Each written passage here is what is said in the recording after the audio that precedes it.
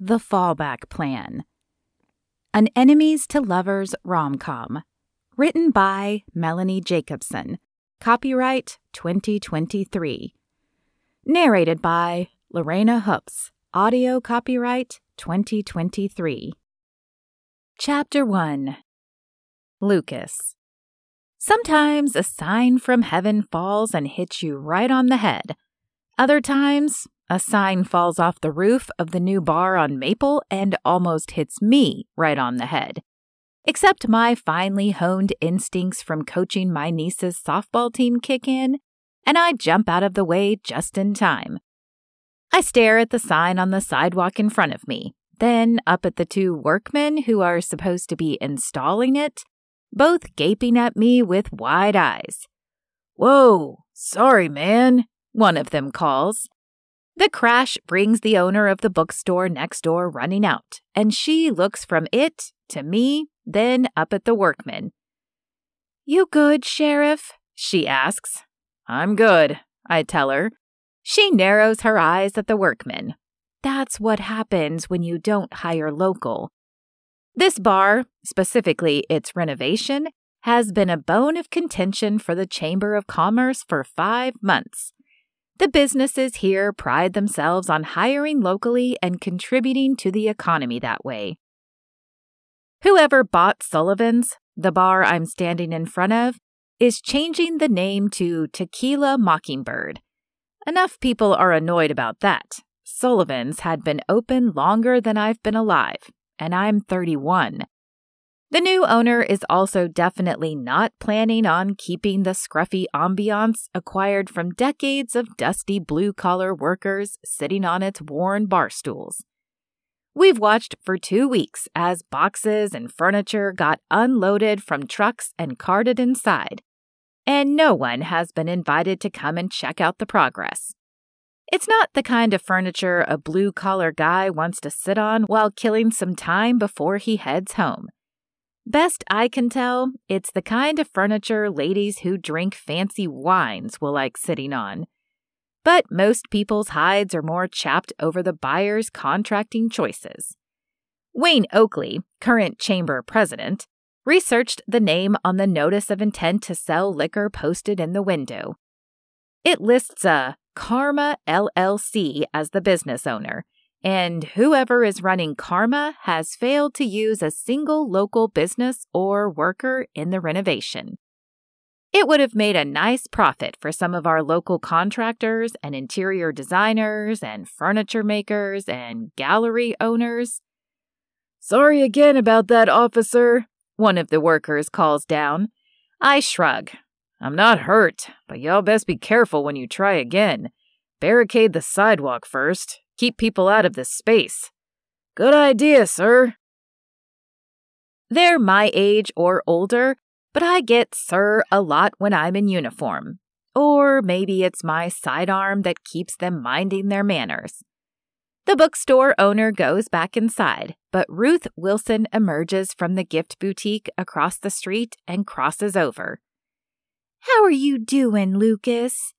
Using my first name is old person privilege. No one who's known me since I was in diapers ever calls me Sheriff, even though I've had the job 2 years.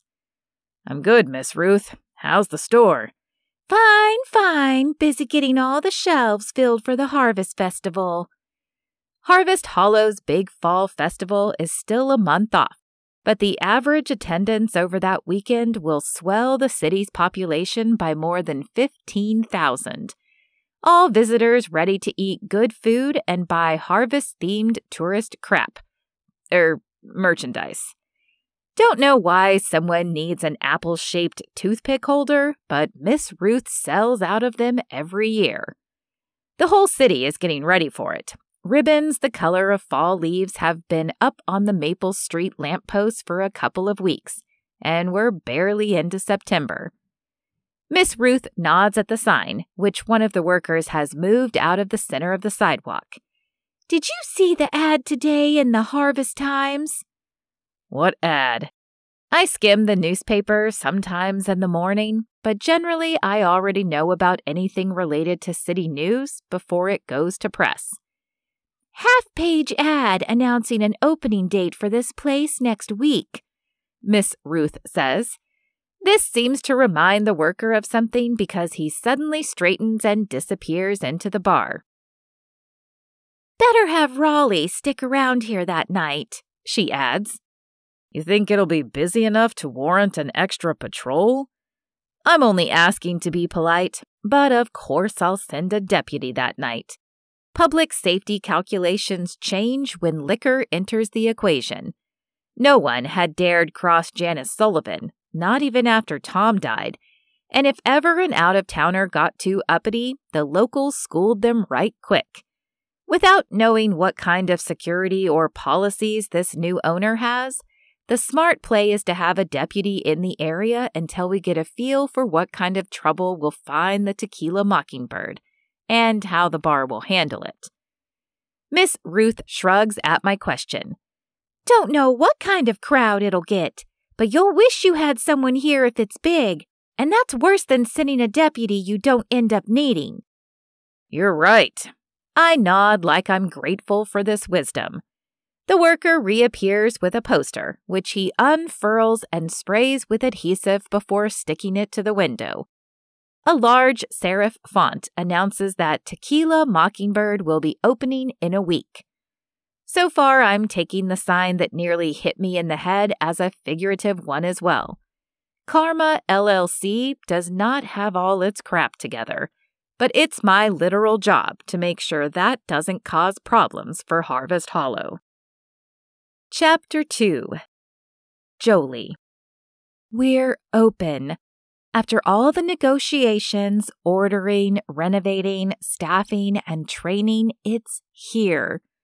I sit at the table in the farthest back, nearest the hall leading to the restrooms and my office, a shadowy corner that couples will no doubt claim in the future for whispered conversations and kisses.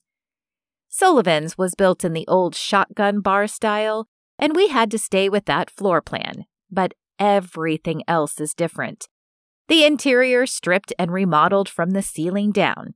If I had to describe the previous aesthetic, it would be, have you ever seen a 1970s movie scene shot inside a bar?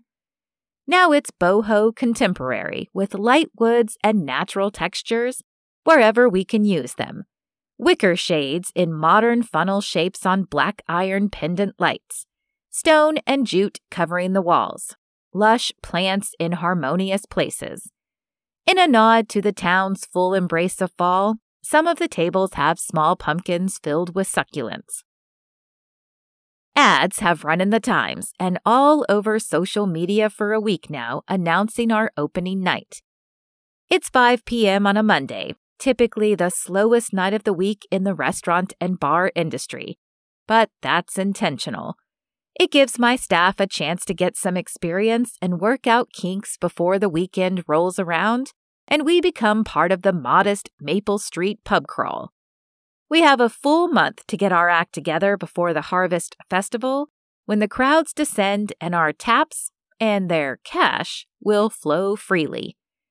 Harvest Hollow is a just big enough town, big enough for 2 high schools, not big enough to expect a long wait at your favorite restaurant most nights. Still, I don't expect an empty bar 15 minutes after our official opening time. I exchange nervous glances with my cousin Rye in his spot behind the bar when no one has come in. Our servers, Tina and Precious, shift from foot to foot. They're both experienced waitresses, single moms who need the tips that pay them better than any salary job will get them. My security, Mary Louise, stands by the door wearing an inscrutable expression. She looks as if she's always thinking hard, but you can't ever tell if it's good or bad. It's how she looked on the court as Valley League All-Star basketball forward for 3 years straight in high school. After another 5 minutes, even Mary Louise fidgets, her fingers drumming against her thigh, the only giveaway that she's got some reservations about how this opening will play out. Rye shoots me another look. Rethinking not sending those invitations? I shake my head. not even a little. He'd been on my case for the last month to invite the Harvest Hollow VIPs for complimentary drinks on opening night to help get the word out. The mayor, the Chamber of Commerce, they love photo ops showing them caring about local businesses. They'll post it all over their social media. Free advertising for you while they tell everyone what good citizens they are. He'd made several versions of this argument, and I shot each one down with a look. He'd drop it for a day or two, then he'd start up again, even though he knew exactly why I didn't want an Oakley or his spawn in here. It had been plenty satisfying to know they were probably popping blood pressure meds every time an outside vendor or delivery truck pulled up to Tequila Mockingbird. It would drive them crazy knowing I hadn't spent any of my renovation funds in town. I am in my petty era, the kind of petty that has a long memory and now has the money to act on it. But I learned from the best. Namely, the biggest snobs in this town. Finally, nearly a half hour after we unlocked the front entrance, the door swings open to let in the waning daylight and two women in their late 20s who I don't know. It isn't surprising. Harvest Hollow is the kind of place where you always see a few people you know at Walmart, but even more who you don't. I'd probably graduated 2 or 3 years ahead of these two, but if they'd gone to Stony Peak and not Harvest High, there wasn't much chance our paths had crossed. One was in a black pencil skirt and light blue blouse, the other in a navy pantsuit. Bankers, I decided, the account rep level. They'd probably started as tellers and graduated to desk jobs that allowed them to wear heels that no teller would put on for a full shift on her feet. I had a whole closet full of designer versions of both their outfits. Tina goes to greet them, her dark box braids swaying softly from her high ponytail as she leads them to the center table. Precious sweeps in next, bearing 2 flutes of champagne, her halo of blonde curls catching the soft bar light. Welcome to Tequila Mockingbird, ladies. You're our very first patrons, and we want to celebrate with this complimentary champagne. They happily accept and admire the decor as they drink. Within minutes, Pantsuit has her phone out, telling Tina she's putting out the word to her friends to come in and check us out. By 7, Pantsuit and Pencil Skirt are leaving, but our tables are half full, and more than half the bar stools are occupied as well. I stay in my corner to watch it all, periodically slipping into my office to pull up the sales report and see how we're doing. We'd given the first 20 customers free champagne, but even still, the sales are adding up. Tina, especially, is doing a good job of pushing our signature cocktail, while Precious keeps our house ale selling. I'll have them compare notes to see what they can learn from each other. Mostly, though, I watch. I recognize some of the faces that come in, even though it's been several years since I've seen anyone but Rye and a handful of cousins in person. I don't worry that any of them will recognize me, but I hang back anyway. If anyone realizes that Jolie McGraw bought Sullivan's, I'll have to field more questions than a deck of Trivial Pursuit cards. Around 8 o'clock, the office crowd thins, and a different type of customer starts drifting in. Jeans instead of slacks, more flannels than Oxfords, unshaven versus groomed scruff. Loafers give way to boots with heavy worn treads, and this later crowd heads straight to the bar rather than claiming tables. They nurse beers or sometimes whiskey and don't talk as much. Not sure how many of them will come again. This was my dad's crowd, and he would have hated this place, which is why I bought it. I'd been called to fetch him far too many times from Sullivan's. If Janice had known I was behind the purchase of the property, she would have declined, probably thinking I'd only buy it to burn it down. It wouldn't have been a terrible guess. A disturbance at the entrance around 9 draws my attention, but Mary Louise is already on it, moving toward a group of men coming through the door who have clearly already been drinking. I recognize the look in their eyes, the way the liquor makes them small and mean. Mary Louise moves in front of them, speaking too low for me to hear. Her body is relaxed, but no one paying attention would be fooled. At least, no one who knows a thing about Mary Louise. If she doesn't want to let them in, they haven't got a shot of getting through her. "Want a drink is all. Want to try the house ale," one of them says loudly enough for the entire bar to know their intentions. Mary Louise glances over her shoulder to Rye, who nods. She moves out of the men's way and welcomes them in with a polite wave of her arm. They head to the bar and claim stools, making it nearly full. Only about 4 of the tables are occupied, and at one table, 2 middle-aged women exchange looks with each other. They appear to have reservations about these latest patrons. I wonder if it's because these guys would look more at home in a honky-tonk or sports bar, or if they know something more. It doesn't matter. Mary Louise and I will watch them closely either way.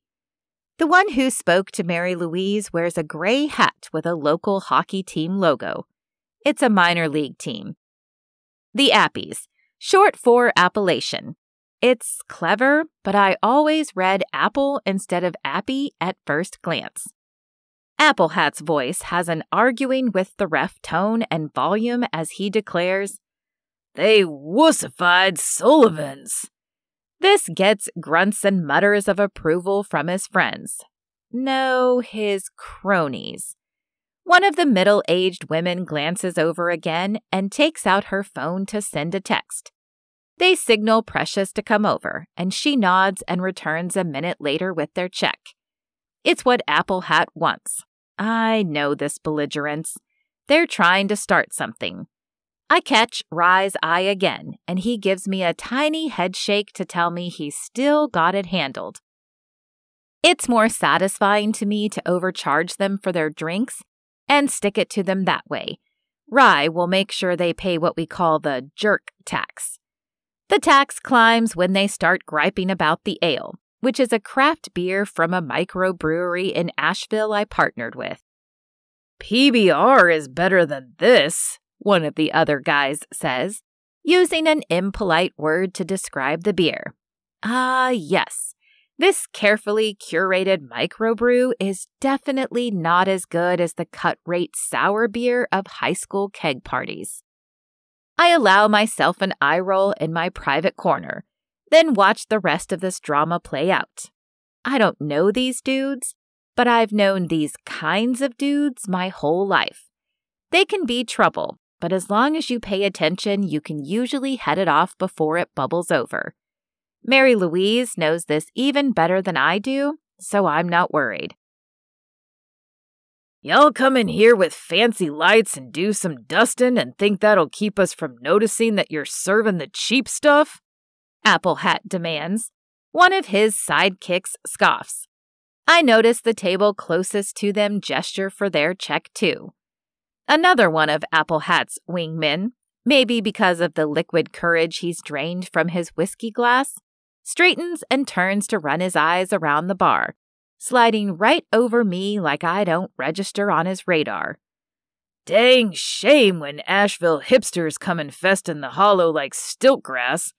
Good thing y'all do poorly at our altitude. Won't last.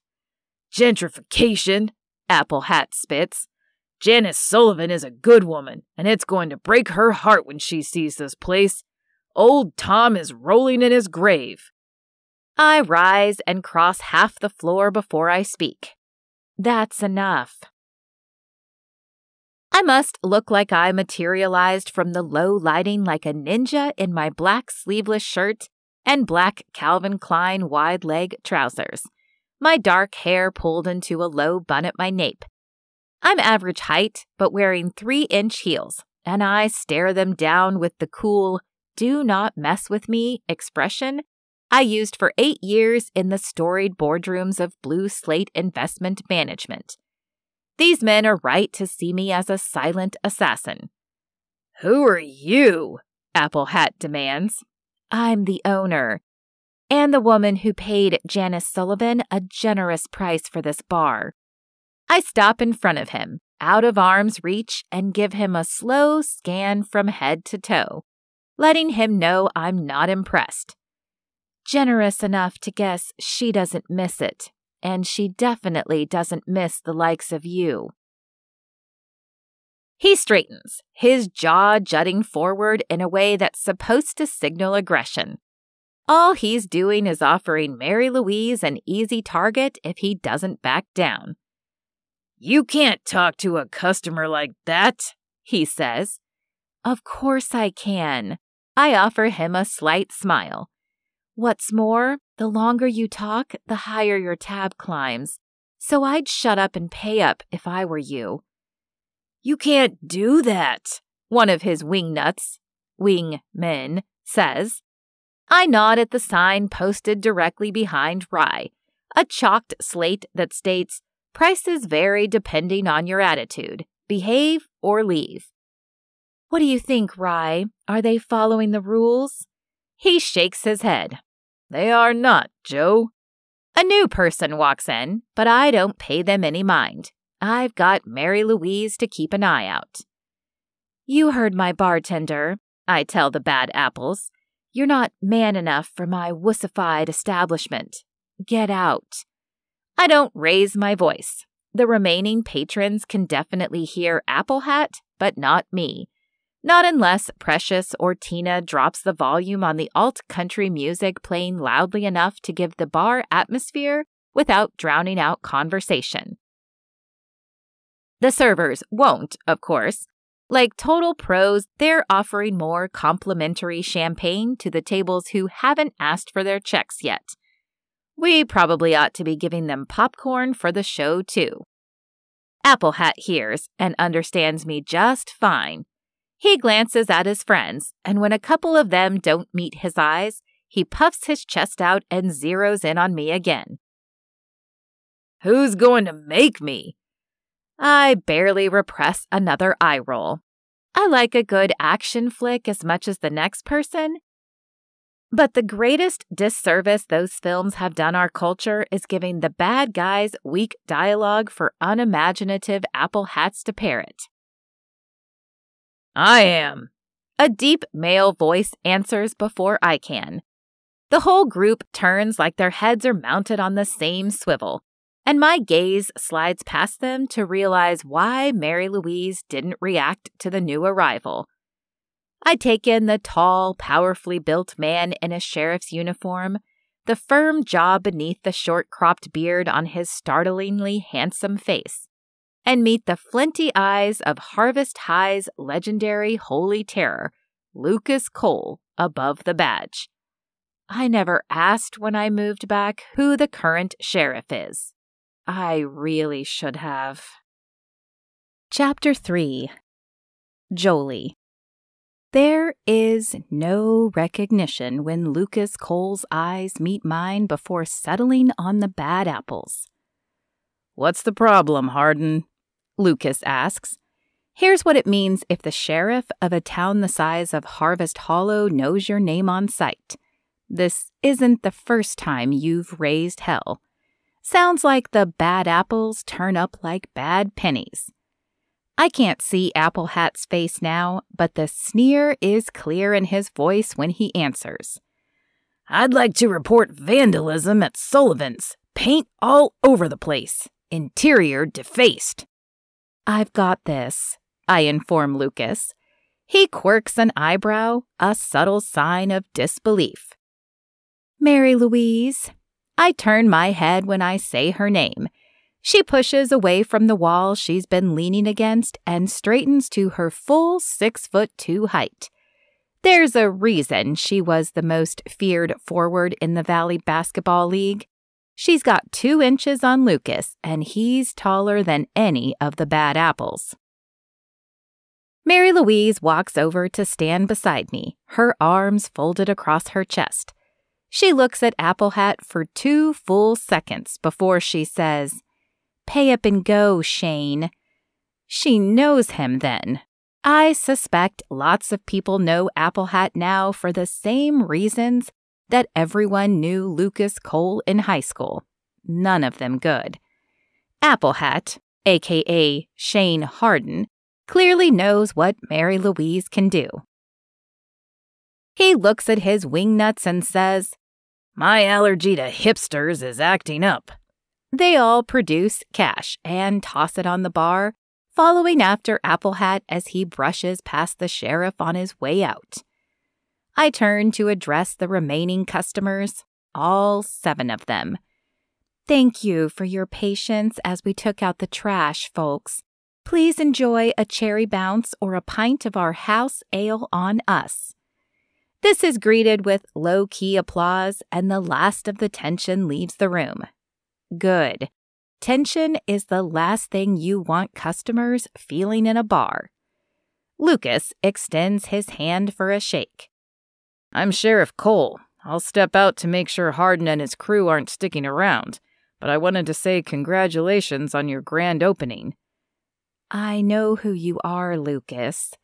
I slide my hands into my pockets, ignoring his outstretched one. Confusion crosses his face as he studies mine. He's got a beard now, close-cropped and the same warm brown as his hair, no early grays. I see the second recognition strikes when his jaw goes slack, but he catches himself before it drops open. Gappy? His tone is both surprised and certain as he uses my hated high school nickname. The one and only, I agree. I'd knocked out my right incisor when I was 10 on a particularly bad night after retrieving Dad from Sullivan's.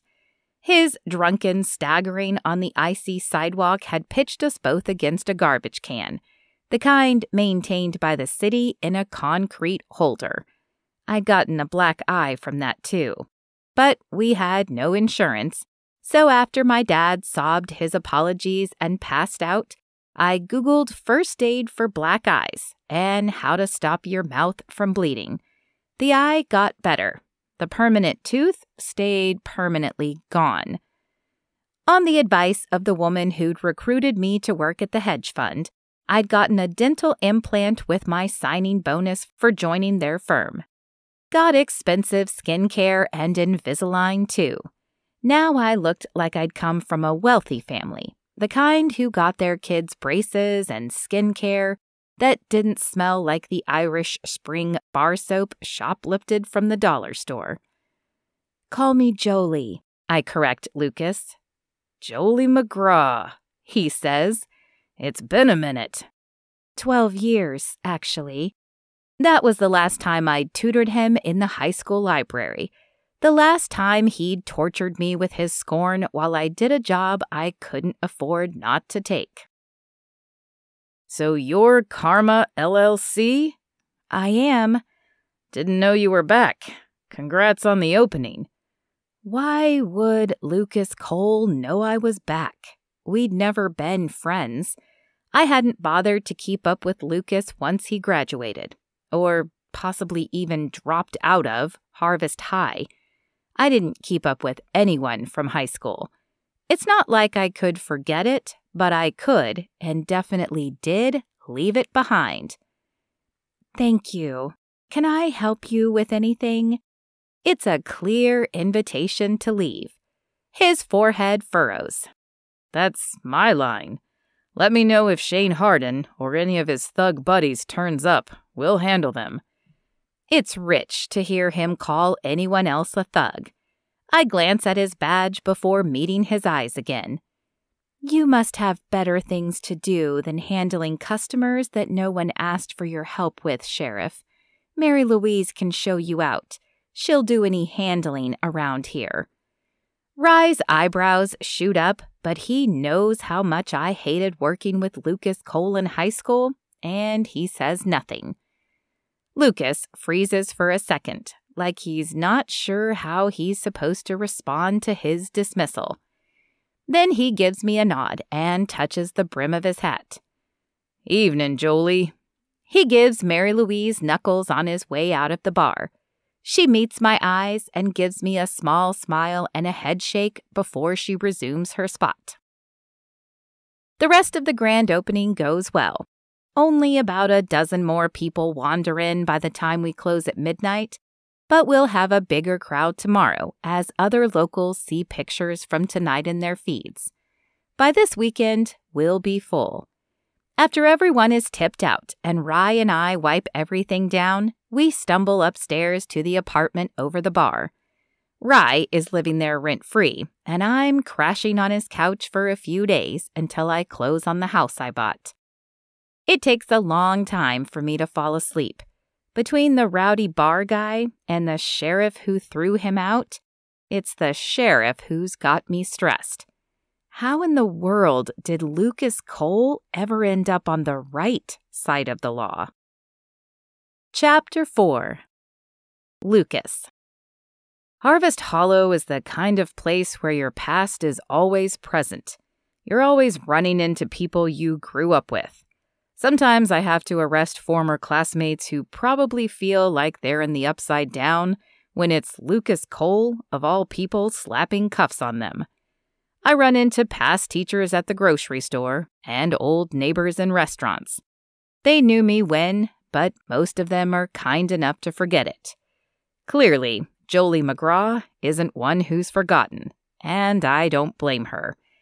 I've thought of her over the years because if ever there was someone who hadn't deserved my teenage contempt, it was Jolie.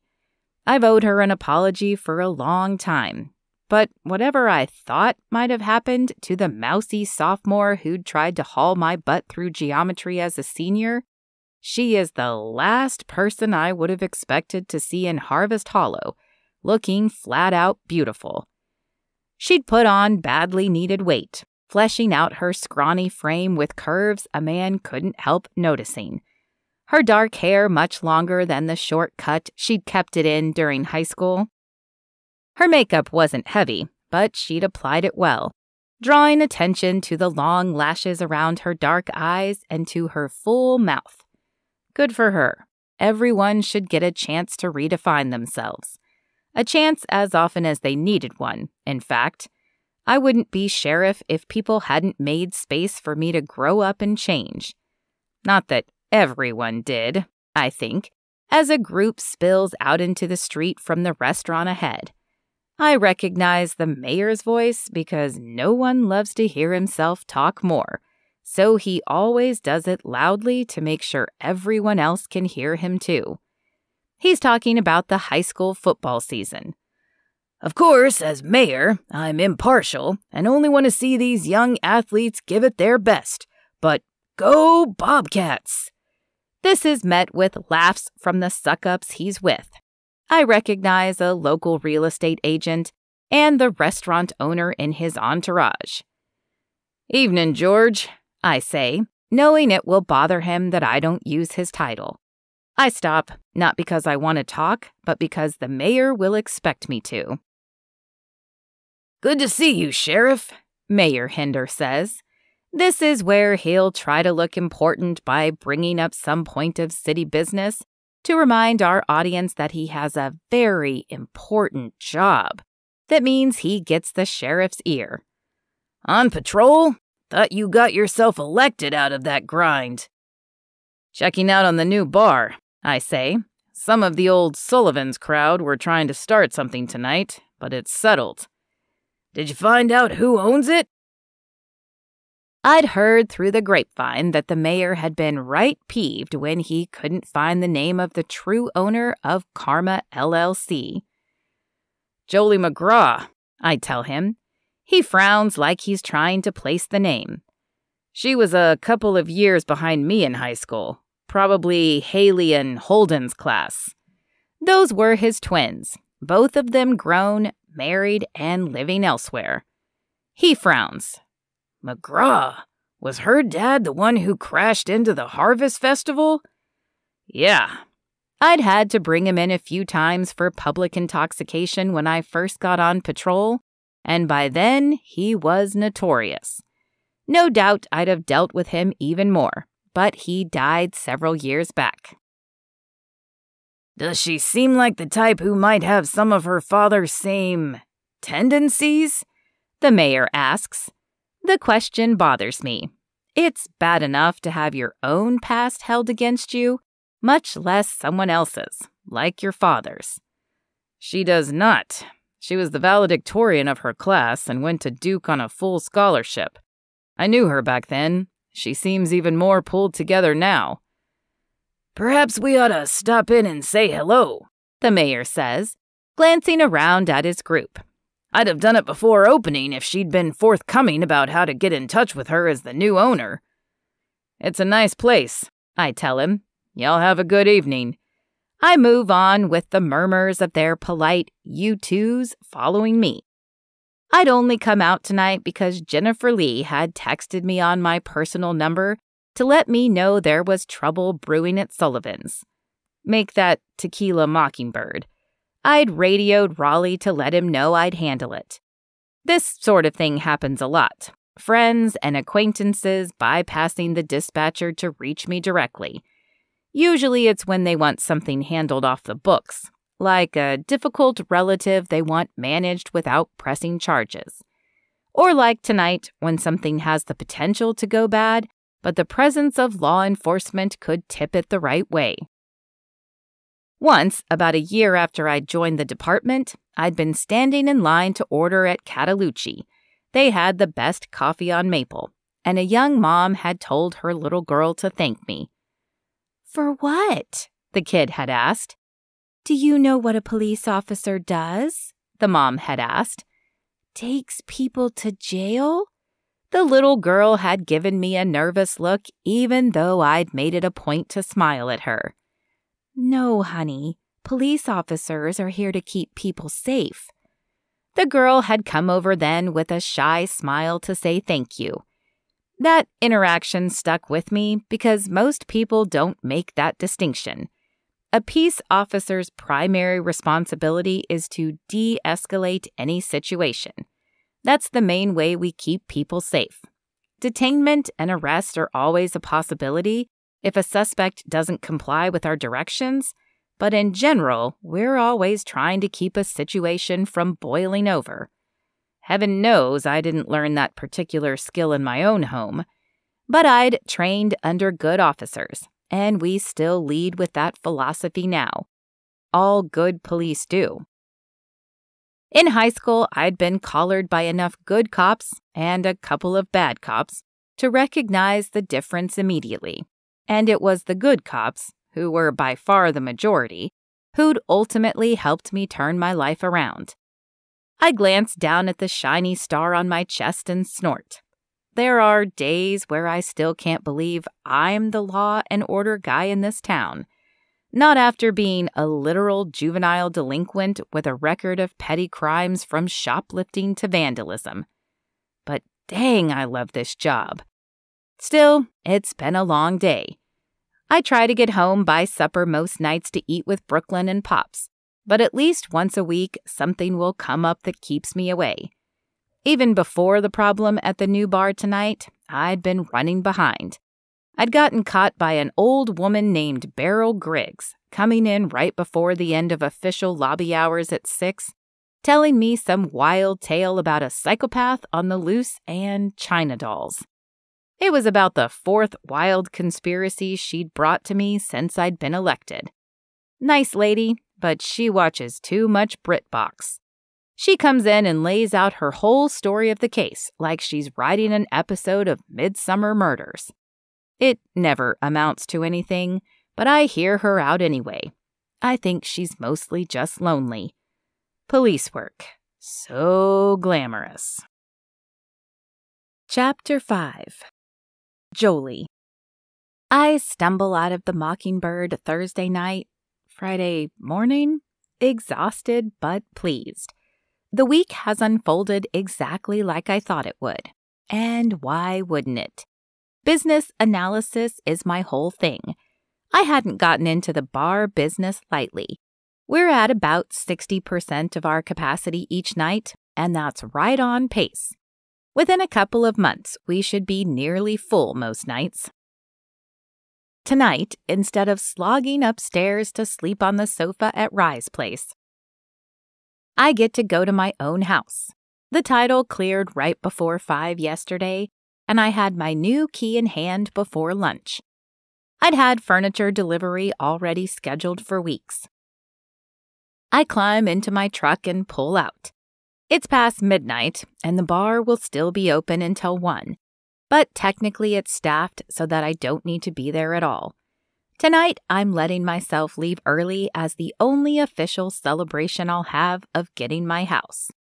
It's not my first. I own 2 rental properties in Chicago, including the townhome I moved out of when the rest of my life fell apart. This newest house is outside of Harvest Hollow proper, in an older area that never became an official neighborhood. City lights and sidewalks disappear, and I'm driving along roads bordered by drainage ditches that front large pieces of property and houses built to suit the owner's tastes without an HOA to tell you how big or what color anything can be. It's an interesting mix of custom homes and everything from Georgian style to modern farmhouse, and a fair sprinkling of double and triple wide mobile homes with vinyl roofs in bright colors mixed in. I'd been stubborn about what I wanted. As a kid, I'd longed for even a modest rambler. Built in the 60s, beige brick, small windows, most of them showing outdated mini blinds. And I'd have killed for an invitation into one of the bigger houses, like the Georgian ones with 2 stories and long windows looking out on groomed yards. But Jolie McGraw hadn't been the type of person that kids who lived in those houses invited over to play. My life could have been scripted by a television writer who never had the imagination to rise above movie of the week dramas. The streets are empty this late at night, and I pick up some speed as I get closer to my property, a Nouveau Craftsman revival, according to my realtor. All I know is that even though it's way bigger than what I need at 3,000 square feet, it still looks cozy. Cottagey, maybe. Like a place to burrow as the weather cools, for sure. The roads here are narrow and dark, but not busy, and the curves are gentle enough not to risk any loss of control. I watch the speedometer climb to 5 over the speed limit and smile at the feel of my Ford F-150's engine handling it like a boss. It's so overpowered for what I need, but if you're going to be a stereotype, might as well go all in. I'd even had it lifted and fitted with mud flaps. I'm only a mile from my place when red and blue lights flash behind me. I shoot a glance in the rearview mirror and curse. That is, in fact, a police car, and it is, in fact, pulling me over. For going 5 over the speed limit? What a joke. I signal and pull to the narrow shoulder, reaching for my license and temporary registration. The permanent one hasn't come in from the state, and I've still got an Illinois ID. When I catch sight of the officer in my side view mirror, I groan before schooling my face into bored indifference. Of course it's Lucas Cole. Why wouldn't it be? I enjoy the height my lift kit gives me when he reaches my door and has to look up, shining his flashlight inside before he steps back in surprise.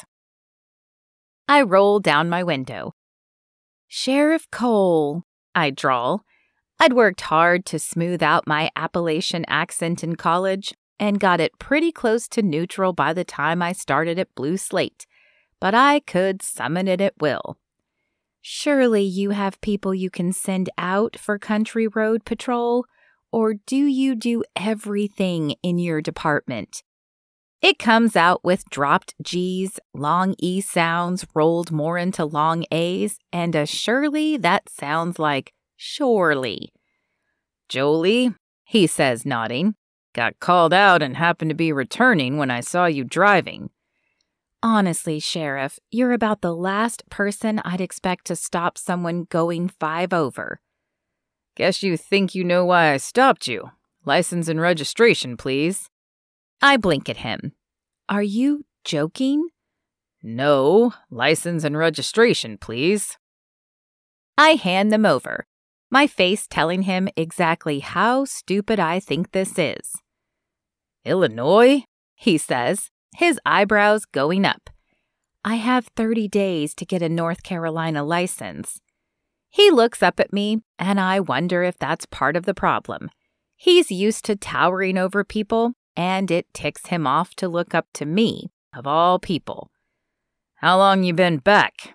I give him a cool smile. Not 30 days. He nods and walks back to his cruiser, settling into the driver's seat and doing who knows what. Does he have a computer in there? Does he have to call dispatch to run my license? I settle into my seat and wait, my hands curled around the steering wheel. When he returns, he hands back my registration, but not my license, even though I know for a fact my record is clean. Can you step down from the vehicle? He asks, but it's not really asking. He says it in a calm voice, but he's used to being obeyed. I can tell. Maybe it's in the way he says it with total certainty that I'll comply. But why should I? No thanks. Write me the ticket so I can get home. That wasn't the option I offered you. His voice is the same level of calm. I lean out to meet his eyes and give him a hard stare. You think I'm drunk? I'm not. You'd smell it on me. I don't even drink. He furrows his forehead. A bar owner who doesn't drink? I lift my chin slightly. I don't have to explain myself to him any further. Are you driving home from the bar? My business? Yes, I am. So you're returning from a bar at 1 a.m. in a vehicle with registration tags that aren't easy to see. He steps back to make room. As I was saying, please step out of the truck. The one thing Lucas Cole did for me in high school was burn up every last bit of patience I may have ever had for fools and people who waste my time. He's both, and he knows it. I cut the engine and swing my door wide so fast that he has to hop backward to avoid getting hit. I just look at him, giving him the same go-to-hell stare he'd give me when I tried to help him with geometry proofs. I will be making no apologies. I climb down from the cab and land on my feet, light and easy, even in my heels on the dirt road, steady as can be. I cross my arms and wait for whatever foolishness he comes up with next. You ran a stop sign about a quarter-mile back, he says. What stop sign? There's no stop sign back there. I will never understand why people who run signs and signals think admitting they didn't see it is some kind of defense. I turn and stare back down the road, visualizing that stretch in my head. Did I really run a stop sign? I've only driven this stretch twice before. It's possible I missed it. These roads aren't exactly well lit. Even better reason not to cruise over the speed limit on the way home from a bar. I'm going to perform a field sobriety test on you, Jolie. Please stand on one leg and count to 10 using Carolinas. Are you freaking kidding me, Lucas? Is this because I didn't ask you to turn around so I could kiss your butt when you interfered uninvited on Monday night? He sighs. I explained why I'm doing this already. Are you refusing?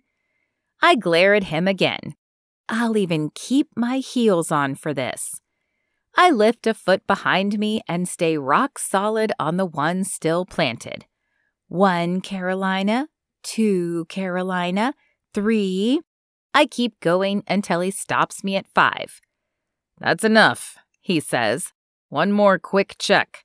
Walk a straight line, heel to toe, 10 steps ahead, then the same thing backward. Legally, I don't have to do that. He dips his chin in acknowledgement. You do not. I would like to punch that chin hard. Just knock the smug off his face. But I'm not a violent woman, and I don't actually know how to throw a punch. I'm glad you realize that, because I'm not going to do it. Here's what I am going to do for you. Recite every theorem you couldn't understand when I tried to tutor you through geometry until you get bored and leave me alone. Reflexive property. A quantity is congruent to itself. I use the hand motions I'd once tried to come up with to help Lucas remember them, making them as precise and energetic as a bobcat kitten's cheer routine. Yes, our cheerleaders are called the kittens. I hate it, but I wasn't one, so it's none of my business. Substitution postulate. Hand motion. If equal quantities are... He holds up his palm. All right, Jolie, you can stop. I'm not under the influence. Give me back my license and go catch some real bad guys. Not under the influence of alcohol, he concedes. But we don't write DUIs here anyway. We write DWIs. And while you're in the clear on that too, you probably need a DWA. A what? Driving while... Angry, he says. Not good for you either. You know who the last person I want lecturing me about anger management is? Lucas Cole. This is definitely a pot and kettle situation. Lucky I wasn't driving angry until you pulled me over, Sheriff. And I curl the title in my mouth in a way that makes it nearly a profanity. Now give me my license and I'll drive exactly 45 all the way to my house. If it surprises him to hear I've got a house out this way instead of living in town, he doesn't show it. Instead, he nods and hands back my license. You're clearly not drunk, and if ever someone deserved a break on running a stop sign, it's you. I owe you after what I put you through in high school. Just watch for it in the daylight tomorrow so you don't make that mistake in the future. He nods and heads for his cruiser, and I stare after him until he's climbing into his seat, and then I snap into action. Lucas, wait, I call. He pauses. You need something? I walk toward him, stopping a few feet from his open door so I don't have to shout. I'm sorry for the attitude. I know you were doing your job. It's what I'd want you to do for anyone you thought was driving drunk. It's too dark to make out his expression, but after a couple of seconds, he nods. Appreciate that. Night, Jolie. He shuts his door, but doesn't pull out until I'm safely back in my truck. Then he gets on the road headed in the direction I'm going, and I watch his taillights until they disappear, my own engine idling. I've seen Lucas Cole twice now, and he hasn't sneered either time. If Lucas Cole doesn't sneer, is it even really Lucas Cole? Because the Lucas Cole who showed up at my bar to calmly deal with the bad apples last night, and the Lucas Cole who courteously did his job tonight even when I gave him attitude both times, that is not the Lucas Cole I remember. Chapter 6. Lucas. When you have a 10-year-old at home, it doesn't matter that you didn't fall asleep until 3 a.m. You still have to get up and take her to school, which I'll do without complaint. I knew what I was signing up for when I became my niece's legal guardian. Pops and I go out of the way to give her a consistent routine, and that routine doesn't care about traffic stops I make in the middle of the night, or if they keep me up for an extra hour. My brain still isn't done with the subject of Jolie McGraw because she's the first thing I think of when I wake up. That woman really stood on the gravel shoulder last night in high heels and recited geometry theorems with those freaking hand motions like we were back in high school. That is one of the days I most regret. She'd come into the library looking determined, and maybe even proud of herself as she'd shown me the gestures she'd come up with to help me remember. But I wasn't about to do them. It had made me feel like I was in kindergarten. So instead of at least thanking her for trying, I'd acted like a bigger dirtbag than usual and told her she looked like a loser and I would never care enough about math to do something that stupid looking. Her cheeks had scorched red as I turned to walk out of the library. I'd been the worst. Watching her do them last night, her face defiant, her motions sharp and almost angry, it had been hard not to smile. I'd had that coming for years. It had also been impossible once again to ignore how well those years had treated her. She'd had her tooth fixed. In general, I like scars and marks that add character to a person's face, but that missing tooth had been about more than the look. It had advertised her poverty in a solidly middle-class town. Stuff like missing teeth goes uncorrected when you're poor. I knew this because I'd been that poor before I'd gone to work in construction and then into law enforcement. Maybe I'd resented her back then for trying to make something of herself with her good grades, while I only came to school to escape the chaos at home. Anyway, I'm glad Jolie fixed her teeth. I'd have done the same thing if it were me. Brooklyn would say Jolie is fancy now. I smile again. I can say for dang sure that her shiny hair and carefully made-up face were not what I had expected to see looking down at me from that lifted good old boy truck. It's sexy when a woman drives a truck, but when Jolie climbed out of her brand new one looking like she'd be equally at home stepping out of a top-of-the-line Mercedes, whew, that had been next level. Stopped my breath for a second until I could pull myself together. She's a contradiction, and everything about her appearance raises questions.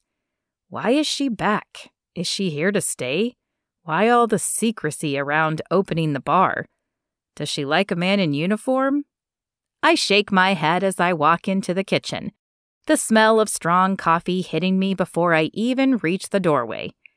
Brooklyn hasn't come out of her room yet, but she will soon, and the morning can truly begin. I like my time with Brooklyn before I take her to school. It used to be that she'd chatter to me all the way there. There's less of that lately and more of morning grumpiness, but I still love the time. In addition to the coffee, Pops has scrambled eggs and toast ready for us. Between my grandfather and me, we're getting by with raising Brooklyn since my brother went to prison. Barely. Anyway, it's better than what my brother could do, and far better than what he actually did. If Brooklyn had been mine to start with, I would never have done anything to risk losing her. But my brother had decided armed bank robbery was easier than holding down a factory job, and he'd given up the next 15 years with her. I accept the tumbler of black coffee Pop hands me and take a few fortifying sips before I tackle the most dangerous creature in the Smoky Mountains, a cranky tween.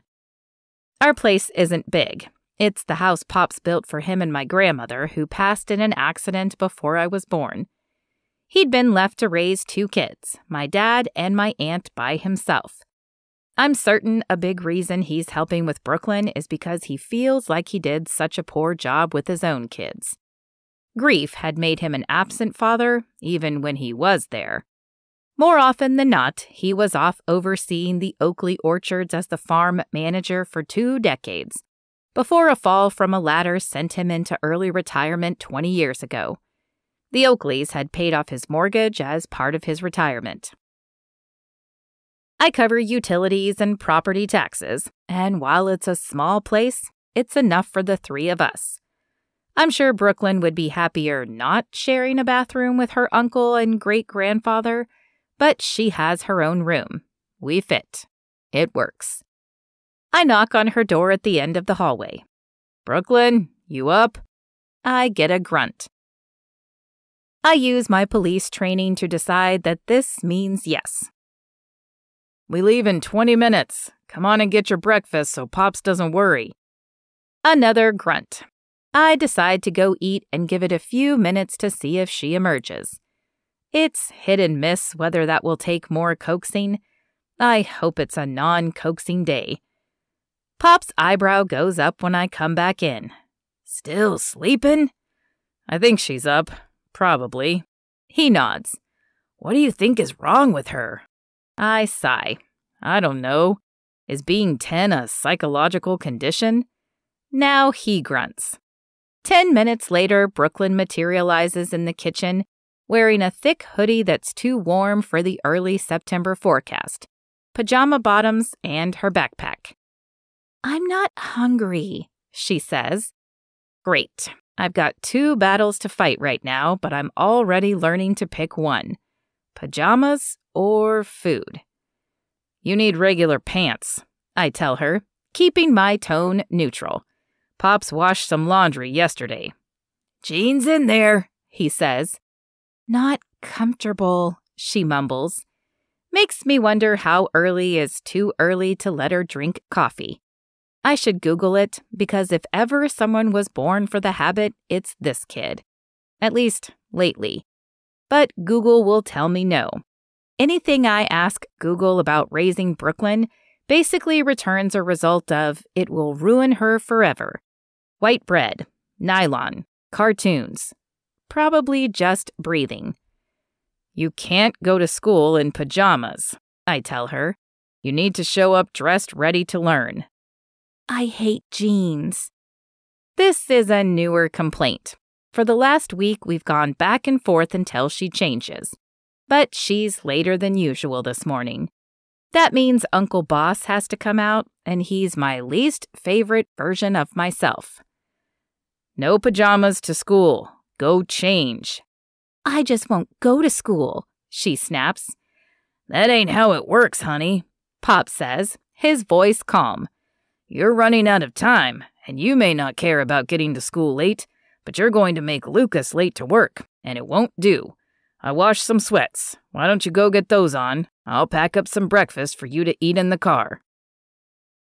She doesn't bother with an answer, just rolls her eyes and disappears from the kitchen. Pops and I exchange looks, but we both know better than to say anything when she comes back in sweatpants and takes the paper bowl Pops put her breakfast in. Let's go, Honeycrisp. I don't wince when I say it, but I should. She's going to hate it. I nicknamed her that when she was a toddler because she was so sweet. I've been trying to stop using the nickname, but old habits are hard to break. Ugh, stop calling me that. I don't even like apples. Not so sweet now. We get in my Explorer and I turn on my service radio, letting it rest in the console between us. She's always liked listening to the police band. I'm never sure if it's a good idea or not. Maybe it's good that she knows what's really going on in town, so she knows the kind of trouble you can find in Harvest Hollow. Maybe it'll make her anxious and neurotic. But given all the women I know who love gruesome true crime podcasts, I've erred on the side of letting her listen. Besides, 8 a.m. is not a popular time for crime. The radio crackles as Brooklyn buckles in. Sheriff, we got a 10102 complaint. Manager at that new bar reported some graffiti this morning. Jolie's place. I frown even as I press the button to answer. I'll check it out before I come in. No need. Officer Avila is on it. Just wanted you to know since you asked. I'd directed dispatch to contact me with any incidents related to Tequila Mockingbird. Hardin was stubborn, and worse when he drank. I'd expected he wasn't done tangling with Jolie, especially not since she'd backed him down in front of his friends. I pull into the drop-off line at the elementary school. The line makes me want to jail at least 7 people every morning, but I try never to let it show. Have a good day, honey. I break off at her glare and switch tracks faster than a bullet train. That is, Brooklyn? It doesn't improve her expression. If anything, she frowns more as she crosses her arms and trudges toward the school, drawing a long sigh from me as I watch. I don't know what happened to sweet little Honeycrisp over the summer, But she left 4th grade with a smile, and she's been turning up to 5th grade every day with a scowl since school started. I carefully pull through the drop-off line to model good driving, then pull out of the neighborhood and head toward Maple. I want to see the damage to Jolie's place for myself before I head into the office. As soon as I clap eyes on the bar, I've got a good news, bad news situation. Good news, I know exactly who spray-painted Sullivan's across her storefront in rust-red letters. Bad news, I have to start work by having a chat with Shane Harden, and there's no morning that can't be ruined by dealing with that turd bucket. I call Becky, my admin, to let her know where I'm going and brace myself for my morning to go from tween to worse. Chapter 7. Jolie. My phone rings around 9 a.m., which means I've gotten 6 hours of sleep. That should be enough for me to not feel so grumpy when I answer it. I survived at the hedge fund on way less, fueled by caffeine and a fear of failure that drove me to work hours even a surgical intern would question. But it's not enough, because a certain sheriff occupied my thoughts for an extra hour of twisting and turning after I climbed into my bed. Does it even count as a bed if it's a mattress on the floor because the frame turned out to be backordered? I grope for my cell and squint at the number. Maybe 5 people have this number, and all of them work at the bar except my property manager. So there's an 80% chance this has something to do with the Mockingbird. Yeah, those are the brilliant math skills that would have made me a fortune if I'd stayed at Blue Slate and let my soul be sucked dry. Not that I'm prone to drama. The woman who gets dumped by her boyfriend because his parents think she isn't good enough, so she runs away to buy the bar she hates most in the hometown she loathes so she can be exactly what his family thinks she is? Who, me? Dramatic? Nah. It's Rye. I mash buttons until the ringing stops. What, Rye? Good morning. He's working so hard to be cheerful that I know something's wrong. I sit up and blink into full wakefulness. What's going on? Everything is fine, he says. Kind of. I'm already cursing while I look around the room for pants. Talk. We had a little vandalism, he says, the way you might say it's sprinkling outside. Nothing that won't come off with some soap? Soap? What kind of vandalism are we talking? I tuck the phone against my shoulder and rummage through my drawers for something to wear. Graffiti? There's a wince in his voice. That comes off with soap, right? Why are you asking me? I've spent exactly 0 time as a hoodlum. Aren't you the hoodlum whisperer?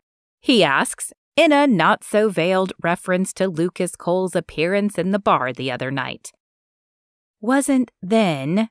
What an understatement. And I'm not now. Be there in 20. That's how long it takes to drive into town. I should have bought something closer, but that wouldn't have been hick enough to match my ex's perception. Also, I sort of fell in love with my stupid house the second I saw it. I end the call and look around for something to wear, but my wardrobe is either a closet full of business clothes or a dresser full of workout gear. I only have one setting, all out. Boardroom, gym. If I'm not asleep, I'm grinding.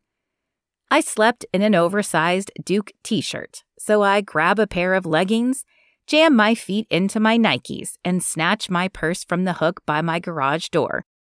I use the 4-way stop I missed last night as my ponytail-making pause, then drive the rest of the way to the Mockingbird in exactly 15 minutes. I park in the lot behind the bar, which looks normal. Graffiti must be out front. It's empty inside, dim light coming through the shuttered windows. But when I push open the front door, I walk right out to Rye and Lucas Cole. Hey, Joe, Rye says. Lucas tips his hat at me. His cowboy hat. The same one he wore Monday night when he came in uninvited. It's so stupid. We are not the Wild West, or the Deep South, or a Hollywood version of either. Hat tipping is not a thing in a town that gets tourist overflow from Chi-Chi ski resorts and granola-stuffed hippie hikers. It's even more irritating that he looks good in that hat and that uniform. Aren't they made of polyester? Isn't it supposed to be unflattering? But I'd watched him walk back to his patrol car in the dead of night. All the way back to it. Because no one had given his backside the memo about polyester. I'm petty, not dead. I'm also very annoyed with myself for finding Lucas attractive. So I ignore the hat tip and turn to look at the bar front. Drippy, rust-colored letters spell out Sullivan's across the wood, brick, and glass, a full 20 feet wide. Gee, Sheriff, I wonder who could have done this. I give Lucas a flat stare and he nods. Yeah, seems I owe someone a visit. Great. Let him know I'll send him the bill. Lucas sighs. He won't pay if we can't prove it was him. You think someone else besides the guy who was in here hollering about Sullivan's on Monday did this? I ask. No, but common sense isn't proof. I'll have the shops with security cameras check their footage. There's a decent chance a couple of them caught at least some of this. What do we do in the meantime? Rye asks. Are we supposed to leave this as evidence for an investigation? I got pictures, Lucas says. Do me a favor and leave at least one of the shutters painted in case I need to match the paint. No. It's a knee-jerk reaction, but I don't want a single speck of the old bar's name on my new one. I'll need it for evidence, Lucas says. If there's no security footage of him, then you'll need every other scrap of evidence you have to bring charges. You won't see it when the shutters are open, Rye tells me. He's right. When the bar opens in a few hours, the shutters will be flipped and no one will see the spray paint. But I don't care. The first thing I did when I bought the place was order the contractor to remove the old name and send me pictures to prove he'd done it. I don't want a trace of it back. I don't care, I tell him. I'm opening today, and I don't want a single customer walking past graffiti to get in here. What's going on? I turn to find Wayne Oakley coming up the sidewalk. It's too early on a weekday for much of Maple to be busy yet beyond the bank and the places that serve breakfast and coffee, but leave it to the nosiest man in Harvest Hollow to be out and about. Nothing, Wayne, Lucas says. We've got it handled. Looks like you've had a graffiti incident, Wayne says. If you know, then why'd you ask? I look at him without any effort to hide my contempt. Lucas's eyebrows go up. Rye winces again, and Wayne Oakley takes a step back. It's very satisfying until he regroups and adjusts his belt over his paunchy middle. You must be the new owner, he says, extending a hand. I'm Wayne Oakley, president of the Chamber of Commerce. Welcome to Harvest Hollow. Does he not remember me? Because there is no way I'd forget the guy who forced the principal to investigate me for cheating because he couldn't believe I'd beaten out his daughter for valedictorian by 1/10 of a point. I look down at his hand, then turn to Rye. Call whoever you have to call. I walk into the bar and pull the door closed, but not before I hear Lucas's voice in low tones say, I don't think she'll be joining the chamber, Wayne. His amusement is clear. That was very... But I'll never get to hear the end of Wayne Oakley's sentence because the door closes with a bang. Tragic. I head into my office to research spray paint removal, but I'm thinking about Wayne, old guard Oakley, as if being descended from the town founders made him better than the rest of the town. He'd taught his children the same snobbery. So no, I won't shake the hand of the man whose daughter bullied me through high school, or the hand of anyone else who doesn't interest me. I'm not here to make nice. On Lucas's advice, Rye runs a couple blocks over to the hardware store to get the solvent he needs, plus check on the rental price for a pressure washer. He promises to call in a couple of staff early to open for the afternoon while he takes care of the exterior. So I hit the coffee place nearby for the caffeine I didn't grab in my rush from my house this morning. I could get it at the Mockingbird, but it's always better when someone else makes it. It's past 10 now, and their morning rush is over. Only one customer sits at a table, and the women behind the counter are chatting as they get their side work done. Like the bar, it mainly seems to be polishing water spots off glasses. It's a Sisyphean thing. One of them, Heather, according to her name tag, smiles at me. "What can I get for you?" I smile back. The sheriff and chamber president might be surprised to know it, but in general, I'm good-natured. I'm not sure anyone would say I'm warm, not like Tina or Precious, who people just melt around, but I'm definitely not cold. I don't even have sharp edges. Well, not many. I enjoy people and good conversations. It'd be downright stupid to go into the bar business if I didn't. And so long as none of the people who helped me find my sharp edges when I was younger don't come in, the Mockingbird will be a relaxing place to be.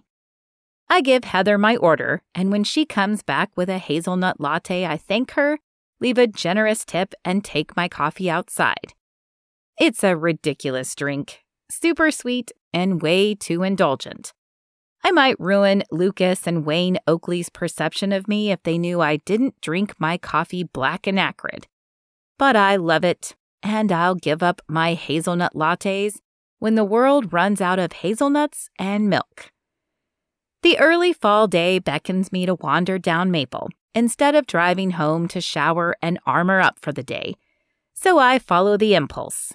The sky is Carolina blue, a color I can't bring myself to hate even as a Duke graduate, and the temperature tells me it'll be time to switch to sweaters in a week or so. I mostly window shop, noting a few stores I'd like to come back and explore later. 2 blocks down, a thrift shop is advertising a Get Women to Work event, a clothing drive for professional wardrobe pieces, and I make a mental note. Toward the end of the business district where it changes to municipal buildings, the shops thin out and a familiar building takes shape. One I realize my feet have steered me toward on autopilot. The Harvest Hollow Library. I stop at the edge of the small, tidy lawn it sits on and study the building that had sheltered me from so many things for much of my life here.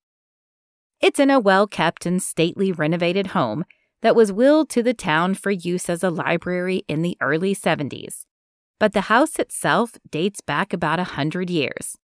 It's craftsman style with a low-pitched angled roof, overhanging eaves, and a covered front porch, still holding the bin for after-hours book returns and a rolling cart with donated books for sale. Do I want to go in? It looks so familiar and unchanged on the outside that the first happy sense of nostalgia I've had since arriving in town a week ago causes a twinge at the end of my nose, a warning of impending tears. Another thing that might surprise Cole and Oakley, sometimes I'm sappy. What if I go in and it's too different? What if it's upgraded with laminate floors and easy clean counters? What if it doesn't smell the same? That would break my heart. I walk past it, drinking the rest of my coffee as I debate with myself, and then I catch myself smiling. How did I not realize that I impulse bought a house 4 times larger than I need because it reminds me of my favorite library? 2 minutes later, my empty coffee cup disposed of, I climb the front steps and smile again at the comfortable rockers and benches sitting on the porch, for moms who want to sit in the shade and watch their kids play on the lawn. The moment my foot touches the familiar oak floor inside, I freeze. It's the same. It's all exactly the same. And the orange-scented furniture oil and the vanilla musk of all the books envelops me and shoves me back in time. I'm 10-year-old Jolie, slipping into the cozy library on a chilly November day, wanting somewhere warm to wait until the early dark fell, so I didn't have to stay in our dirty apartment alone. The sense memory rushes in with the force of a gut punch, and I give a tiny gasp, like it will equalize my internal pressure, and I can ground myself again in the present. "May I help you?" asks a voice I know nearly as well as that smell. It's a pleasant voice, one that asked patient questions and gave even more patient answers. Mrs. Herring. I glance over to the circulation desk where she sits, ready to check out books to patrons. "Just browsing," I say, and turn to the left into the stacks. Mrs. Herring was one of my favorite people in Harvest Hollow. Most of my teachers were great, but the school itself was sometimes hard because of other kids. But the library had always been the one truly safe space for me in town. Nothing bad ever happened here. I want desperately to say hello, to tell her that her presence behind the front desk was a gift I didn't know I'd needed. She'd seemed so old to me then that I assumed she was retired, but she must only be in her late 60s now. I want to talk to her and find out how she's been. But at the moment, I feel about as tough as a newly hatched baby chick, and just as bewildered by this sensory overload. I don't think I have it in me right this second to stand it if she doesn't remember me. I had one Mrs. Herring, but she's had dozens, even hundreds of lonely Jolies over the years. The library hasn't been open long, less than half an hour, I think, and only a few people have come in so far. I wander the shelves in peace, smiling at the call numbers. The Dewey Decimal System is one of the great loves of my life. I tend to fall in love with anything that imposes order on chaos. It doesn't take long to wander the entire collection. The library is large for a craftsman, but even with removing some of the interior walls, the space is limited. There's a small section near the front of the room by the windows with a handful of tables and chairs, just like when I was a kid. A few copies of the city and county newspapers sit on an accent table, and a low shelf of magazines runs along the wall below the windows. The only other open spaces on the first floor are the public restrooms and the children's room with the kids' books. The little remaining space is storage, I think. Upstairs, there are small study rooms. I would always invite classmates there if it was ever my turn to host a group project. No way would I have risked bringing them back to my apartment.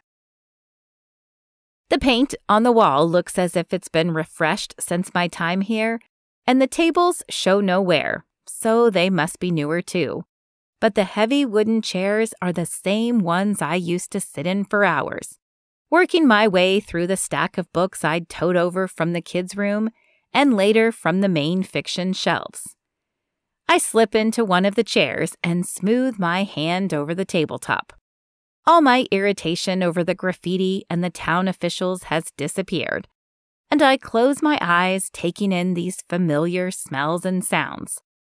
I never expected Harvest Hollow to feel like home, and in the 9 days I've been here, it hasn't, until now. "Jolie McGraw, is that you?" I open my eyes to smile at Mrs. Herring. She remembers. "Hey, Mrs. Herring." "My goodness, it's been a minute." Her keen brown eyes sweep over me, and I note the changes the last decade have wrought on her. Her deep brown skin doesn't show much evidence of aging, but her short hair shows more silver than before. Her red glasses still hang from a chain around her neck, and she's still wearing a cardigan. The librarian cliches end there, though. She's slim, the kind of thin that you can only get from jeans, and that short hair sits in a sassy cut that's stacked in the back and falls into perfectly formed curls toward the front. One almost, but not quite, daring to fall over her eye, the other tucked behind her ear. It's so chic, I kind of want to die. Her cardigan is black and skims her figure to the waist, draping over a silky cream blouse with a loose, floppy bow, and finished off with a pair of plain camel tweed trousers and ballet flats in a cheetah print. Dang, if this is almost 70, sign me up. "How are you?" she asks when she finishes her mutual inspection. "And how long are you in town?" "I'm doing well," I say. One feels both entirely comfortable with Mrs. Herring and as if one must use one's best grammar around her at the same time. "I'm back for good. I took over Sullivan's." Her eyes brighten. "You're the owner of Tequila Mockingbird? Of course you would call it something clever. You were always one of my best-read patrons." She's worked here for decades, I know, but she might be telling the truth. I was, and still am, a hardcore bookworm. I stand and push my chair in. "I'll definitely be back. I need to reclaim my title." Mrs. Herring smiles. "No one has ever taken it. Should we go get you a new library card?" I grin. Yes, we should. 10 minutes later, I have a new library card in hand. It shows an illustration of the library on the front with the words "Passport to Magic" printed beneath it. "Thank you, Mrs. Herring. I love it." I hold it up next to my face and give her a bright commercial grin like I'm advertising toothpaste. "I'll stop by later this week when I can block out some time to explore the shelves." "Do you still read a bit of everything?" she asks. "I read a lot of everything." "Good. I'll set aside some books for you and we'll see if you've already discovered them on your own." "This is my kind of personal shopping," I tell her. "And if you find yourself further down Maple after closing any time, stop in at the bar. We can gossip about the Thursday Murder Club folks over an adult beverage." Her eyes twinkle. "I should have known you already discovered one of my favorite series." I smile and leave with a wave, already looking forward to coming back, just like I did when I was a kid. But for the first time, my flashback to childhood is a good thing. When I step outside, my smile widens. These Carolina skies aren't bad either, and my morning coffee was excellent. This isn't how I thought my morning would go after witnessing the vandalism at the bar, but I lean into it, enjoying it even more when I think about how much it would tick off Shane Harden if he could see me now. The smile lasts until I clap eyes on the figure 20 yards down the sidewalk. It's the esteemed town sheriff again. Then, just like that, the smile is gone. Chapter 8. Lucas.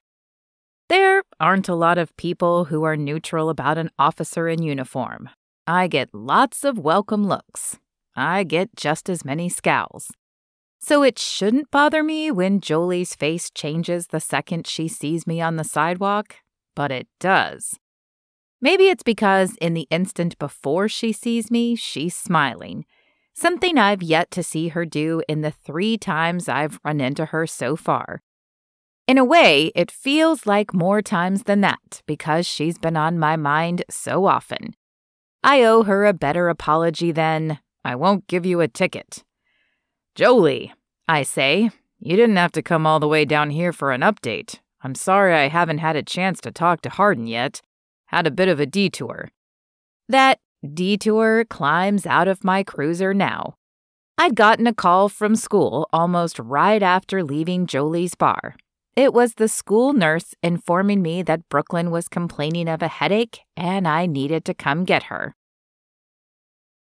I was coming from the library, not to check on you, Jolie says, as Brooklyn shuffles over to me on the sidewalk.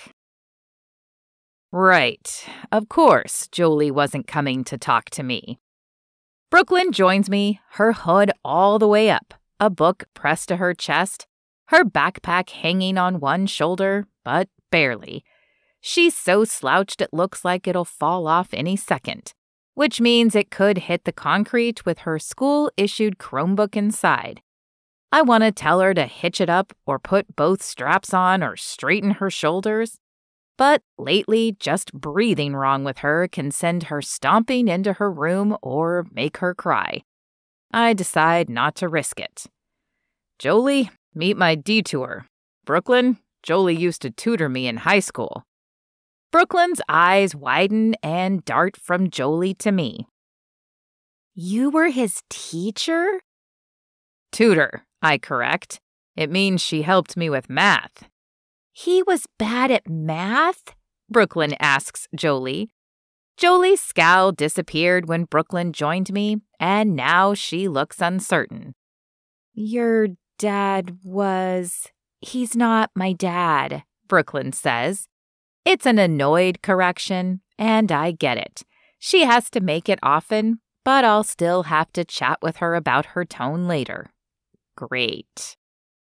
I just wish I was her dad, I say, also used to this misunderstanding. Brooklyn is my niece, and I get to raise her. Oh, Jolie says. Okay. I wonder if she knows anything about my brother, who is 2 years older than me. He had dropped out before she started at Harvest High, but our reputations had preceded both of us back then.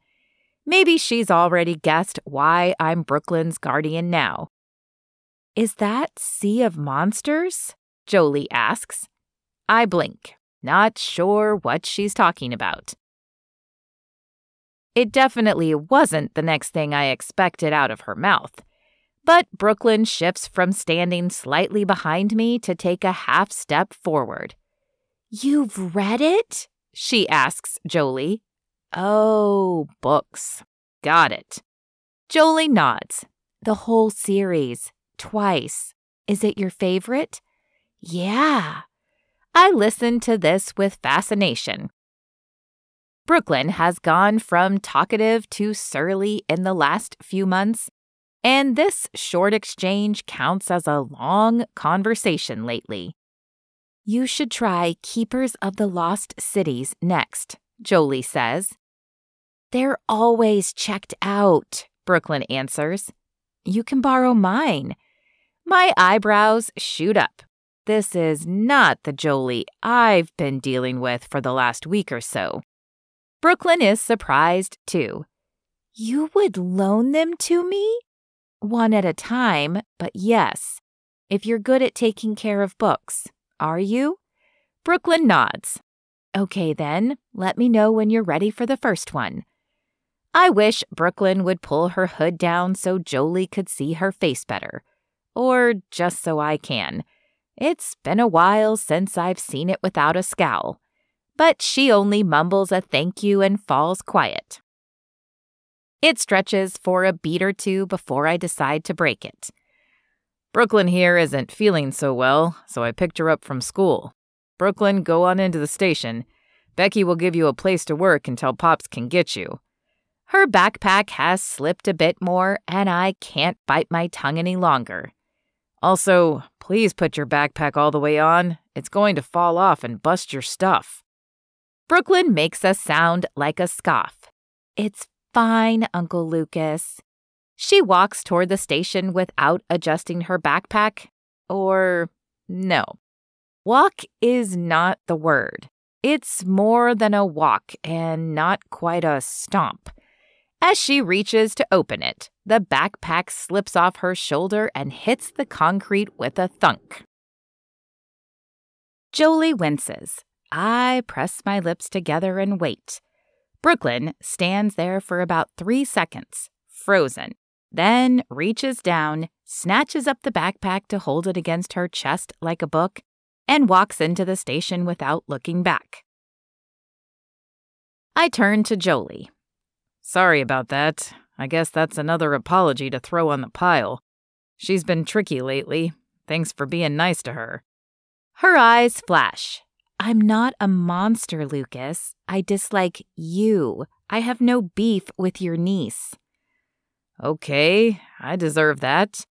I glance down the street toward her place, which I can't quite see from here.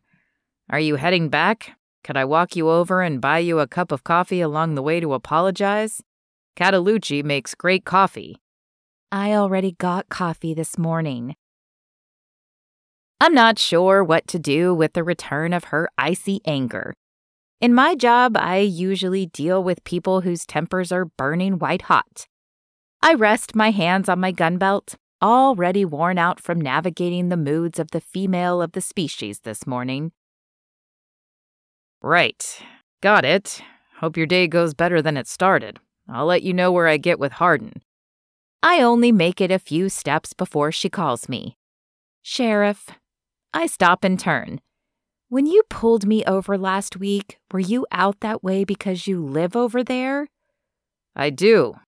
I don't generally advertise where we live because there's plenty of former guests of the county jail who'd like to know. But it's not secret either. And whatever else Jolie is, she's not someone that I worry about knowing my address.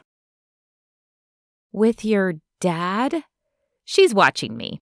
Her eyes making small tracking movements like she's synthesizing the bits of info she's picked up and confirming her conclusions with my expression. I shake my head. Pops is my grandfather, Brooklyn's great-grandfather. But yes, we live with him. We moved in when I got custody of her. I live on White Pine. She pauses, then adds, I need to go home and get ready for the day. I can drop Brooklyn off on my way.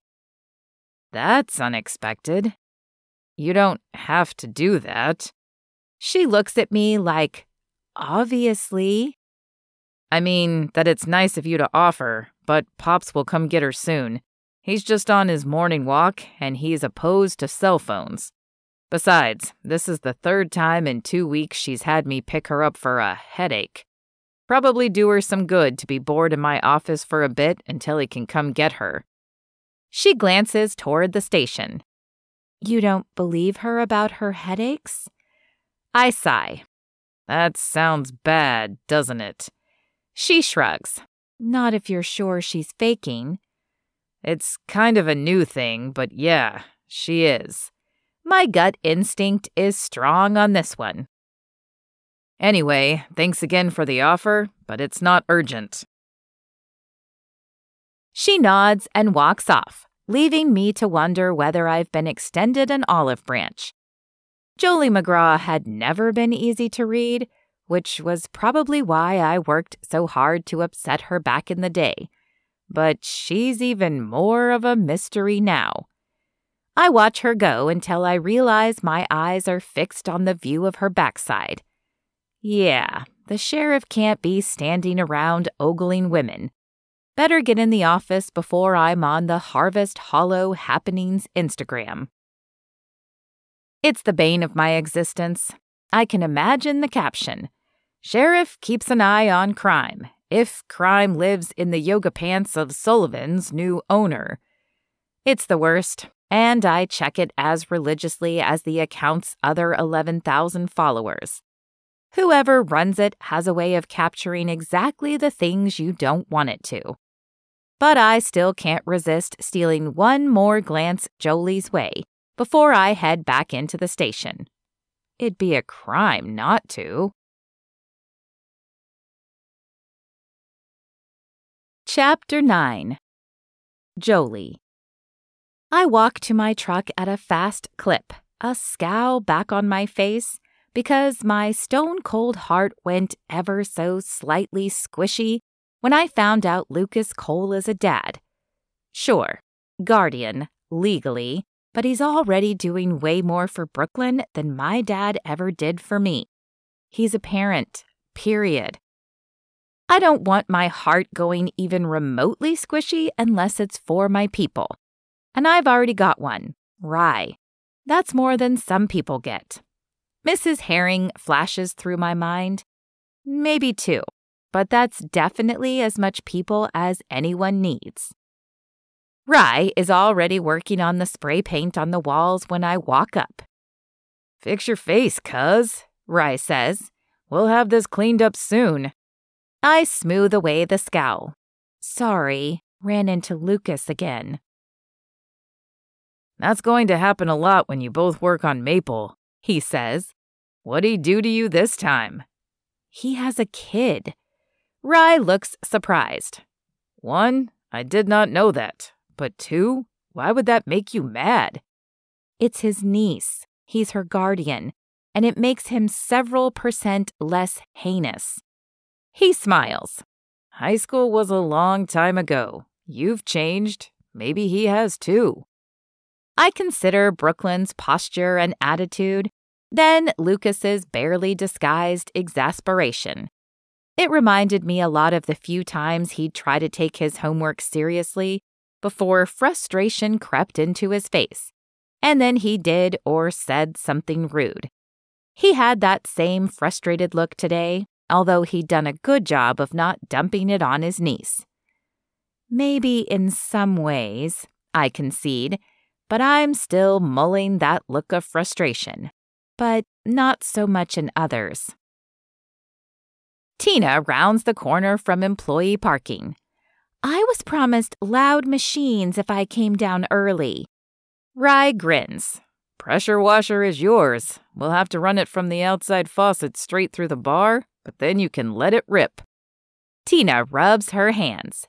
Yes, I used to work for my dad painting houses in the summer, and the pressure wash is the best part. So zen.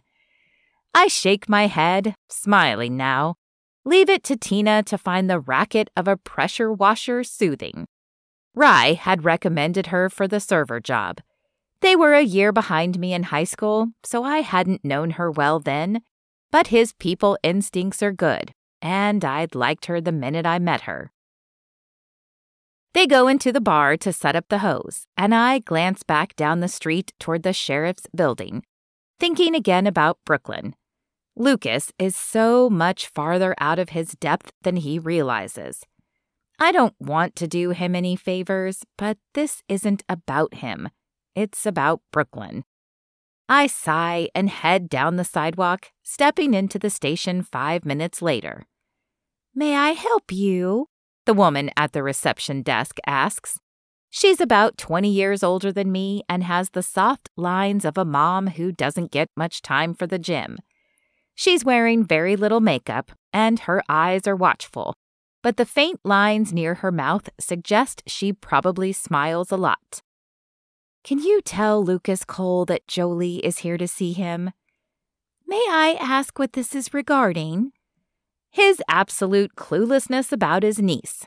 But I'm not going to put Brooklyn's business out there for everyone. The vandalism to my bar this morning. Her eyes widen. You're the new owner? I nod. She extends her hand for a shake. Welcome to Harvest Hollow. I'm Becky Cuthbert. I'm sorry that happened. I promise it's largely a safe city. The sheriff will make sure no one bugs you again. It's not his fault, I say, and I grew up in Harvest Hollow. I know what it's like. The good and the bad. But she's right. Crime here has always been pretty low. Hang tight, and I'll let him know you're here. She picks up the handset for her phone and presses a button. Says, Jolie McGraw is asking to see you. She nods and hangs up, pressing something else that makes the heavy steel door to her left click open. Come on back. I shake my head. I'd like to speak to him outside if that's all right. It'll only be a minute. She nods and relays the message via phone again. He'll be right out. Thanks. I step outside to wait. Becky doesn't look like she misses much, and I'd rather not be under her scrutiny. The last couple of days or so, I've been having this itchy feeling, like my skin doesn't fit right and I have to hitch it back into place. I know it doesn't make sense, but I feel what I feel. The station door opens and Lucas walks out. Hey, Jolie, did I forget something? Not, did you forget something? It's hard to be annoyed with a guy who leads from a place of, maybe I'm wrong, while still somehow projecting complete competence. No, but I thought I should tell you I think I know what's behind your niece's headaches. His eyes flare in surprise. Okay, shoot. How old is she? About 10, 11? 10, he confirms. And you just said it's just you and your grandfather living with her? His eyebrows draw together. Yes? Does she by any chance wear a bra yet? What? He looks as confused as if I'd asked if he wears a bra. Blurg.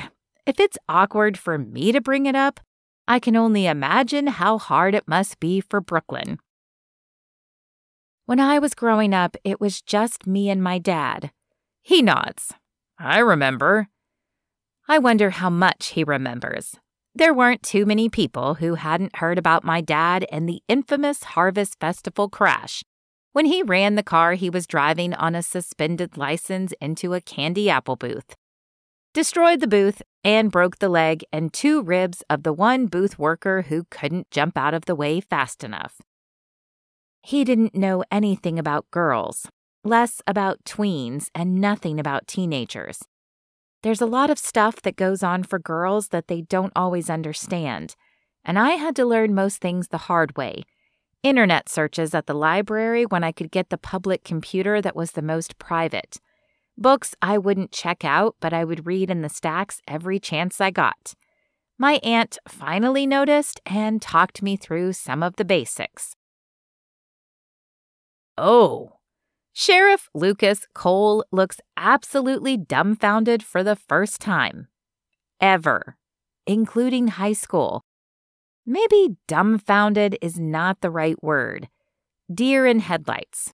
Yeah, cliches are cliches for a reason. Sometimes they're perfect. But she's only 10.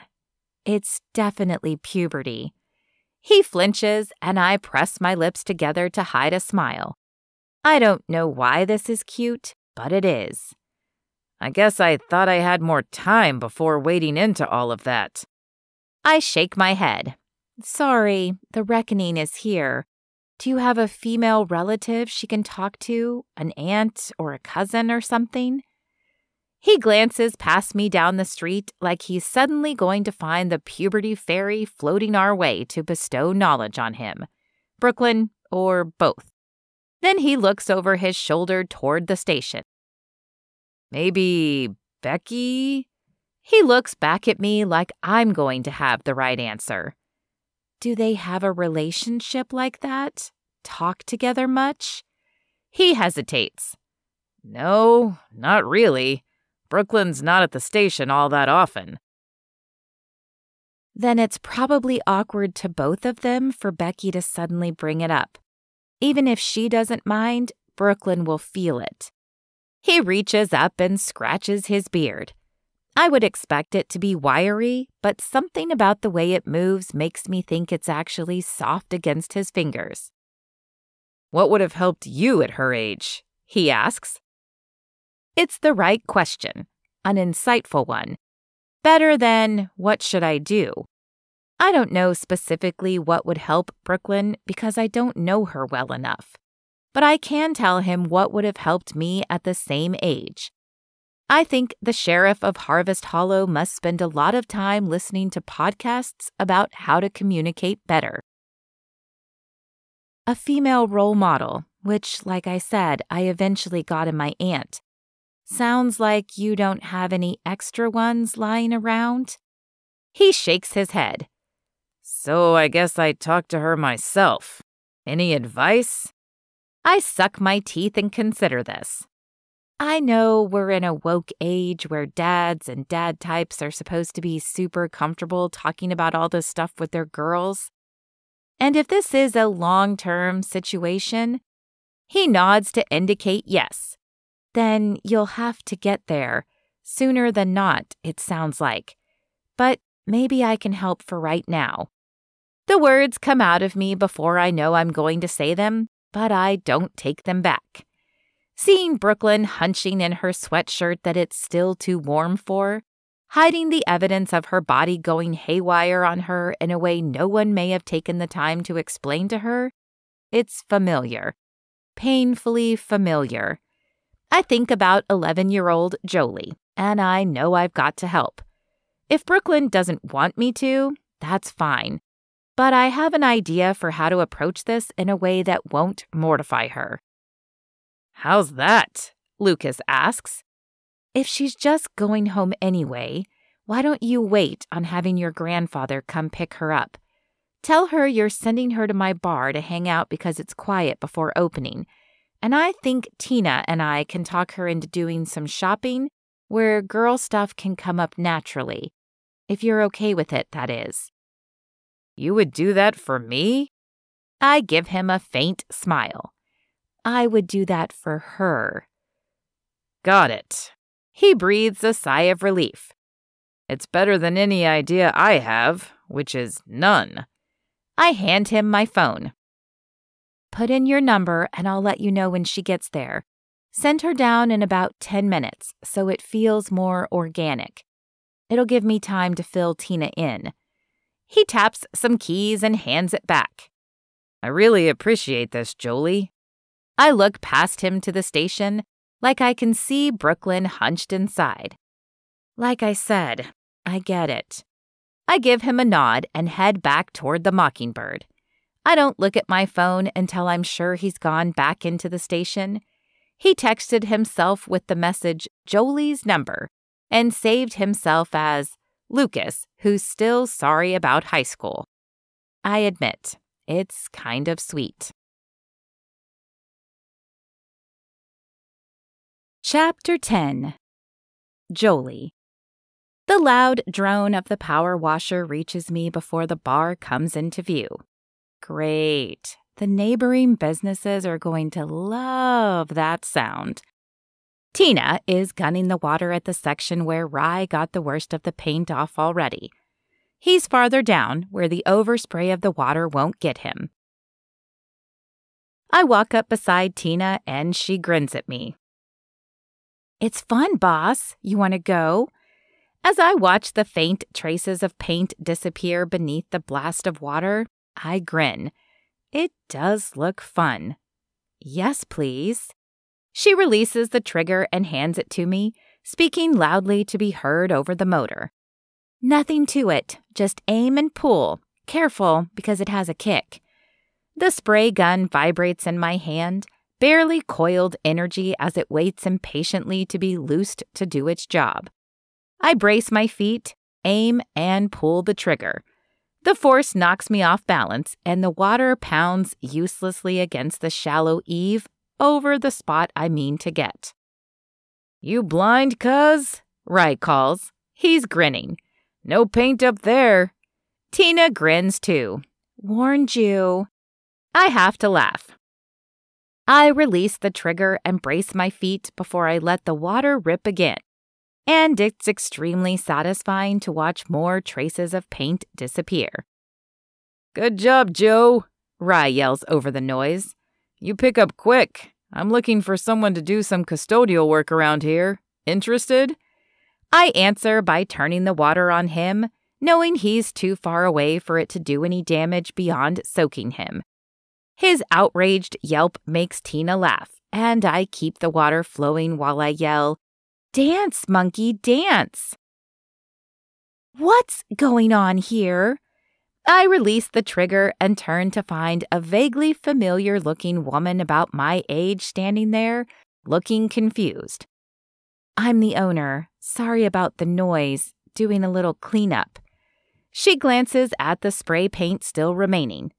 Currently, my bar is named Ivan's because Apple Hat isn't a fan of apostrophes. Heard about that. Thought I'd come over and see if I could help. She nods at the maroon awning across the street with Domenico's, spelled out in gold cursive. My family owns the jewelry store over there. I'll check our cameras and see if they caught anything. That would be great, I say. I think the sheriff was going to send someone by to ask about it. She nods. He's on top of things. I actually came in a half hour early to open because he had Becky call me. That's his assistant. We met, I tell her.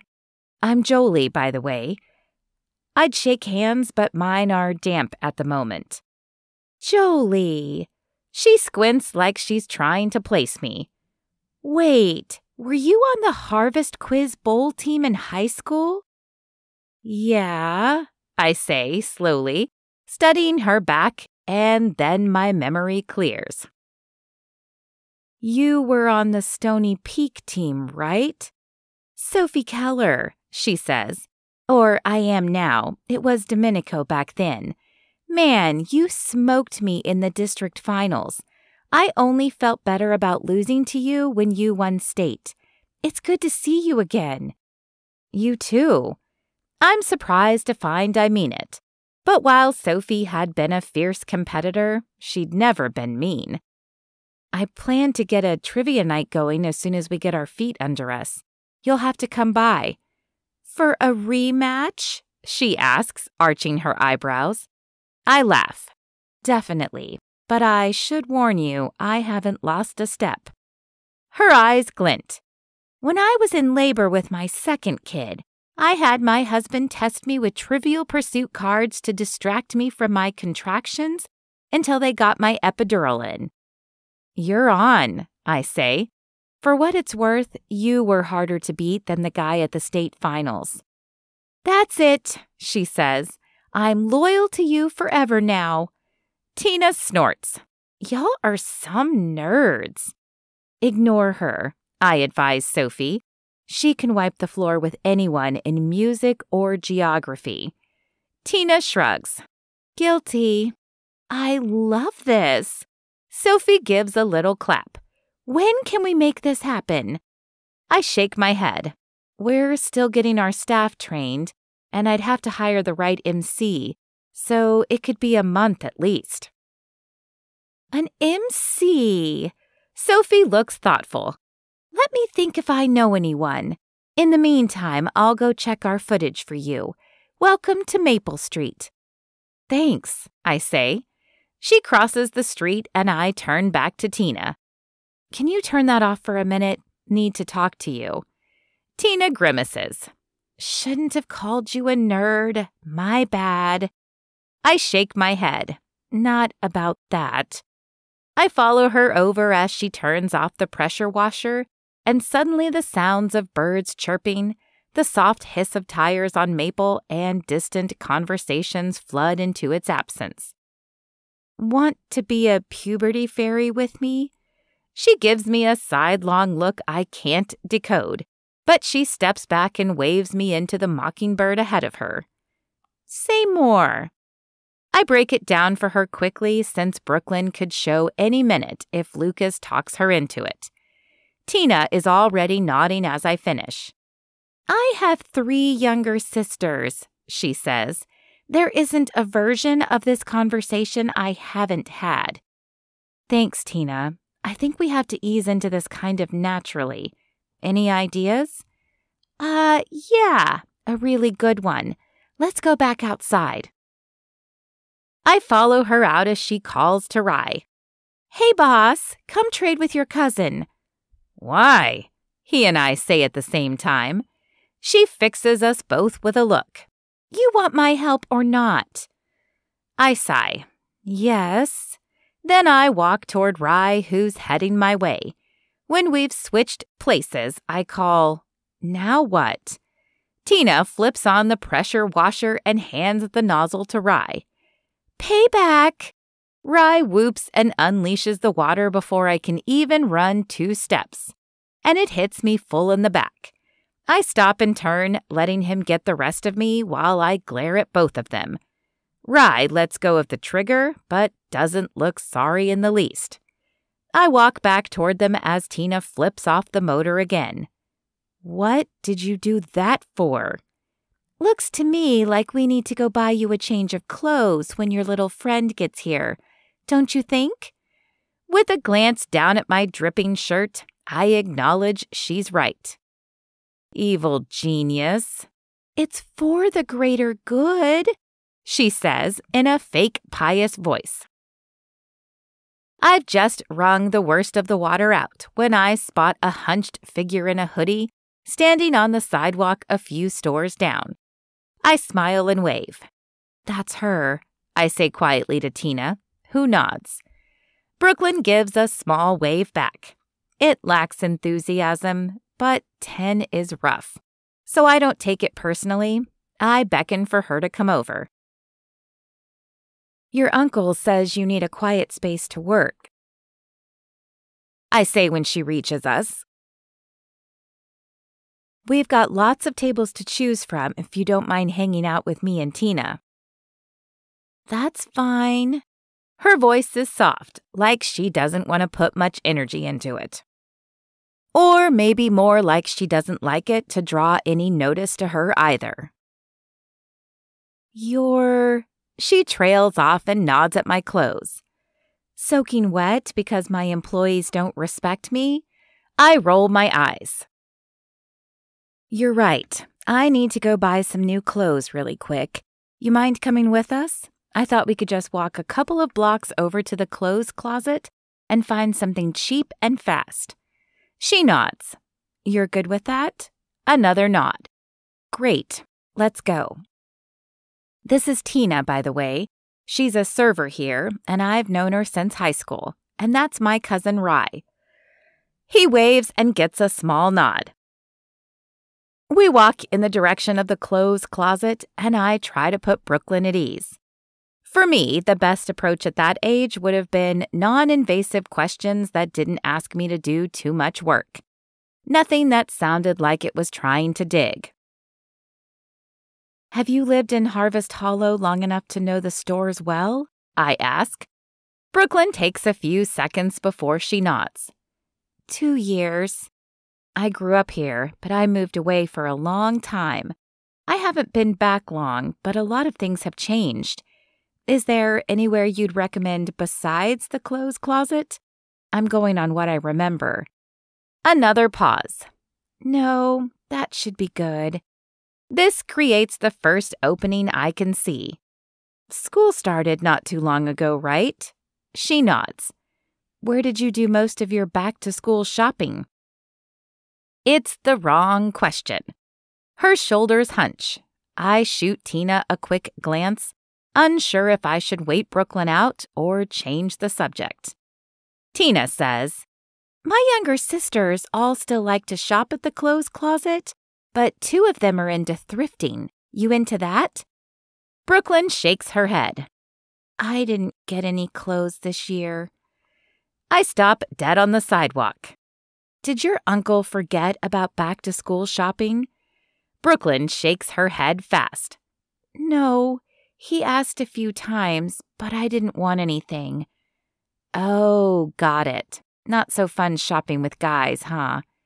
It's not, Brooklyn says, and I want to cheer.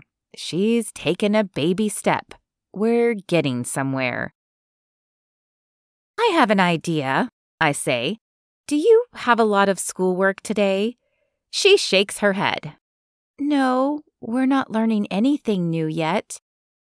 My heart squeezes again. She's speaking at a normal volume, and she's saying words that are painfully familiar. The words of a bright girl who isn't being challenged by her work. I know the feeling well. What if we do some school clothes shopping now? I ask. I've got time. If my boss says I'm good, Tina adds. You're good, I tell her. Shopping! She cheers. I'll check with Lucas to make sure it's okay with him. But if he says it's fine, what do you think? I ask Brooklyn. She looks from me to Tina and back again.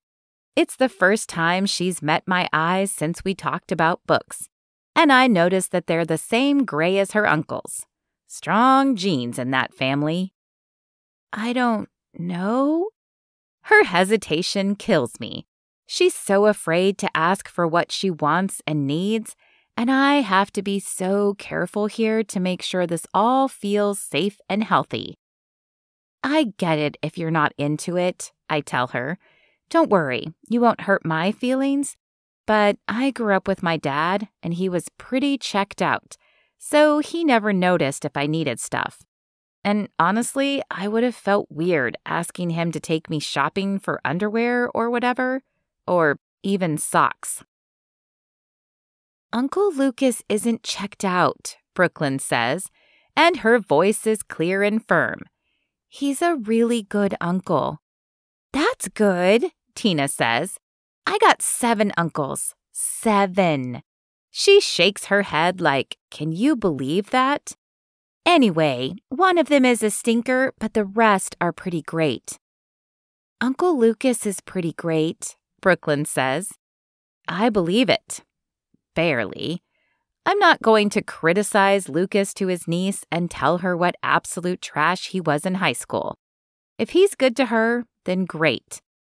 In fact, I bet he probably set aside money for you to get school clothes, and he'll be happy to have you spend it. Would it be okay with you if I checked? Tina claps her hands.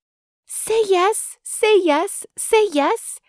Brooklyn smiles, even if it looks like she's smiling in spite of herself. Okay. I text Lucas. Jolie. Brooklyn says she'll do some school shopping with me and Tina. We have a budget? Lucas. Whatever she wants. His answer is lightning quick, and I show it to Brooklyn. Looks like we have a green light, I tell her. Yes, Tina says. Let's get you straightened out first, boss lady. She makes a gesture that sweeps from my head to my feet. We don't really want to be seen out with a drowned rat. We have reputations to maintain. I make a face at her, and Brooklyn makes a noise that might be a giggle. It warms my heart. If I had to guess, she doesn't laugh much. Tina and I go back and forth, teasing, the rest of the way to the store, while I text Lucas at the same time, making sure he knows Brooklyn is safe. It's something I became more aware of and more angry about when I moved away from home and got older and wiser. With my dad's complete lack of supervision, I was very lucky nothing actively bad ever happened to me. I had to spend almost 6 months processing the fear a few years ago when it sank in how many times things could have gone sideways, where bad people with worse intentions could have gotten to me because of his neglect. But that didn't happen. I'm here and I'm fine. But I don't want Brooklyn to worry. And I'm sure Lucas has seen far too much in his job to rest easy. Jolie. Tina and I will be with her at all times, so you don't have to worry about leaving her alone with only one adult. I'll make it clear that you know we're buying her underwear and bras as part of her normal back-to-school stuff, so she doesn't feel like there's any secret keeping. I'd volunteered at a tutoring center near my condo on Saturday mornings for a long time, and the training was extremely thorough in defining appropriate boundaries with the kids. Not asking them to keep secrets from their parents is a major one. Lucas. Thanks, and I trust you, but I'll verify. She's got her location app on. Expect to see a few of my deputies who know Brooklyn stopping for a friendly hello every 30 minutes. I send him a thumbs up and mentally reward him some points. I'm not sure what they're for. Brownie points? Good guy points? Maybe I'm just restoring some of the many, many human points he lost in high school. Either way, Lucas Cole is on the scoreboard. And in Jolie McGraw's world, that's not nothing. An hour later, I'm in the first pair of jeans I've bought in 5 years. Wearing a black t-shirt that was all I would agree to from the 10 things Tina pulled off the rack, and my hair has dried enough for me to graduate from drowned rat status. We've also had 2 friendly run-ins with deputies as we've gone from store to store, each saying, "Hey," to Brooklyn, like they're surprised to run into her on their various made-up errands. Best of all, by the time we walk into the 3rd store, Brooklyn's hood is down, and when we finally head back to the Mockingbird, she has 2 shopping bags full of clothes. Tina, the freaking magical fairy godmother, made it smooth as French silk pie. We walked past the bra and underwear section, and she grabbed 2 packs of socks from the rack. "Size 7?" she asked Brooklyn. Brooklyn nodded, and Tina tossed them in the cart. Tina grabbed 2 packs of cotton briefs. "Girls medium?" she asked, like she was barely paying attention to the answer. Brooklyn had nodded again. "Shirts medium too?" Tina asked. Another nod. And just like that, Tina pulled 3 training bras in neutral colors and tossed them in the basket. "You good on pajamas?" It was that easy. Then we pulled a bunch of other clothes and sent Brooklyn into the fitting room to try them on. And as Tina would collect anything Brooklyn rejected, we began to hone in on her style. Turns out that Brooklyn is an athleisure girl with a preference for soft, neutral colors who doesn't like words anywhere on her clothes. But if there's a butterfly, that's a bonus. We're heading back to the Mockingbird with a pretty good wardrobe for the kiddo without any discernible cringing from Brooklyn. And her hood never went back up. Back at the bar, I set Brooklyn's bags in the office, then sweep my hand to encompass the entire place. "We're not opening for lunches for a while yet, so you've got plenty of workspace. Any table you want." She walks over to a booth and turns to me with a questioning look. Not a surprise that she would choose somewhere small and burrow-like. It's what I used to do in the library. I nod. "Good choice. I'll let Lucas know you're back. Maybe your grandfather is ready to come pick you up." "Okay, and he's my great-grandpa." She slides her backpack off and slips into the bench to set it beside her. "Thank you, Miss Jolie," she says softly. For a split second, my throat closes up, a knot forming until I force it down with a swallow. "Of course, Brooklyn. I get it. Hang out as long as you want. I need to get something from my office, but let any of us know if you need anything." I smile and hurry to my office, closing the door quietly and leaning against it. What I need is a deep breath to ease the ache in my chest. I don't know what it is exactly. I'm trying to pin it down because I don't like any feeling I can't explain. The closest comparison I can come up with is that it reminds me of the feeling I get every time I see one of those videos on social media of soldiers coming home to surprise their families.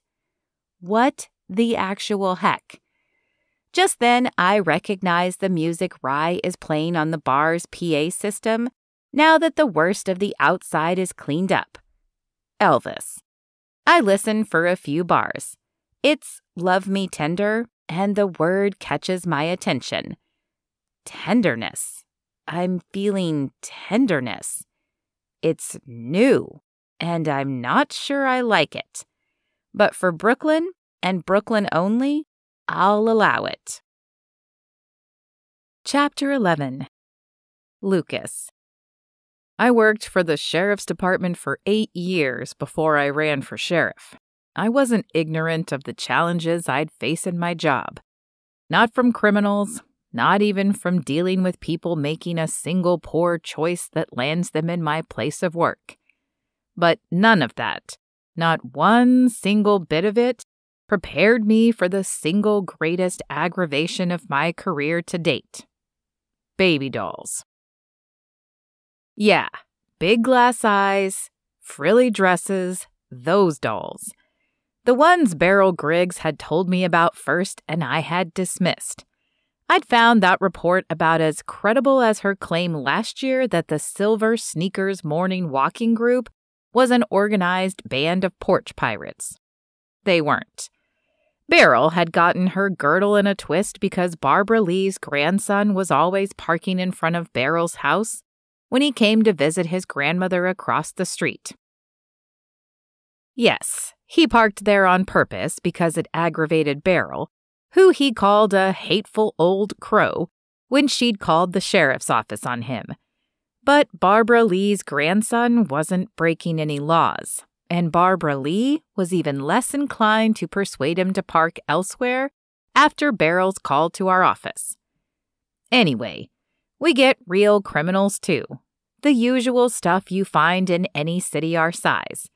And we get tourists in here partaking too much of the local fermented goods and acting a fool. So we have to go keep the peace by giving them a night of hospitality in one of our cells. But Beryl Griggs has generated an astonishing amount of wild goose chases with her outlandish claims. So no, I did not take her initial doll warnings seriously. But as Becky hands me her phone to look at Harvest Hollow happenings, I scroll through the posts and can see that Harvest Hollow may, in fact, have a doll problem. Which means I now have a doll problem. I sigh and hand back Becky's phone. Explain this to me again? These dolls started showing up a week ago. The first one was on a porch over on Delancey. The dad was leaving to go to work when he found a doll. She scrolls and shows me a picture of a doll with smooth brown hair and big brown eyes. These are dolls that look like little girls, not babies. It's dressed kind of old-fashioned. I don't know my fashion eras, but I'd say it's not an outfit from this century or the last. They didn't think too much about it until a few days later when someone else in their daughter's class found a doll on her porch. She brought it in for show and tell. Becky shows me the doll in question, a blonde doll with green eyes. Kid who got the first doll is in the same class. She mentions to her parents that her friend got one too. Parents think it's weird and call second friends parents. Same situation. Appeared on their front doorstep one morning, no note. Tell me how it gets to crisis level, I say, because that's where we are. Becky has fielded 6 phone calls about it this morning and put the mayor through to tell me that it was going on this week's city council agenda, and the people were demanding to know how my department would be dealing with these threats. That's the actual word he used to describe dolls appearing on people's porches. Threats. So the parents get on happenings and ask if anyone else has received them. That's when even I have to admit it gets creepy. Becky says, almost apologetically. Turns out it's not entirely random. So far, 6 girls have received the dolls over the last 2 weeks. The youngest girl is 7, the oldest is 12. They don't always appear on the front porch, but they do always appear without a note. And boss, she draws a deep breath. Each doll looks like the girl it's left for. Okay, it's a little weird. Doorbell footage? There's always doorbell footage. It's a blessing and a curse for us. Sometimes it truly does help us find our suspects, but it also turns regular people into Harvest Hollow CSI, and they have a tendency to overestimate both their skill and their authority to get in the middle of things. She shakes her head. 3 of the families have them, but they all checked their video out of curiosity, and none of them saw who left it. At those houses, the person left the doll on the hood of a car. None of the neighbors' cameras picked up anything? One of them caught footage of someone leaving one of the dolls on a car, but it's too dark to make out much. Gender, race, nothing. Just someone shadowy walking over to the car, then leaving again. Here. She plays me the video that the neighbor sent to Happenings. Skimming the nearly 300 comments below it tells me they're either people asserting their theory of the doll bandit as gospel fact or demanding that something be done. Generally in all caps and usually with at least one word in the sentence misspelled. I lean back in my chair and stare at the ceiling for several moments before I straighten and shake my head at Becky.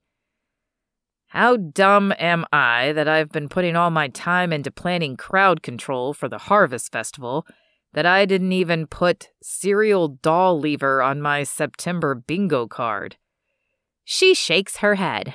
I know, but honestly, it kind of skeeves me out. Who's on this? I ask. Slocum. I nod. Tell her to come find me when she gets back to the station.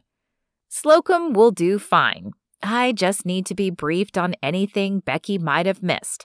An unlikely occurrence before I go to the city council meeting in 2 nights.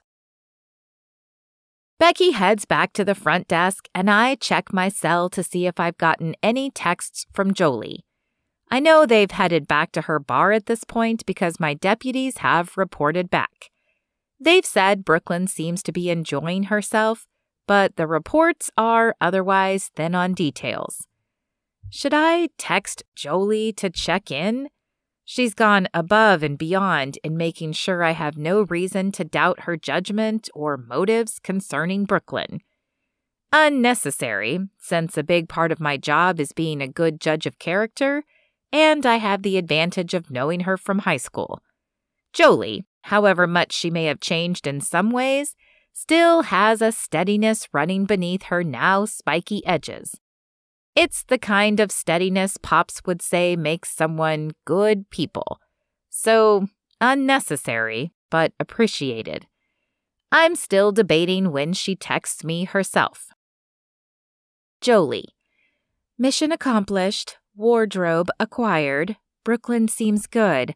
Bought myself a dress on your dime as tax. I don't know if she's being serious or not, but if Brooklyn chose clothes and she seems good, Jolie could buy herself 10 dresses on my dime, and I'd offer to buy her another one. Another dozen. Lucas. Should I send my grandfather over to pick her up? Jolie. Happy to let her hang out here, but she probably needs downtime from so many new people today. Perceptive again. It's not a surprise. I'd sensed that about her when she was tutoring me, that she could read me better than I wanted to be read. It was a lot of why I'd lashed out, I think. I see it all the time. Look too closely at someone who doesn't want to be seen, and it provokes them. I let Jolie know that Pops will be by soon for Brooklyn, and I call him to give him the green light. Then I sit back and ponder the 2 great mysteries the day has brought me. The doll bandit and Jolie. I'll need a lot more information to get much further with either of them. Chapter 12. Jolie. When Lucas's grandpa comes in to get Brooklyn, he thanks me for passing time with her while he was out. Not a problem, I tell him. He's got to be at least 80, and the stoop of his shoulders shows it, but he moves with a firm step and meets my eye with a steady gaze. She helped me pick a dress, and we talked about books. Can I go to the library after school tomorrow? Brooklyn asks. Jolie gave me some new ideas for books. Sure can, he says. Miss Jolie, my grandson tells me you live out our way? I bought a place on White Pine, I tell him. He nods. I know it. Pass it every morning on my walk. Nice place. Needs a dog. I shake my head. I'm not really an animal person. He narrows his eyes and gives me a long look. Nope, you are. Shiba Inu. I blink at him. Sorry?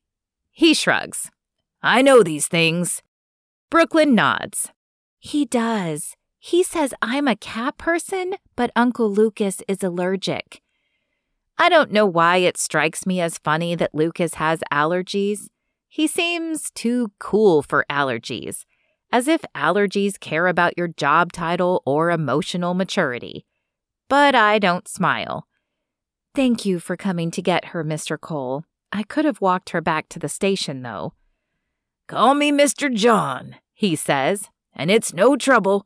Brooklyn and I do all right together. She nods. We're going to get peanut nutters on the way home. It's our favorite. Mr. John gives her a fake scowl. Now, did I say we were going to do that? No, but we will. Kind of how Uncle Lucas always says Little House on the Prairie is so boring, but then he watches it with me every time I put it on. Oh no, she's given me another heart pang, one that strikes right at the patched-over part that shut Lucas out in high school. Can't have that. I better get back to work, I tell them. Lots to be done before we open tonight. Mr. John takes the cue and leads Brooklyn out, nodding at me once before the door closes behind him.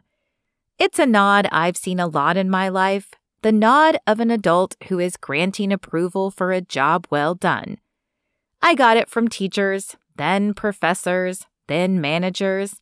It's always satisfying, but there's something about Mr. John's nod that also makes me feel warm? What is happening? Irritated by the syrupy feelings trying to slip around inside me, I turn toward my office, which is when I catch Tina watching me as she checks the candles in each tabletop hurricane glass. She's wearing a smirk. What? I demand. Nothing, boss. Say whatever you need to say, I tell her. Nothing to say, she says, except that you're not tough. This makes me grumpy. Let's see if you feel the same way when I get my hands on Apple Hat and his friends. She grins. I'm living for it. Chapter 13. Lucas. Brooklyn is her old self. It's a miracle. She was in a good mood when I got home Friday. We didn't talk about how she'd miraculously healed enough to go shopping. I didn't press my luck by following up on her fine when I asked how it had gone. Lately, every conversation is a minefield, and I never know what will set her off. But she stayed mellow through dinner. We had a non-grumpy weekend. And then she got up this morning for school on time. No complaints. She comes to the table in jeans and a t-shirt. No oversized hoodie in sight. Pops and I exchange looks. We hadn't discussed whether we should bring up the bra thing, but we seem to be reaching a mutual decision to keep our traps shut. If Brooklyn hadn't been comfortable enough to bring it up with us in the first place, I'm fairly sure she won't welcome a conversation now. She sits, eats her breakfast, and comes out to the car with me without any nagging. Can I walk to the library after school today and have Pops get me there? She asks. Sure. Brooklyn has pretty decent common sense. There's no danger in letting her walk from the school to the library. Looking for anything in particular? Keeper of the Lost Cities, she says. The book she and Jolie had discussed. Would I like it? I ask. Doubt it. Why not? She gives a small grunt. Danger sign. It's not about World War II. I chuckle. Fair enough. We ride in easy quiet the rest of the way to school. When she climbs out in the carpool line, she gives me a small wave before hitching her backpack up and walking to her morning lineup. Even the drop-off line can't defeat my good mood this morning. Normally, I'm white-knuckling with my teeth bared. I'd already figured out the most important rule of drop-off by the second day of school last year. If your kid isn't old enough to get themselves out of a vehicle, while also hanging on to all the assorted crap you've sent them with, you do not belong in the drop-off line. Parents who get out to hug their little darlings should be charged as public nuisances and prosecuted to the fullest extent of the law. But like I said, today, not even the drop-off line can defeat me. Not even when the mom in front of me gets out to walk her kid over to the campus supervisor, hugs said child, and watches until the supervisor walks her precious cargo to his line before she gets back into her Porsche Cayenne. I'm still smiling when I turn out of the parking lot. Jolie worked a miracle. And the more I think about it as I turn on to Maple, the more I feel like I should thank her for it. When I walk into the station, I stop at Becky's desk. Becky, can you call over to Bloom's and have them deliver an arrangement of thank you flowers to Jolie McGraw?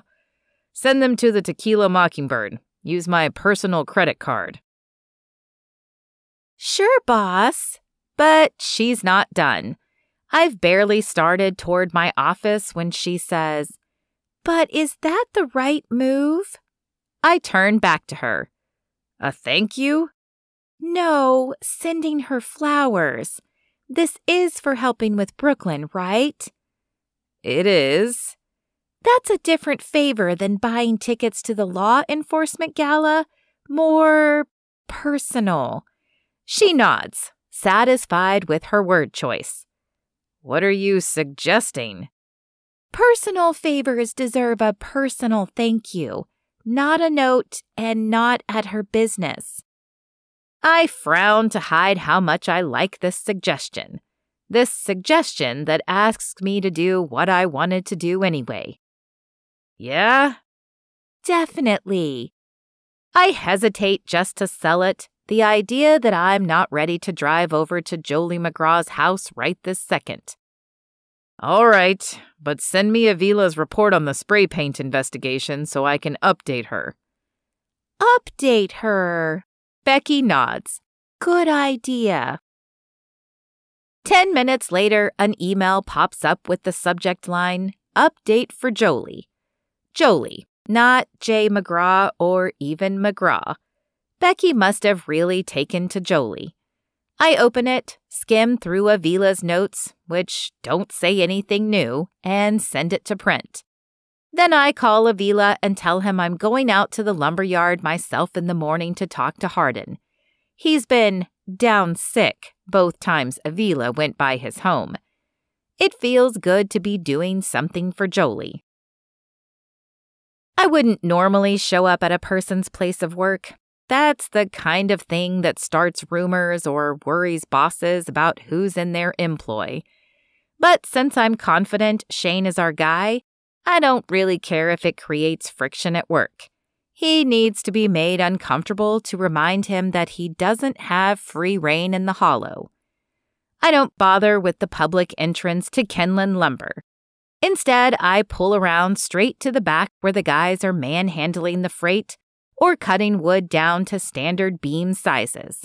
I love it back here. The smell of sawdust always reminds me of newness, of something about to be made. Makes me wish I'd learned to work wood. Pops knows how. I'll make sure he teaches Brooklyn the way I wish I would have learned when I was her age. I park and climb down from the Explorer, earning a few wary glances as my boots hit the dirt. Even people with clear consciences do this sometimes. Look at me like they're nervous that I'm there for them. I get it. I remember the days before I wore the badge. One of the men walks over to me, his clipboard indicating he might be a supervisor. Help you? I smile. Looking for one of your employees who's been hard to get hold of. Shane Hardin? A slight change flickers in his expression, then it settles back to normal. Which is to say, guarded. He in trouble?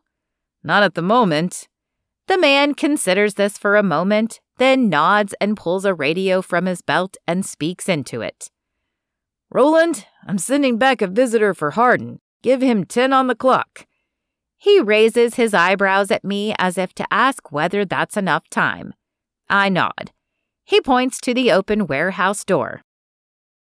Straight back and to the right. You'll see him. Thank you, I tell him, and head in the direction he indicated. I don't know if this guy realizes I'm the sheriff and not a deputy. Probably not. It's already going to be a big deal that a uniformed officer is at Hardin's job site. If they knew I'm the actual sheriff, the speculation would fly even faster. It's unusual for the sheriff to get involved at this level in a community our size. But since I was the one who was at the Mockingbird the night of his attempted intimidation, I take it kind of personally. I don't feel bad about strolling through Hardin's job site, though. Shane Hardin had his chance to have this conversation out of sight of God and everyone, and he ducked it, so he gets what he gets. Voices sound up ahead, the gruff voices of men at work, and when I round the corner, heads turn and the talking stops. All except for a single succinct curse from none other than Shane Hardin. "Shane," I say, nodding at him. "Take 10, another guy tells him. "Speak to you over here?" I jerk my head to the opposite corner of the warehouse, which is full of lumber odds and ends, but empty of coworkers. He doesn't say anything, but he heads that direction. "You tagged the new bar on Maple," I say, when we're out of earshot of the others. He scoffs. "Says who?" I hook my fingers in my belt like every cop you've ever seen on every TV show. But hey, our tactical belts bristle with so many essentials that they make for good armrests. It helps that it telegraphs peak law enforcement. I take a slow look around the warehouse before resting my eyes on Shane Hardin again. "Notice y'all use rust-colored spray paint to label the wood in here." Several stacks are sprayed with identifying lot numbers on the sides, since they'll be painted over and covered up in different projects. "How good do you think the chances are that the empty cans I saw out in the lumber yard will be an exact match for the paint on the bar's exterior?" "You ain't wasting department resources on getting those matched," he says. He's right. "And even if they matched, that's circumstantial. Can't prove I was there." "Sure," I say, like this doesn't bother me, because it doesn't. This job requires an extremely long fuse, and he's not even close to lighting it. "Not with the paint, but Domenico's across the street did us a favor and pulled their security footage from that night. Didn't have to request a warrant even. I enjoyed watching the replay. Suspects don't usually make it so easy for us. Neighborly, don't you think? Of the store," I add, "and the suspect, now that I think about it." Shane scowls, but his eyes shift to the side for a single fraction of a second. I've got him running scared. I'll leave out the part where the footage was too dim to make out anything with certainty. I keep my pleasant smile in place, but stare him right in the eye. "The owner got it cleaned up too fast for me to haul you down there and make you do it, but that kind of luck is only going to go your way once. You feel me?" Shane crosses his arms and refuses to answer, staring at me from sullen, half-closed eyes. "That's what I thought," I say. "Have a good day, Hardin." I wave at his supervisor, who is pretending not to watch this all go down, and stroll out as relaxed as I came in. "Thank you," I call to the boss in the yard. "Appreciate you." He nods, but their tension won't ease until the second my cruiser disappears from their property. Mine will too. He's handled, and I can't wait to tell Jolie I took care of it for her. Chapter 14. Lucas. From the lumberyard, I head over to a small cafe that's closer to our side of town, mine and Jolie's, than my usual spot near the station. I grab her a coffee, black, with cream and sugar for her to add as she pleases. I even throw in a fresh muffin at the last minute. I get to her house 10 minutes later. I knew exactly which one she was talking about. It's a newer home, but it has that cozy feeling like the library. It's the kind of house that looks like it's made for relaxing. Like you wouldn't host fancy dinners there, but friends could drop by for barbecue and to watch a game anytime. It's the kind of place I'd pick for myself if we ever moved out of Pop's, but I hope he's around for a lot longer. I'm not ready to handle Brooklyn by myself, but also, he and we're figuring each other out. We're at an okay place, one that gets more comfortable the longer we spend time around each other. The garage is behind the house, so I can't tell if Jolie is home or not. And since it's morning, there are no lights on to give me clues. But I take a chance that she's adopted more of a swing schedule to suit the bar, and I park in her driveway and ring her front doorbell.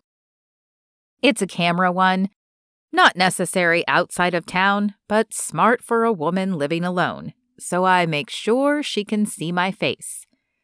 A few days ago, I'm sure that would have given her reason enough to ignore the door, but I think we're at a point where she'll answer if she's here. Sure enough, I hear her fumble with locks. More than one. Good. Then she opens the door, looking slightly rumpled, and it's kind of adorable. It's not a word I use often, but at the moment she reminds me of a kitten that adopted the station for a while. She'd lurk around the auto bay, hissing or darting away from anyone who tried to go near her.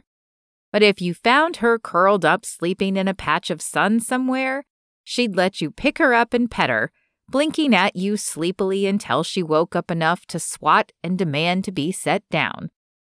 I might have done that several times, even though it made my eyes itch. Jolie, the sleepy kitty. She'd kill me if she knew I was thinking of her that way. "Hey," she says, blinking, and I suppress a smile. "Why are you here so early? And why are you looking at me like you're trying not to laugh in church?" Her hand goes up to touch her hair like she's worried she'll find something in it. I hold out the white bakery bag and the coffee. "I came to say thank you. Brooklyn got up and went to school this morning on time. No complaints." She takes my offerings, then looks confused as to how she ended up with them in her hands. "I don't know how you take your coffee, so there's sugar and cream in there too." She looks from the cup in her hands to me, then shifts. "Would you like to come in?" The last word disappears into a yawn, but since she's already turning into the house, I follow her. She's wearing jeans, and the view is excellent. I wonder if she got dressed just to get the door. I glance around the house as she leads me to her kitchen. It's all upgraded interior trims and new paint, but the walls are bare of art, and her furniture is plain too. No throw pillows or blankets. It all looks new. The dining room space is empty, but the kitchen has a large island with a breakfast bar, and she pulls out a stool. She nods to the end of the island like I should do the same. So I do. I watch as she digs into the bag and pulls out a muffin. Another blink, then she sets it on the counter. Back into the bag for the cream and sugar, all of which goes into her coffee. I hide yet another smile, but she catches me this time. "You thought I took it black." It's not a question. "I did," I agree. She shrugs and settles in for her first sip. I give her a minute. After a couple more swallows, she sighs and stretches. It's fascinating. It's like watching a butterfly emerge from its cocoon in a time lapse as she wakes up before my eyes. "This is good," she says. "Not as good as Catalucci, but it's okay." "Thank you for bringing it." "Not sure it was a good way to say thank you, seeing as it seems like I woke you up." She shakes her head. "I was awake, just wasn't up." "Then I'm sorry to drag you out of bed sooner than you meant to leave it." She waves her hand like she's dismissing the concern and takes another drink of her coffee. When she sets it down, she gives me a much more alert look than I got at her front door. You are completely different from high school.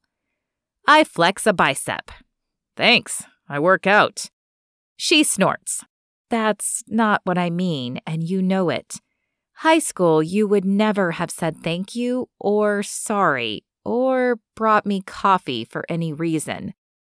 I knew what she'd meant.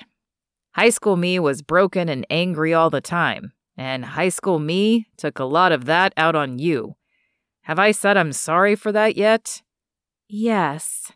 Not enough. This time she makes a sweeping motion with her arm as if to say the stage is mine, and eyes me over the rim of her cup as she drinks more of her coffee. It surprises me that you're going to let me apologize. It's not a challenge, just curiosity. Most people would say it's fine and wave it off. One of her shoulders rises and falls. I can do that if you want me to. I shake my head. No, I really want to apologize, but you tend to zag where other people zig. Zig-a-zig-ah. Her face is deadpan. Did you just quote the Spice Girls? Felt appropriate. I laugh. I can't help it. I'm learning that Jolie's sense of humor is so dry you'll miss it if you aren't paying attention. You're right. Zig-a-zig-ah. She holds up her coffee cup in a silent toast. Can I get you anything? I don't have dishes yet, but I keep packaged stuff in the fridge. I'm good, I tell her. Then please, don't let me keep you from your apology.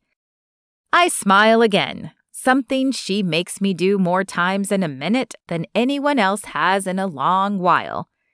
But I also draw a quiet breath before I start. So, I was broken and angry in high school.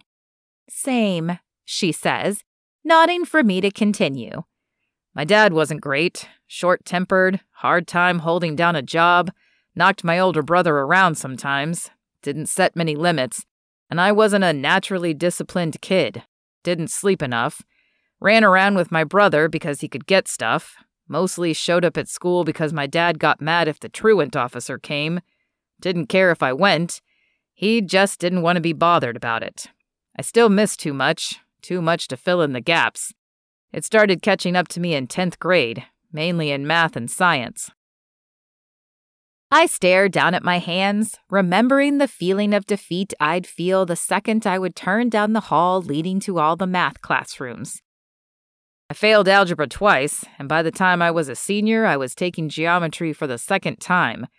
I felt so stupid having to be tutored by someone 2 grades behind me. I figured if I acted like I didn't care, no one would see how humiliating it was.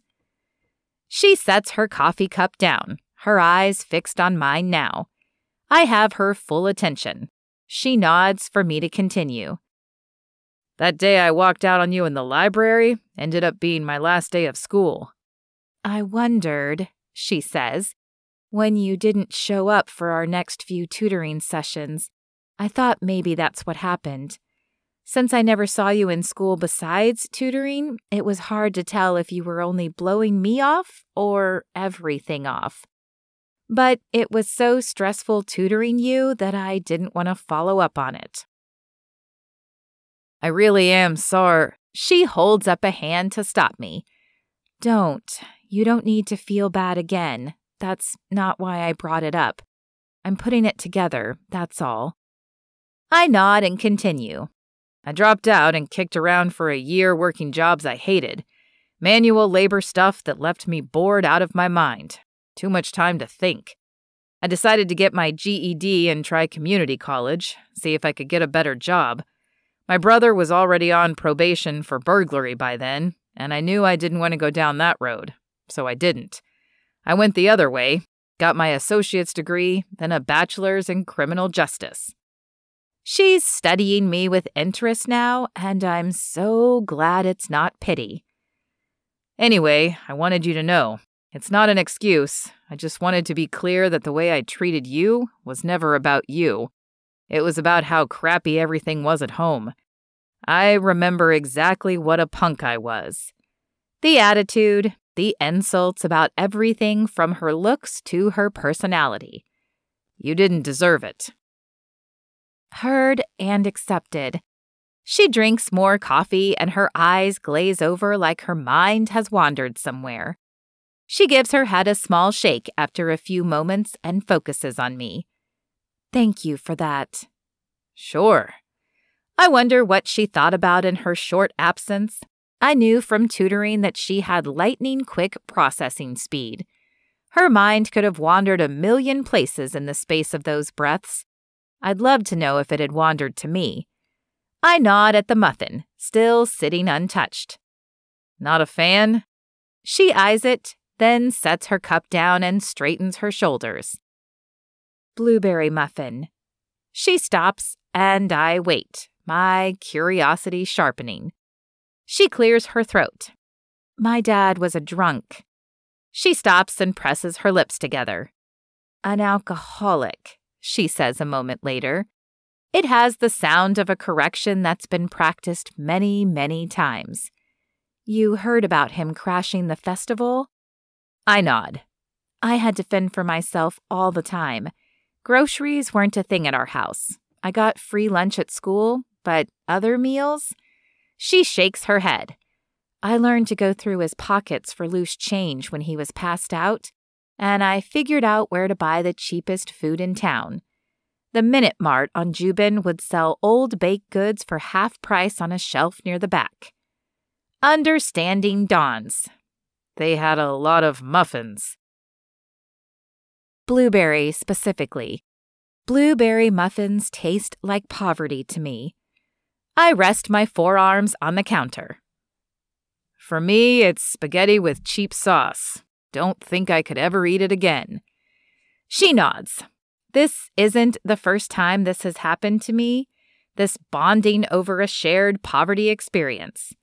I bet she also saved food from her free school lunch in case nothing materialized for dinner.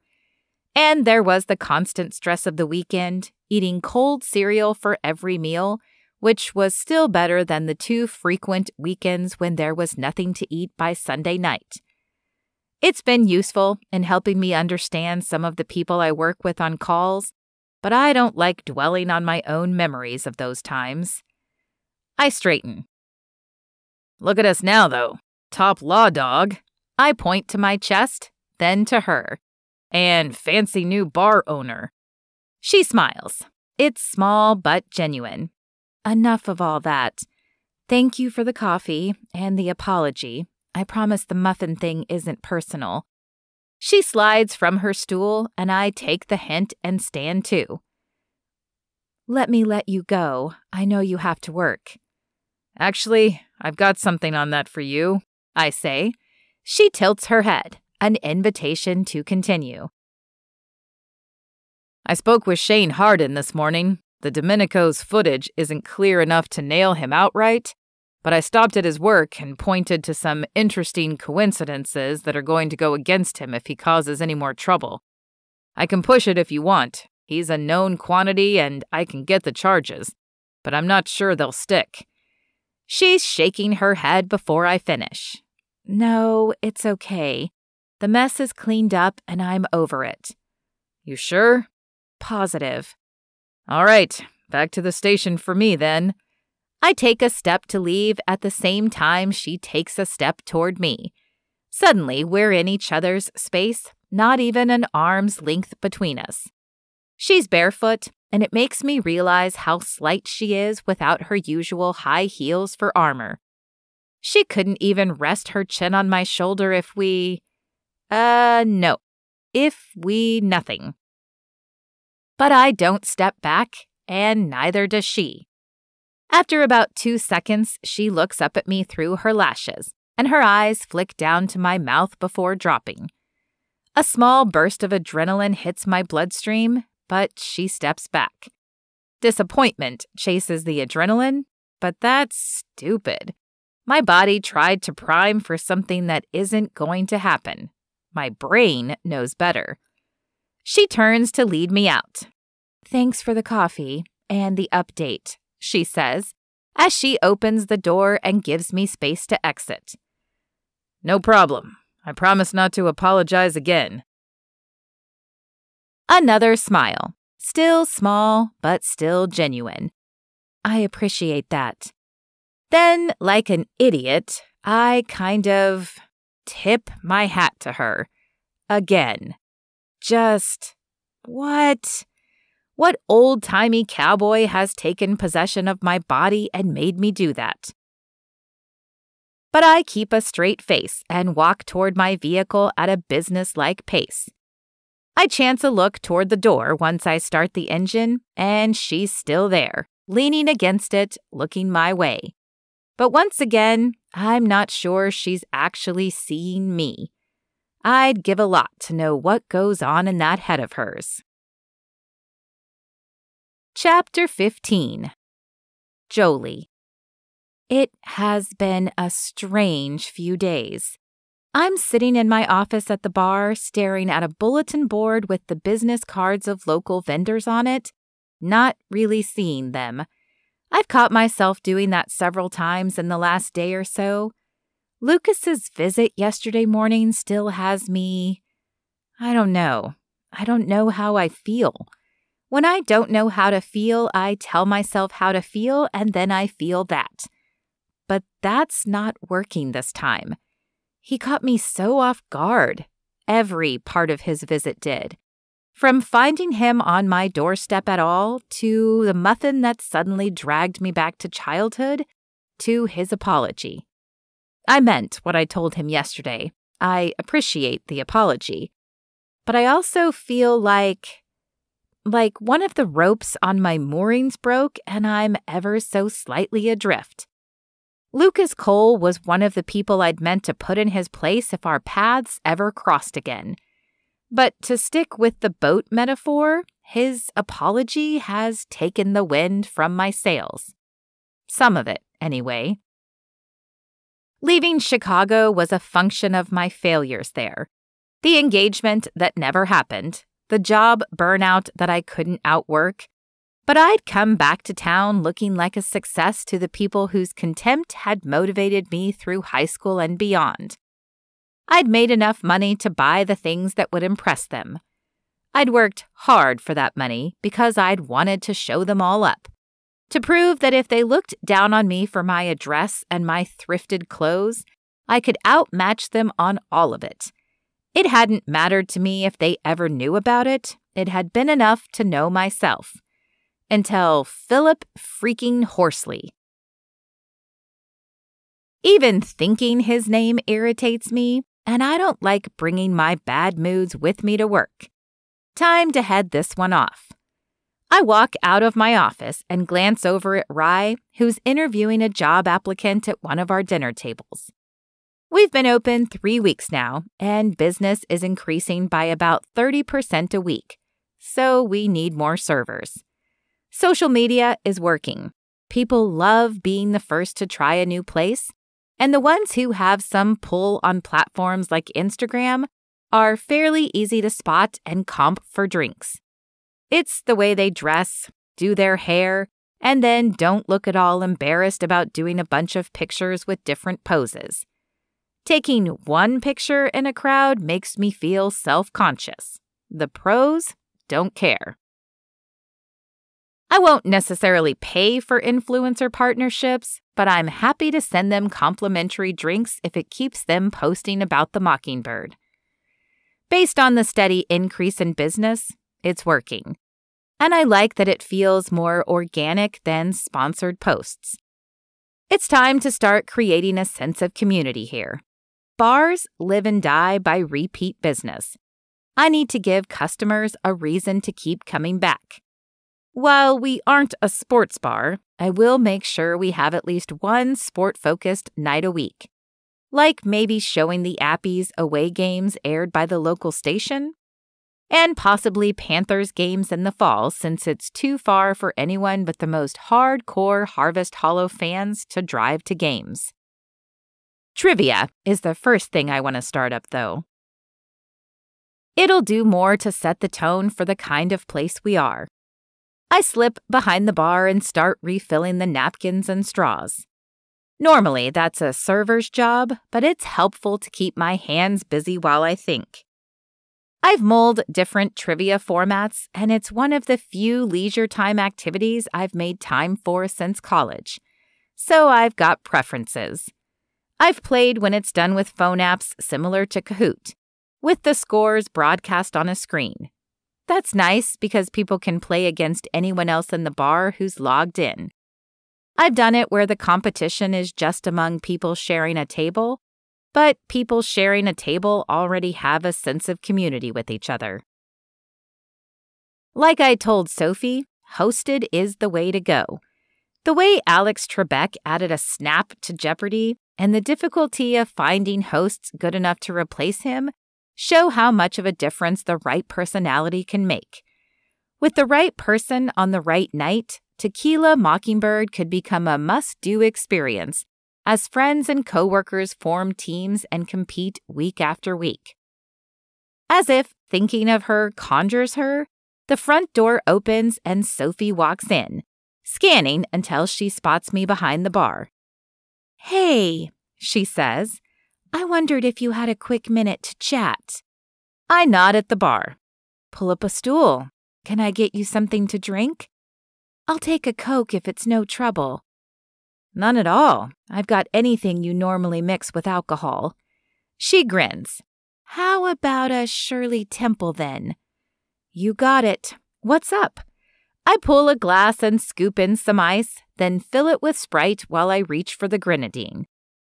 "I can't stop thinking about the trivia night you were talking about. When do you think you'll start those?" I eye her in silence until the glass fills. "Funny you mention it. I was just figuring that out when you walked in." Her expression brightens.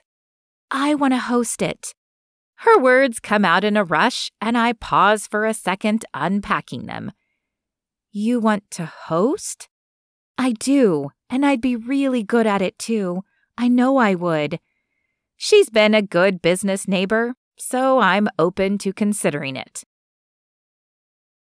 "I'm not totally sure of the details, but it would only be one night a week. Maybe even only once a month at first." "That's fine," she says. "But my husband has his travel softball team, and I need an outlet too." I've been doing macrame at home, but ever since you mentioned it, I keep thinking about how I need time out of my house that's not just the store, something that's fun. "You don't want to just compete?" I ask. She shakes her head. "No, to be honest, I doubt anyone can beat me." That wins a small laugh from me. "I get it. For me, it'll be fun just to be there facilitating it, getting the answers correct in my head. It's enough for me to know I'm winning." She grins and adds, "I don't need to demoralize anyone else." I slide her drink to her, complete with a twist of lime and a cherry on top. "You're that confident." A shrug. A cocky shrug. "Gotta stay sharp somehow." I like her, but that doesn't mean she'll make a good host. It does mean that I want to give her a shot. "Care to put that to the test?" Her eyebrow goes up. "What are you thinking?" I glance over to Rye, who has just finished with the applicant he'd been interviewing. "How about you and I go head-to-head, best of 20? "Challenge accepted. Format?" Rye walks the applicant to the door, and as the guy walks out, Mary Louise walks in. "Hey," I say to her. She answers with a nod that includes Sophie. "Would you be willing to run down to Church of Play and pick up a game of Trivial Pursuit?" Shrug. "Sure, Joe." "Thanks." I open the register and hand her some cash. "Text me with which editions they have." "There's more than one?" Mary Louise's question makes Sophie laugh, but not in a mean way. "So many more," Sophie tells her. There is so much useless knowledge in the world. Mary Louise shakes her head, clearly wondering how many editions of Trivial Pursuit any one society would need. But less than 10 minutes later, she's on her way back with our selection from the 4 options the game store 2 blocks over had to offer. Sophie and I agreed to the Totally 80s edition, a challenge since neither of us was even born yet. Several minutes later, she and I are seated at tables next to each other, each with a call bell, the ones we use at the bar when a patron can't get Rye's attention. Rye is standing in front of us, Mary Louise beside him. She's looking doubtful about the situation, and Rye is already shaking his head. The second one of you chooses geography, the odds of me pronouncing the place names correctly drops to half. You'll be fine, I tell him. There's no geography in this edition, and we can get anything else you mangle from the context clues. Yep. Sophie's eyes are sparkling, reflecting the excitement I feel for our match. This feels like fun? I barely remember the last time I had any that didn't involve drenching Rye with a pressure washer. Okay, Mary Louise will decide who rang first, Rye says. Tie goes to whoever got the last question right. You can't pick the same category 2 turns in a row. First one to answer 20 correctly wins. Ready? We both give him a short nod, then smile at each other. We're acting like we're at a starting line waiting for the pistol to crack. First category is music, he says. What group got a spot on the charts with a cover of the song La Bamba? Our bells chime at the same time and Mary Louise groans. Rye shakes his head. Getting caught in a nerd showdown was not on my to-do list today. All right, Joe, you go since you're my boss. I smile at Sophie. Take it if you know it. Los Lobos. No hesitation, and she's correct. I pick headlines. And we're off. It's a neck-and-neck battle, and we're tied at 16, when I miss which boxer had the nickname Marvelous. It's Marvin Hagler, a person I did not know existed until this question. And Sophie pulls ahead by answering a question about the name of the filly who won the 1988 Kentucky Derby. Winning colors is my enemy now, I say glowering. It only makes Sophie laugh. Movies, I say, trying to claw my way back to a tie in my strongest category. Rye is halfway through a question about Alan Rickman when the front door of the bar flies open. I don't even have to turn to guess who would shove it with that much force, but I do. Sure enough, it's Bad Apple Shane. I start to rise, but Mary Louise is already on the move, and she presses her hand against my shoulder to keep me down. I got this, she says. We turn to watch. She walks over to intercept Shane, stopping in front of him, her arms folded. I don't hear what she says to him, and that's part of why Mary Louise is perfect for this job. She'll try to diffuse before anything else. She's not talking big and forcing Shane to save face. Unfortunately, it doesn't work. Shane's chest puffs out, and he shoots a hard look past her to me. I get up so I can keep an eye on him from straight on, keeping my movements as casual as possible. Sophie follows suit, leaning on the table, but I sense the tension in her. She's ready to move if she needs to. Tell that trifling, Shane starts, using a term I don't much care for. I'm right here, I say. Tell me yourself. Mary Louise's shoulders tense. She doesn't like that I'm getting involved, but I have to calculate the risk here. If I let her handle him completely, the evidence up to this point suggests that he'll turn up again sooner than later, especially if a visit from the sheriff hasn't done the trick. But his buddies aren't here. That could mean he was furious enough to come here without them. But it could also mean a chance to let him get whatever is bothering him off his chest, so he'll drop it without having to put on a show for them. Ugh, toxic masculinity. Give me a Rye any day. Or a Lucas. It's okay, Mary Louise. I'm not in danger with all of you here. What do you need to say to me, Shane? I'm not using his name to be polite. I'm using it to remind him that I know exactly who he is. You sick the sheriff on me? He demands. Nope. He pauses like he's waiting for me to say more. Good luck. I don't owe him explanations. You better not have, he says. The sheriff does what the sheriff wants to do, I tell him. I'm not in charge of his investigations. Yeah, well, he better not bother me again. It's the tough guy bluster. You should probably tell him that, I say. I watch his face grow slightly redder. That's a lot of anger trying to find its way out, and a matching anger is surging inside me. I'm caught between warring impulses. As a kid, I learned how to placate my dad to avoid most of his eruptions. I did the same thing with the mean kids at school, becoming invisible whenever I could. Trying to do everything perfectly so if I caught anyone's notice, there was nothing to criticize. It had taken a long time, but as a woman in a very testosterone-driven office, I'd learned to assert myself more. At first, it was setting boundaries around how I would let them speak to me, or not letting them get away with taking credit for my work.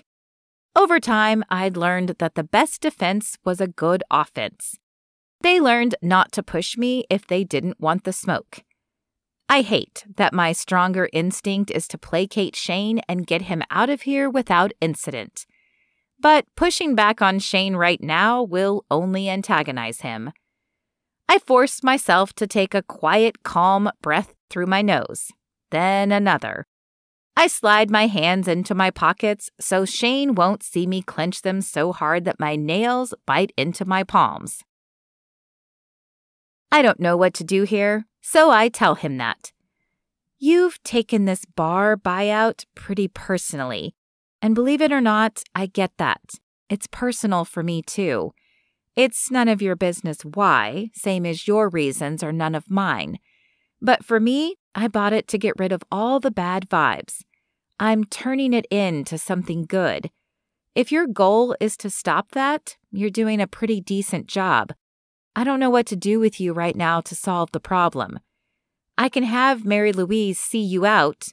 He tenses. But you'd be back, wouldn't you? He lifts his chin. It's a silent but clear yes. I need you not to come back if you're going to be mad every time. What do we do about that? He says nothing for a long moment. Then something in his face shifts. The color evens out, but his jaw grows harder. And then he reaches behind him for his waistband in a move we've all seen too many times in movies to mistake. He's going for his gun. Chapter 16. Lucas. I want to see Jolie. I have no legitimate reason to see Jolie, but this has to be a solvable problem. I need an excuse to stop by, one that she won't see right through.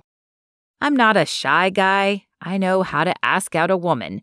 But Jolie and I have a history, a bad one. We're turning a corner, but I have no idea how she'd take it if I dropped in or called her up and asked her out on a date. I drum my fingers on my desk, but nothing comes to me. That's not good since I'm spending as much mental energy on inventing excuses to see her as I am on our doll bandit. That's what the happening detectives have named it. The intercom on my desk phone beeps and Becky's voice comes through sounding tense.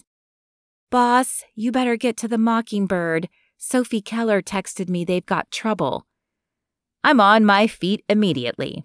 It's only 2:00 and they're not open for lunches yet. I curse, because it's a good bet the trouble is Shane, which means this is my fault. He got riled instead of scared. I charge out of the office and call to Becky. On it! I'm out the rear exit before she can even acknowledge hearing me. At this point, I could get to Jolie faster on foot, but it tends to panic people when they see the sheriff running. So I hop in my vehicle and tear out of our lot, already on the radio to see who's patrolling closest to the bar, giving orders to meet me for backup, but not to run lights and sirens. By the time I'm out of my vehicle and striding toward the entrance 3 minutes later, I've got one deputy stationed at the back door and another one waiting for me at the front. I nodded him. Be ready. I opened the front door, braced for anything. Years of experience have taught me to assess a situation in microseconds, but I'm still not prepared for what I walk into. Rye is diving towards Shane as Mary Louise tackles him from behind. Jolie, her face frozen and blank, is rushing towards Sophie, who wears a look of pure fear. Jolie hooks Sophie around the waist and tows her backward. I don't know what exactly is happening, but I know Shane is the source. So I pull out my taser and race toward Mary Louise to help. She's got him on the ground now in an armbar, and he's trying to yell something, but his face is pressed against the wooden flooring, and I can't hear him over Sophie's shriek of, "Gun!" He's kicking, trying to buck Mary Louise, so I subdue his legs, reducing his leverage. Stop resisting, I tell him. Mm-mm, he mumbles into the floor. What? Mary Louise asks, her voice flat and cold.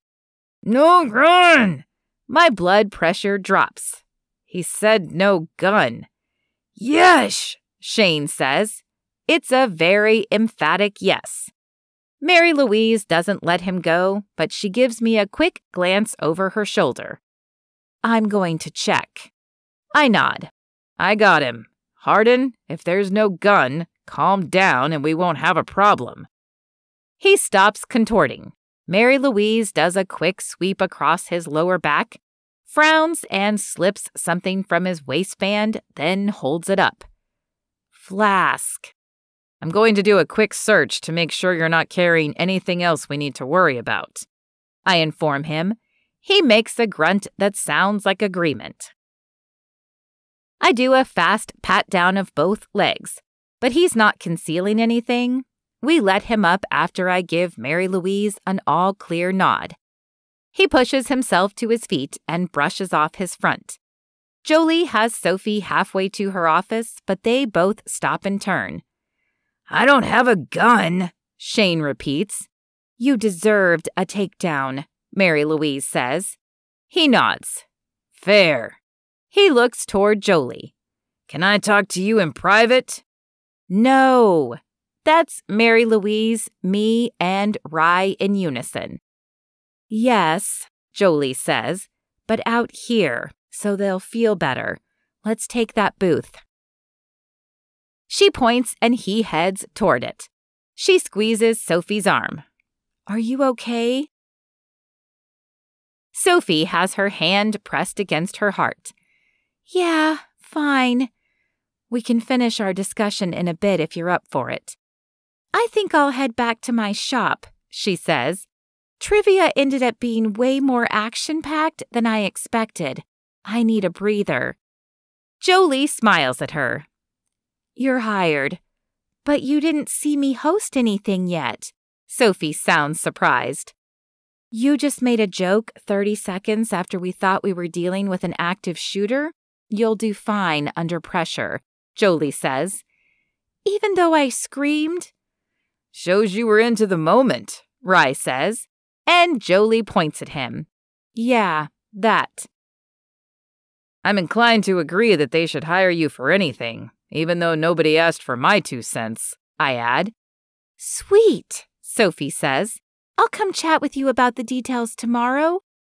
Sounds good. Jolie waves as she heads for the exit, then joins Shane at the booth. Mary Louise and I exchange glances. She doesn't look thrilled.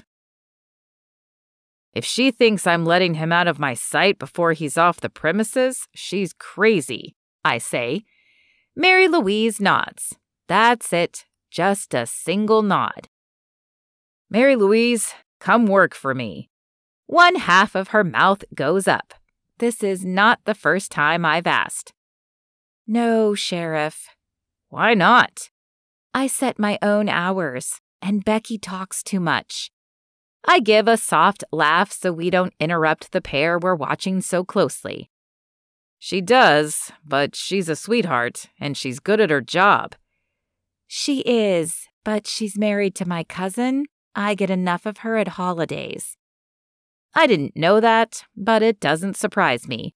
Harvest Hollow is the kind of place where people like to stay, and there are lots of family trees with sprawling roots thick with cousins, usually grouped in the same sections of the city. Lots of Moores on this side of town, lots of Shelbys on the other side. That kind of thing. I once accidentally went on a date with a second cousin. The normalcy of the conversation is doing a lot to restore my equilibrium. There is nothing in Shane's body language to suggest that he's going to make a move Mary Louise and I won't like, and Jolie says she's not on alert. Even as I quietly give the order into the radio for my deputies at the exits to stand down, I stay right where I am. I'm not letting anything happen to Jolie on my watch. Chapter 17. Jolie. What do you need, Shane? I keep my voice low so Mary Louise and Lucas can't hear, since neither of them is about to take their eyes off us. I won't do nothing to you, he says, looking over at them. I believe you, but can you blame them if they don't trust you? Guess not. He turns back to me. Sullivan's is the reason I quit carrying this. He hands the flask to me. Give it a shake. I do. There's a slosh. Used to be that I'd stop by Sullivan's every day after work. I'd drink one whiskey. Had a deal with Janice. If I quit carrying my flask and kept it to one drink a day, on Fridays she'd pour me 2 with the second one free for good behavior. Sounds stupid, but it worked. A week after she shut the bar, I took my flask out again. It's such a habit that when Mary Louise tackled me, I was reaching back to touch it like it's a security blanket. Had to know it was there to help with the stress. He sits back, finished with his story, like he expects me to fill in the blanks. And I do. He's got a drinking problem, but unlike my dad, he's tried to handle it. Janice tried to help him in her own misguided way. He's lost that support, and now he's drinking too much again.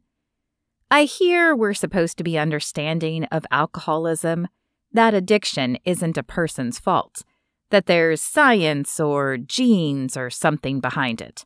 We're supposed to have compassion and treat it like an illness. That's not me.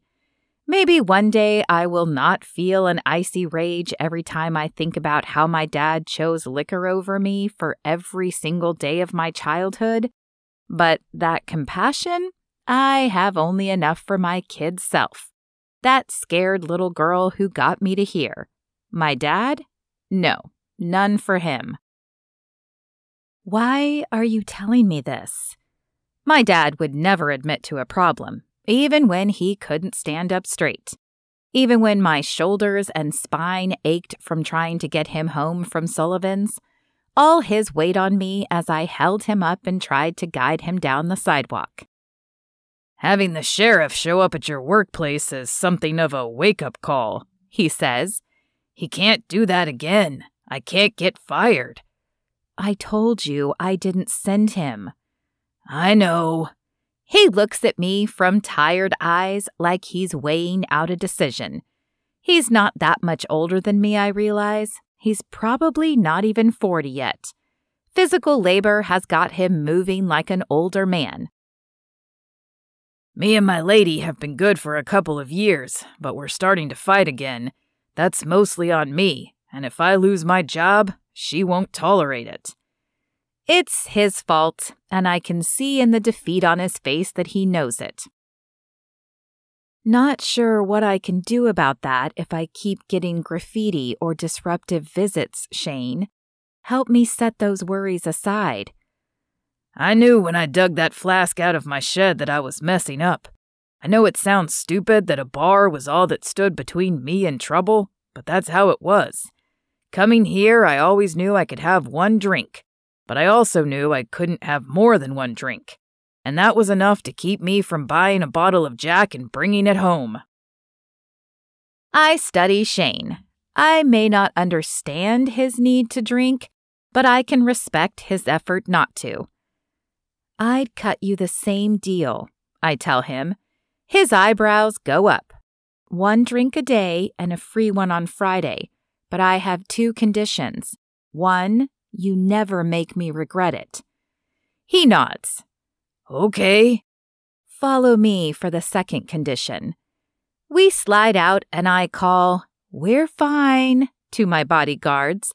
Just getting something. I lead him down the hall to the restrooms. I reach inside the door of the ladies' room and pluck a pamphlet from the holder on the wall to hand to him. If you decide you want more help, that's a good place to start. He takes it and reads the title aloud.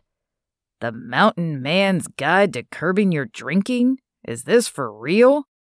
As real as Mary Louise's tackling skills. I give a small laugh when he winces. I don't want to profit off anyone's misery. We don't overserve, and we'd be glad to lose a customer if it meant they're getting help for a problem. I looked at a bunch of different materials, but this seems the most common sense, and the title most likely to interest people.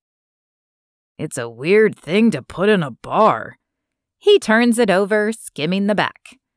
All right, can't promise I'll do anything but read it. Good enough for now. There's a regular meeting for people trying to quit in the St. John's Episcopal Rec Room a block over. Every so often, I'm going to ask you if you're ready to get some help. Keep that pamphlet and answer me without starting anything when I ask. I'll accept a no until you're ready to say yes. That's the second condition. Can you live with that? He tucks the pamphlet into his back pocket. I can. Then we have a deal. I walk him back to the main floor where Rye, Mary Louise, and Lucas are waiting. Shane, will you solemnly swear in front of the witnesses most likely to lay you out if you don't, that you and I are done with mutually assured destruction? He shakes his head. You are one odd chick, but yeah, I swear. I'll tell Rye about our deal. Mary Louise will see you out. I can do it, Lucas says. I nod to Mary Louise that I'm fine with this, and Lucas jerks his head toward the rear exit. Let's go that way so we don't set the whole block speculating about what happened. Shane doesn't say anything, but his shoulders relax a bit more as he follows Lucas. Soon it's just me, Mary Louise, and Rye. You're my heroes, I tell them. But Mary Louise, why were you even in here so early? We'd have been in trouble without you. Told Rye I'd sit in on his interview with a security applicant. Rye glances at his watch. He'll be here in another 10 minutes. Glad he missed that whole mess. Mary Louise gives us a fleeting smile. Don't know, might have made our decision easy either way. I think I like demonstration interviews better for trivia hosts than for security, I say. Find us someone as good as you, okay? Can't be done. She says it like she's informing us the sun rises in the morning. You're right. How about almost as good? On it, boss. I'm going to do some paperwork to settle my nerves. As I turn toward the office, I hear Mary Louise asking Rye to repeat what I just said. You heard her. Math relaxes her. I close my office door on the sound of her bafflement with a smile. It fades as I drop into my office chair and rest my head on my desk, an adrenaline crash sweeping through my system. My heartbeat accelerates and my hands shake so badly that I clasp them together and hold them between my knees to steady them. I draw deep breaths and try to settle my racing thoughts. There was never any danger, I tell myself. Then I repeat the phrase over and over in my head, trying to convince my nerves that I'm telling the truth. A knock on the office door startles me into a jump as Lucas opens it and pokes his head in. The faint lines around his eyes crease. I was going to ask if you're okay, but I guess not. I shove my hand through my hair, not caring if I mess it up. I will be. My mind suddenly wants to play what if. It's stupid. Nothing happened. A look I can't interpret crosses his face. Worry? Anger? I might have known him a long time, but every time I'm with him, I'm realizing I don't know him well. It's the onion thing. I see past one layer, and there's another one. Not in a keep out way, in a there's a lot to discover way. If Philip hadn't bankrupted me emotionally, I might find those layers intriguing. But I have nothing but a few pockets of spare time to offer right now, and Lucas is basically a single dad. I don't think single dads are casual daters. I don't get the sense from Lucas that he's that type anyway. I get solid vibes. Roots kind of vibes. I can't help with Brooklyn and be involved with Lucas. We won't work. And then who's there for Brooklyn? Because I'm going to be important to her. I can feel it in a way I can't explain, but that I also can't deny. I shake my head. No. My emotional energy can go to her. She needs it more anyway. No what? Lucas asks. I didn't ask a question. Sorry. No, I'm not okay. Yes, I will be. It's okay to not be okay, he says. I've got 10 years on this job, and that still shook me when I walked in. That's with a gun on my hip, combat training, and a deputy backing me up at each entrance. You were scared? That kind of does make me feel better. He shuts the office door behind him and leans against it. Yeah, I was. His tone is hard to decipher, and despite everything I just told myself about not getting into anything with him, I want to be better at this. Better at reading him. I'm sorry you were scared, but it makes me feel like less of a wimp. He rests his head against the door and scans my face. I'm not sure what he's looking for, and the longer he looks, the more naked I feel. Inside, I mean. Is that even a thing, being naked inside? Jolie? He hesitates. I've been in scarier situations and not felt half as much fear. My stomach sours slightly at the idea of him being in more dangerous situations, and my mind races to find the meaning behind the rest of his words. He's saying he was more scared because it was me, and he'd only be saying that if... But no. A loaded moment in my kitchen yesterday morning because he brought me coffee isn't evidence to assume he suddenly has feelings enough to worry about my safety. He has to mean it's because knowing someone in a scary situation makes it worse for him. That makes way more sense. And I'm glad I realized that before jumping to an embarrassing conclusion. I lean back in my chair, forcing my body to look relaxed. Thanks for reassuring me. I feel better. A pause, then he nods. Sure. Whatever you said to Shane worked. I truly don't believe he'll cause you trouble again. Agreed. I stand and regret it immediately. For one, my knees aren't all the way steady yet. For another, it puts me much closer to Lucas than I meant to be. I can't step back in this small office without making it obvious that I'm retreating. I better get out there and show my face so Mary Louise and Rye don't worry. He straightens and turns to open the door.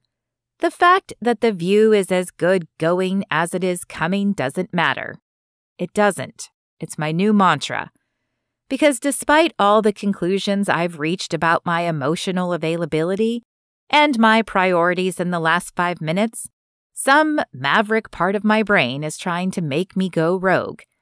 I don't have room in my heart for Lucas Cole right now, and it better get the message quick. Chapter 18. Jolie.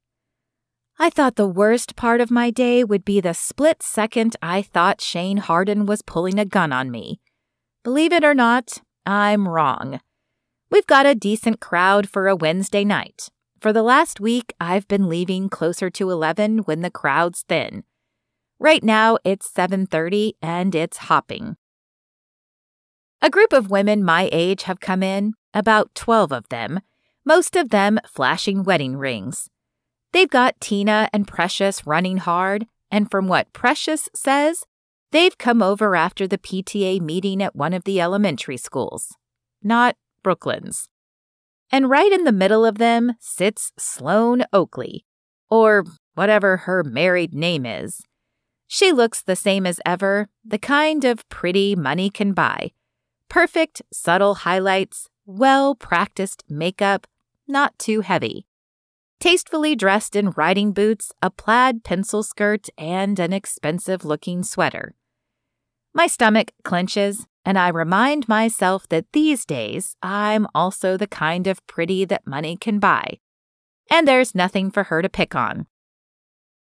Maybe she wouldn't if she could. Maybe she's changed, even if her position as the nucleus of this group of women makes me doubt it. Sometime in the weeks since opening the Mockingbird, I lost the fire in my belly for payback. But I don't know if I'll ever stomp out teenager Jolie, who at least wants all her bullies to know that she's done well.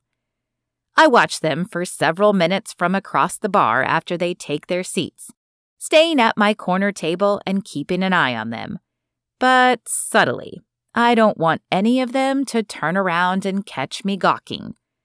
What I should feel is satisfaction that so many women with disposable income are in here ordering our boutique cocktails and glasses of our nicer wines. I slip into the office after they order their first round of drinks, and the sales number makes me smile. But what I mostly feel is young? A need to stay unnoticed, just like I did whenever I could in high school.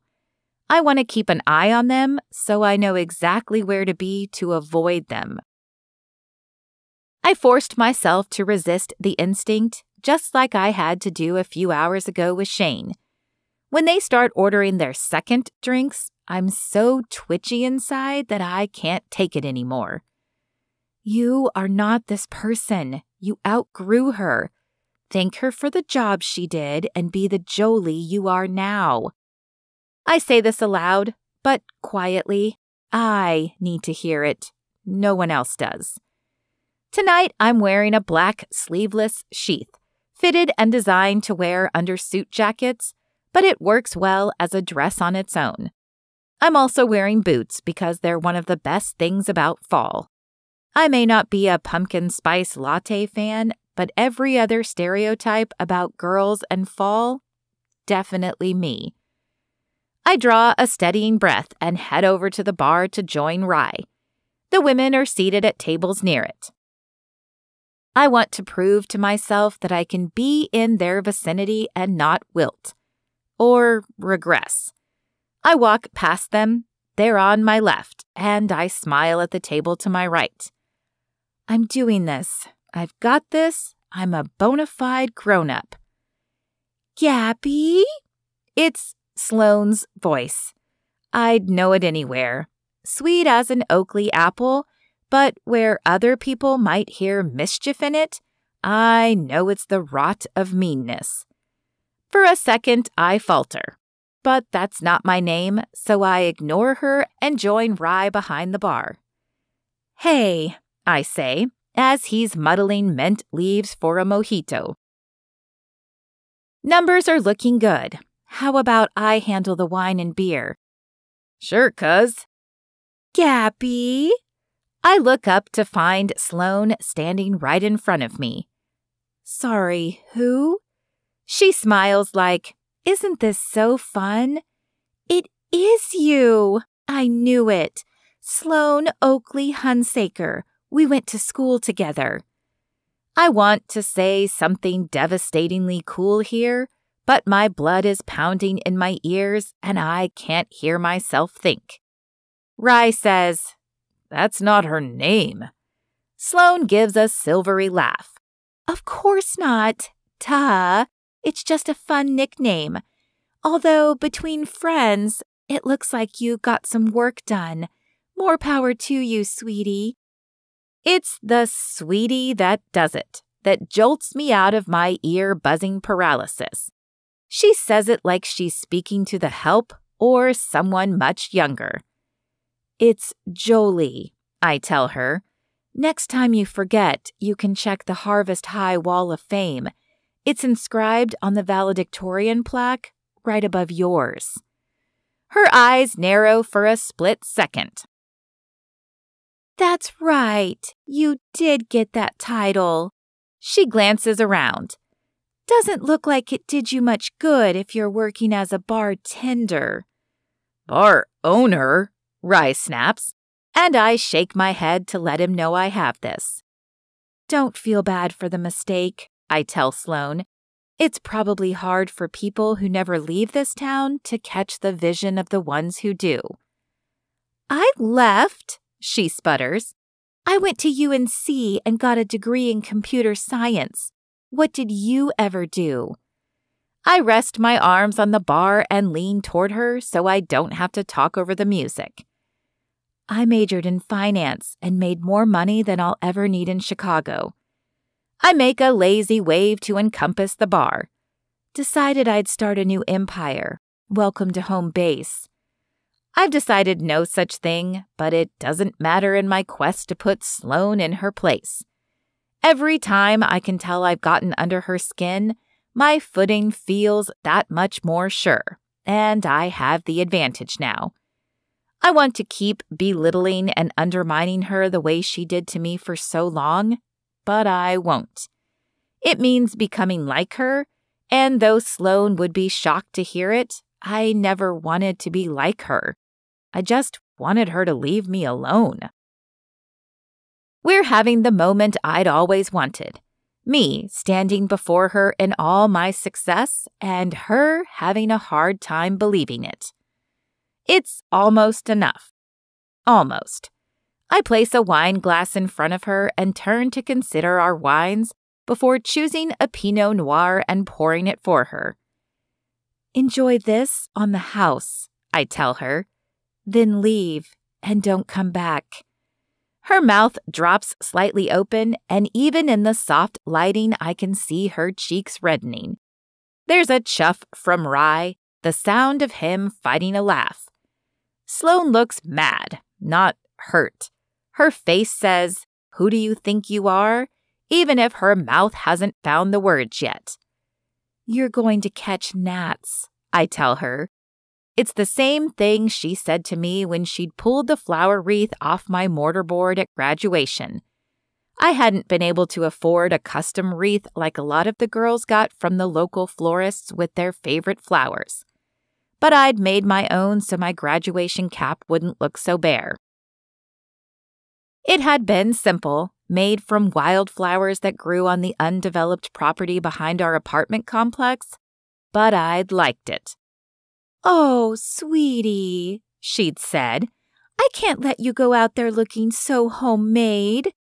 And she'd pulled it off my cap while we milled around, waiting to be organized for our procession onto the football field. It had caused the bobby pins securing my cap to pull hard at my hair.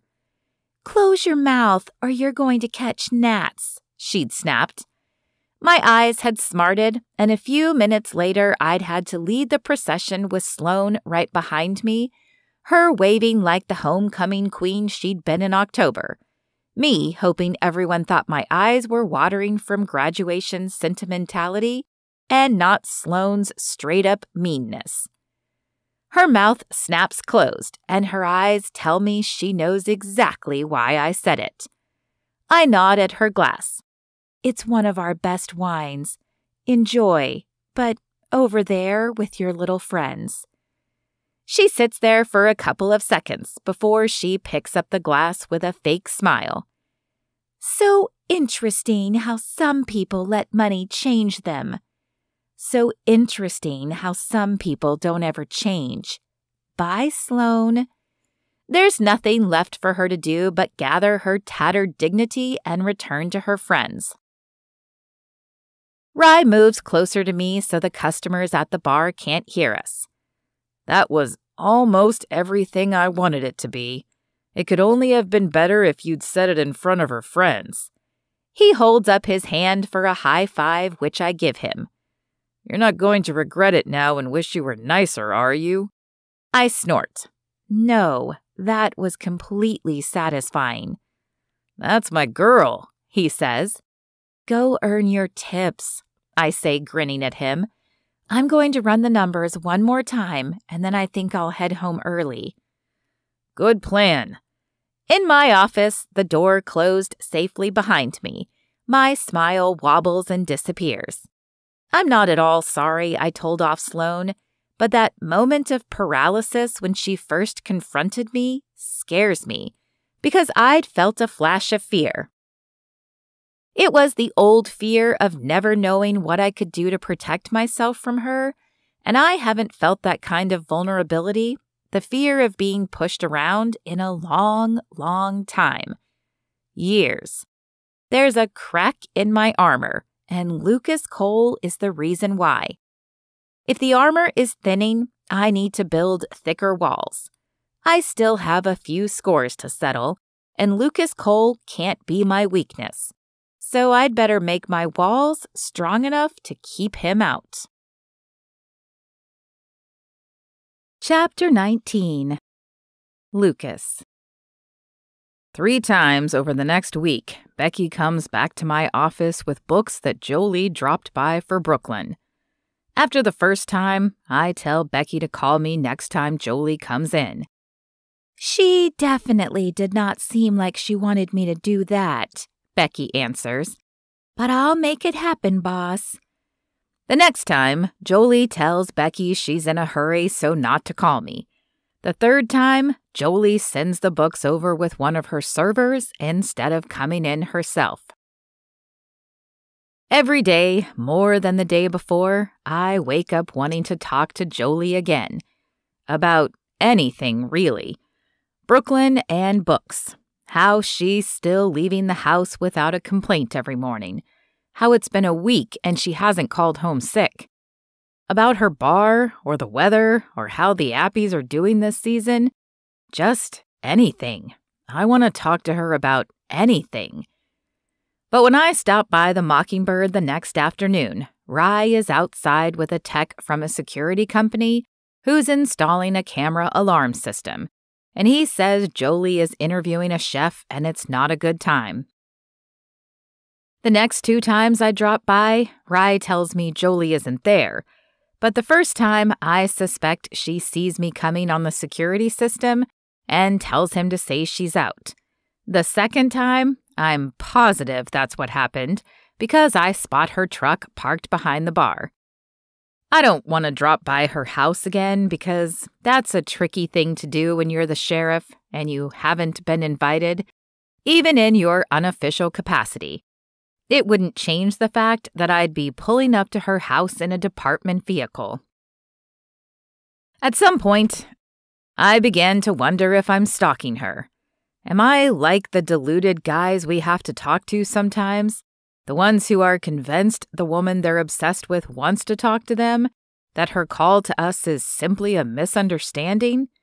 I do not want to be that guy. I stop dropping by the bar. But every day, I still wake up wanting to talk to Jolie. Chapter 20. Jolie. Momentum. Rye looks up at me from the schedule rough draft he's working on, while Precious slices limes for the bar. Momentum? Is that a new cocktail? Let me guess. Vodka plus some weird energy drink? I shake my head. No, momentum. We have it. Can you feel it? It's gathering. Everything is coming together at the right time. Precious, did your aunt tell you that she accepted the offer to be our new chef yesterday? Precious claps her hands and squeaks. Oh my gosh, that's awesome. You won't be sorry. She just needed a chance to shine. She'll be perfect, I tell her. Her Aunt Bonnie is past 50, and for the last 10 years, she's worked as a sous chef in 2 different local restaurants. She applied to be the chef here, and she's excited to put together a gastropub menu for our steady evening business, eventually expanding into a full lunch menu. She'd made it clear that she could do more than either of the kitchens she'd worked in had let her do, and she'd almost cried when I called to offer her the position. It's going to be so good, Precious says. You're going to be so happy. Happy. It's an interesting word choice, and I mull it over as I head into my office. Happiness has never been my goal, and I'm not sure I've ever thought about that before. Security, yes. Stability, yes. Any and all avoidance of chaos, definitely yes. The last word with the people who expected me to fail when I was here, yes, yes, yes. Maybe those are the things that add up to happiness, even if I haven't put it to myself that way. I sit at my desk, but I don't log into the computer. Instead, staring at the dark screen, my mind busy but unfocused. It's noisy. Inside my head, not the bar, which hasn't opened for the afternoon yet. I'm not used to this kind of restlessness, and I'm not sure what to do about it. But I go back onto the floor. I'm taking a walk, I announce. Precious and Rye both nod, and I pause, not sure what to do next. It's one thing to leave for the bank or to pick something up somewhere, but just to go on a walk? When they keep at their tasks without comment, I head out the front exit and find myself turning right on the sidewalk, toward the sheriff's station. Except that's definitely not why I'm walking that way. I'm going to the library. That's where I want to be. I want the soothing effect of the library where I can walk in and let the Dewey Decimal System soothe me. That's the perfect antidote for a noisy mind. A quiet library. I'm careful to look away from the sheriff's station as I pass, and when my unruly brain tries to wonder if he's in there and what he might be doing, I force myself to think of something else, like whether I need to talk to our brewer in Asheville about adding another IPA to our lineup, or maybe a lager. Mrs. Herring smiles at me from the front desk when I walk in. Hello, Jolie. I admit I expected to see you before now. It's not like you to go so long between library visits. I haven't been in since that first day, and already I feel it working its magic on me. Hey, Mrs. Herring. Needed to give myself a break, and my feet carried me here. She chuckles. Smart feet. Looking for anything in particular today? It's a little after 2. Schools will let out in an hour and will open. It's not a coincidence. We're building a steady repeat business of different teacher groups coming in after work for a drink almost every day of the week. When we open the kitchen, we'll get even busier because we can turn it into a happy hour with half-price appetizers. Order in chaos? I say. Some people have Zen gardens or meditation apps. She nods in understanding. And you've always had the library. Always. I consider that, then smile. I guess I always have. Would it interrupt your peace and quiet too much if I ask you to catch me up on what you've been up to since you left Harvest Hollow? You can pull up a chair and we'll have a nice visit. She points to the empty chair tucked beneath the counter next to her. My eyes get big. Wait, like sit behind the checkout desk? Am I allowed? You are if you're invited. Come on around. She meets me at the side door and welcomes me in. I take my seat and survey the library from this angle. It looks totally different. I feel like I snuck into a restricted section or something. Mrs. Herring laughs. Behind the velvet rope, as it were, it's a very specific kind of person who thinks my side of the desk is the VIP section. I'm a library superfan. I'm not sure you realize how much I needed this place when I was younger. Mrs. Herring smiles. I think I do. I always have a handful of patrons I look after, and you were one. Now, tell me what you've been up to. Start with college. Duke, was it? I tell her about majoring in finance, working in the Duke dining hall to help pay my incidentals, even though my scholarship covered room and board. I'd even gotten a scholarship from the library, and it helped so much. But there were always expenses that fell outside of all the financial aid. And with a head for money, I knew it was best to keep my loans to an absolute minimum. She wants to know all the details.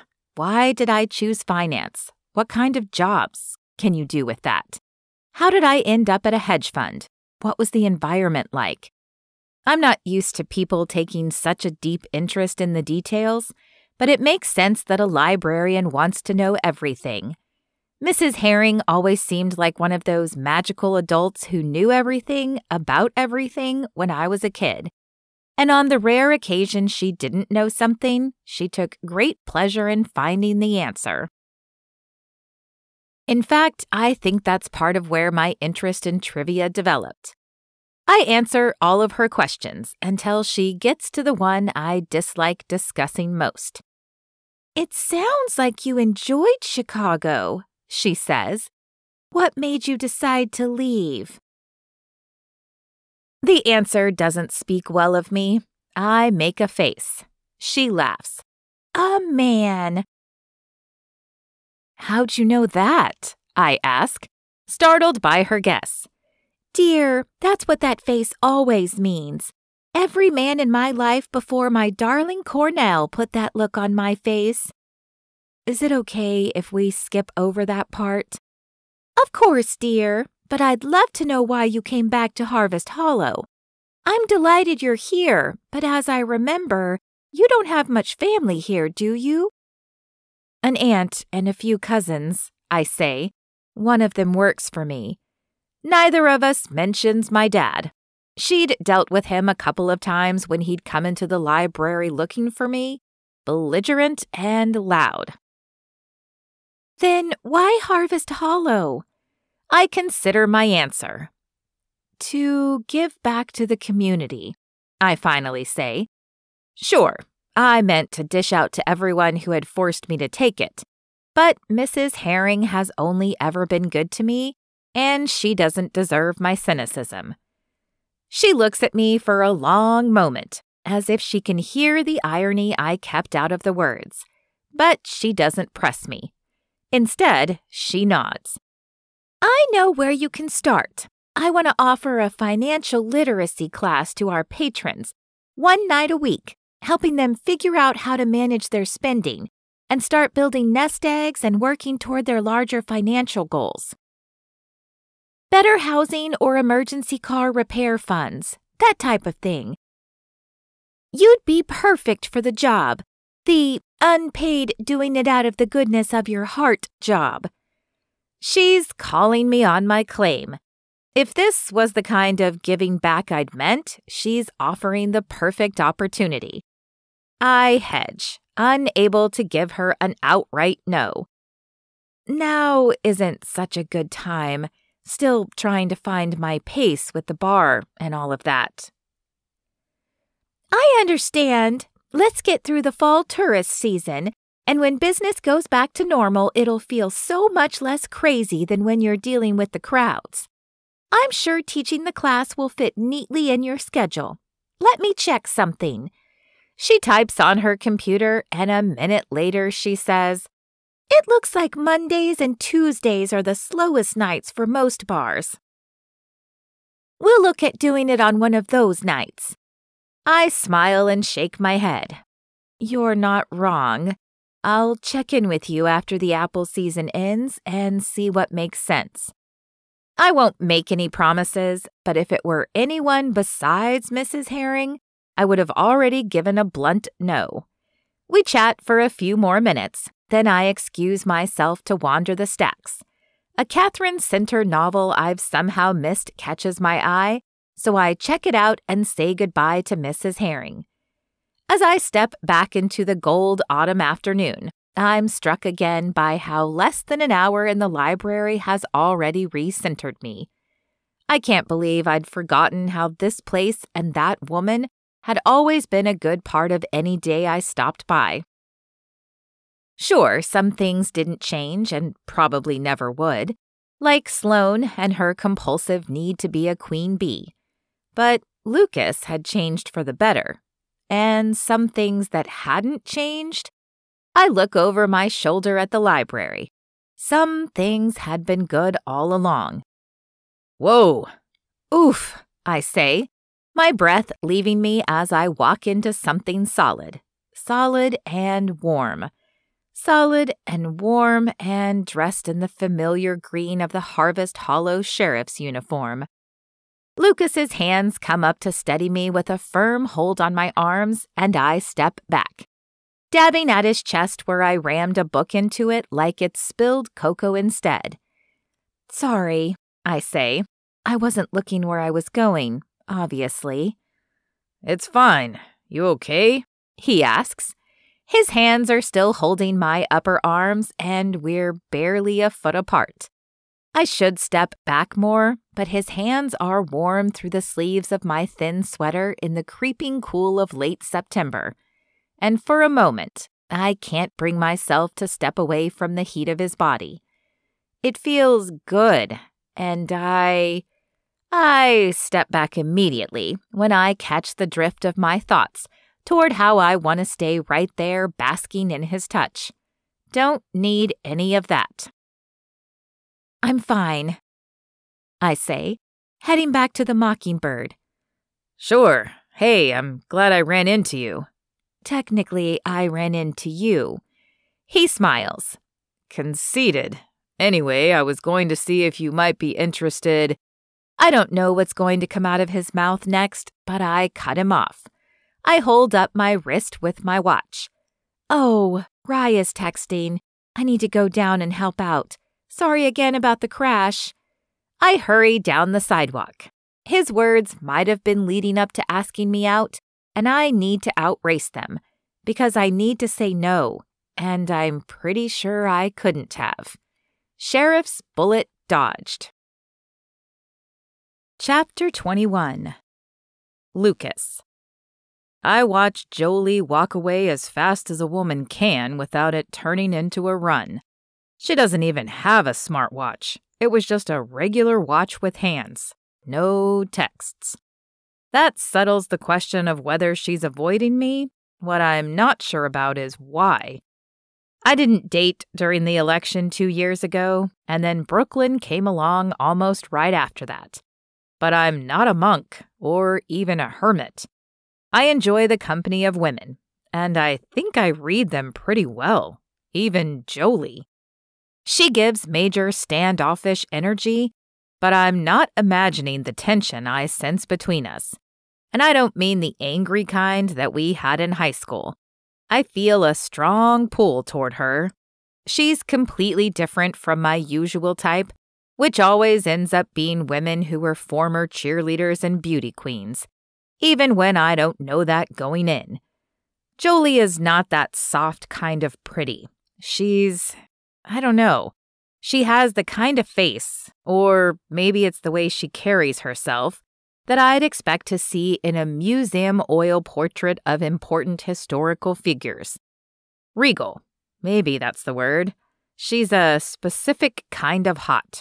Librarian hot. Teacher hot. Woman in authority hot. The thing is, I've seen her crack a couple of times, and when she does, it animates everything about her. A warmth shines through and it pulls me in. Except she's pushing me away. That much is obvious. Could it be all our high school baggage? Is she still holding that against me? She's clearly got a chip on her shoulder over a lot of things. And from what I'm gathering in bits and pieces, she had way more going on outside of school than I would have imagined for the mousy book nerd forced into tutoring me. If I'd thought about her life outside of our time in the school library at all, it probably would have been to imagine her doing extra credit at home just for fun. Law enforcement has taught me time and again that there is so much more going on behind closed doors than people would ever guess. It means that what Jolie has shared is likely the tip of the iceberg. I'd like to learn more about her. It's a good time, given that things are settling back down with Brooklyn. Every morning this week, I've still expected her to appear at the last possible minute at breakfast. Her face a blank, her body hunched, the corners of her mouth turned down. She's been her usual self, but I sort of feel like I do when I pull over a vehicle for a traffic stop. They're routine until they aren't. Until you get the wrong person at the wrong time and they can suddenly become dangerous. This is not so different from living with a tween. I get no more time to stare after Jolie, mulling like a weirdo, because Becky pops out from the station. "Boss, Wayne Oakley is on the way over and he's demanding to speak to you." I nod and head in, settling in behind my desk and pulling up Harvest Hollow happenings to see if there are any new updates that would tip me off as to why I'm about to get the dubious honor of his company. The intercom beeps. "Mr. Oakley and his daughter are here to see you." Sloane? I know her in passing, mostly, because she's often with her father at high-profile events. I don't know why she'd be here too. Send them back. I deliberately leave my office door shut because Wayne Oakley is the kind of guy that needs strong signals and boundaries. Forcing him to knock and request entrance is one of them. I generally operate with an open-door policy for employees and citizens alike, but Wayne needs reminders. The knock comes, and it even manages to sound irritated. I hide a smile and call, "Come on in." The door opens to admit Wayne and Sloane, and I stand to shake their hands before waving them into the chairs on their side of my desk and taking my seat again. "How can I help you today?" Wayne starts, "You have got to get the doll bandit. It's getting out of hand." I raise an eyebrow. I can understand the mayor's concern, but as far as I know, this hasn't affected any local businesses. They've all shown up at private residences. Why would the chamber be worried about this? "Because one of them showed up on my porch this morning, and it is unacceptable," Sloane says. Okay. I pull out my notepad to take down the pertinent information. Let me call in Detective Slocum. She's lead on this and we'll get the details. "You don't need to investigate," she says. "I know who's doing this." I lay my pen down and lean forward. "Tell me." "Jolie McGraw." The name falls between us and lies there like an undetonated bomb. I don't allow any change of expression. No one has better cop face than I do. "What leads you to believe that?" "She's back in town." "Sure, bought Sullivan's. That's not exactly a smoking gun," I say.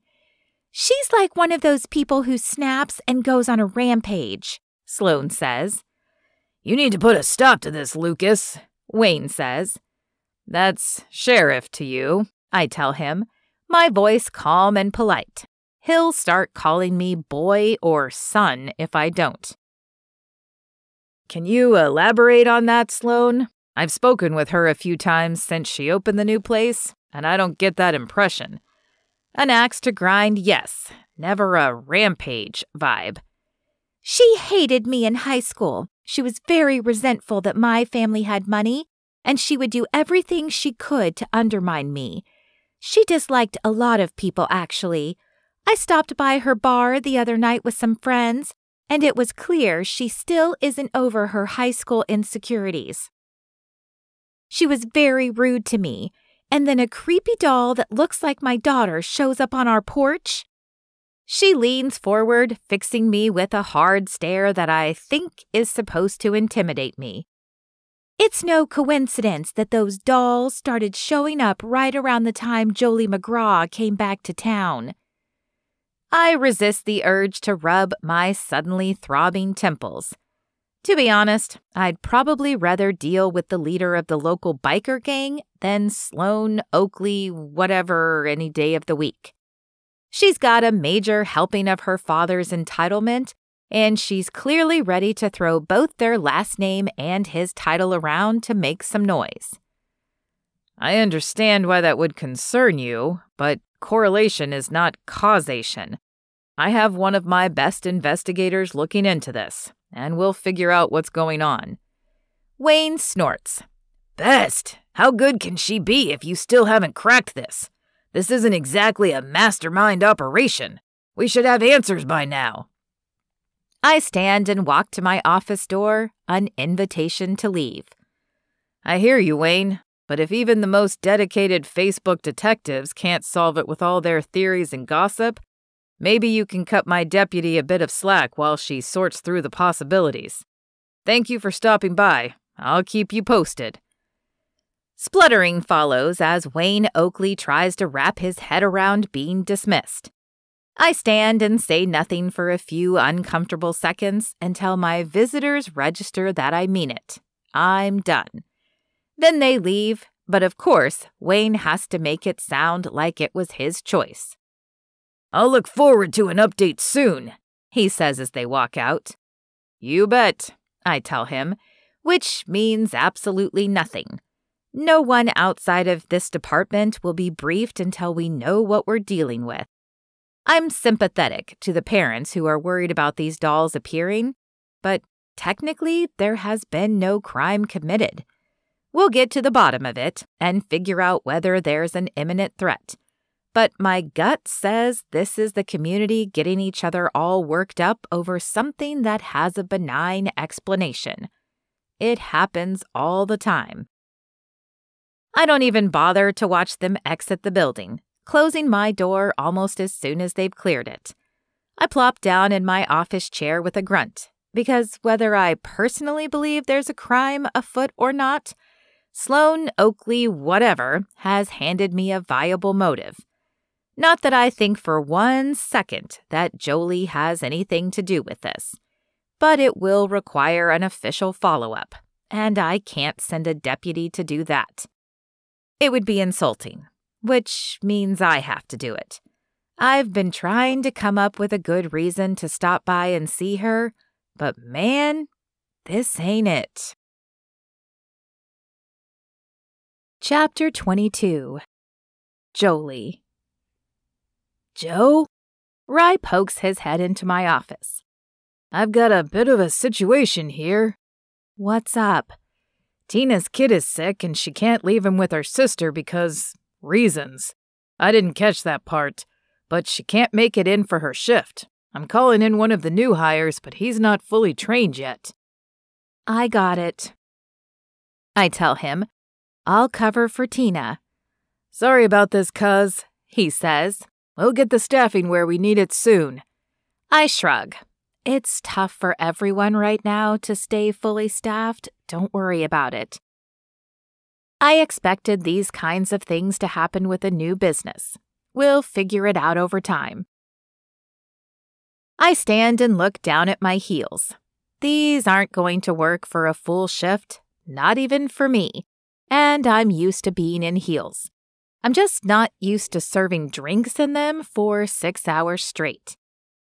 Let me do something about this shoe situation, and I'll be ready to help. 20 minutes later, I'm back in a pair of black flats from a boutique down the street, and I jump in on Tina's prep work. By 4, we're half full, mostly teachers from the nearest middle school, and I know that shortly after 5, we'll be hopping with business people stopping by to unwind for a bit. We end up busier within a half hour. Our new hire Daniel helps where he can, mostly assisting Rye at the bar, but Precious and I handle the tables. Sort of. I'm not brilliant at it, but I know our drink selection well enough to make it work. And I do plenty of small talking and schmoozing to make sure they're okay, even if the service is slightly glitchy. I hope the tips are good enough to cover what Tina normally makes. I don't want her to come out short for the week because I'm not as good as she is, but I do my best. By 5, I'm maxed. I can handle as many tables as I have, but no more. I doubt I'll hit a groove, but I should at least be able to handle a normal night of business. That's when Lucas walks in. He's in uniform, and this time it's impossible not to notice how it fits over his shoulders. They are broad and sexy, and there's no way that man is rocking that build without putting in gym time. Like 500 push-ups every night or something. Not that I have time to pause and consider such idiotic things. I jerk back into motion as Rye nods at Lucas.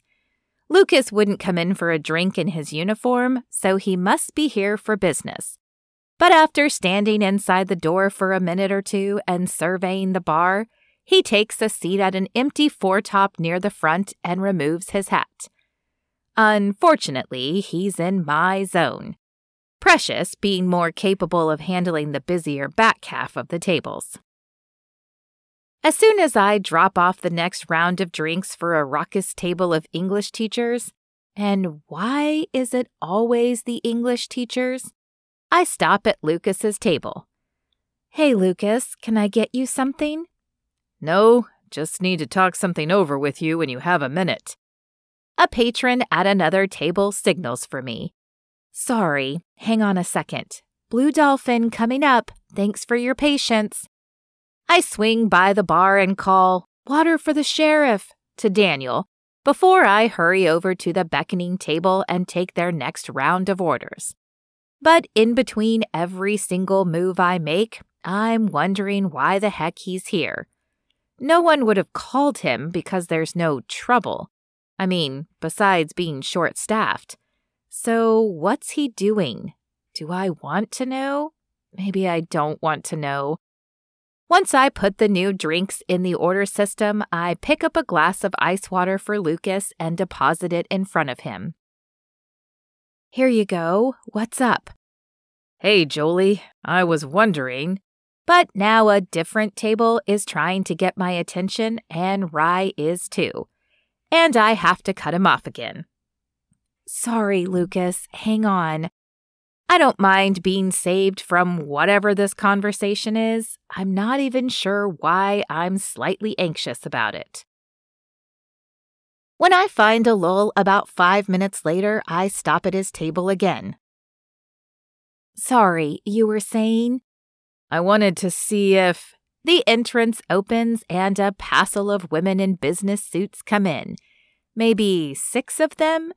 It's the banker crowd, and they're already in high spirits, their laughter drowning out whatever Lucas is trying to say. Mary Louise meets my eyes, hers brimming with amusement, and nods to let the ladies know they've passed the common sense age check, which is, you clearly look over 21, so I won't card you. Mary Louise doesn't card unless someone looks young, but stopping everyone is silly if it's obvious they're the legal age to drink. I really am so sorry, I tell him again. Tina's kid is sick and I'm covering. Be right back. I head to the bar to pluck up drink menus for the new arrivals. It doesn't get any better over the next 20 minutes, and Lucas seems to realize that there will be no time to chat. I'm hustling back and forth so hard that I don't even have time to glance his way for a good bit. And when I finally do, it's to see that he's left and 2 new people, a middle-aged couple, have taken his place. "When did Lucas leave?" I ask Mary Louise, skimming past her on a bar run. "About 10 minutes ago." On the way back with the couple's menus, I ask, "Did he say what he needed?" She shakes her head. "I've got theories." "Like?" "He was acting odd. I think maybe he came by to ask you out." I fight the impulse to race out of the door and chase after him. This is the dumbest possible impulse. Why would I do that? It's not like I'd say yes. And maybe Mary Louise is wrong about what he wants.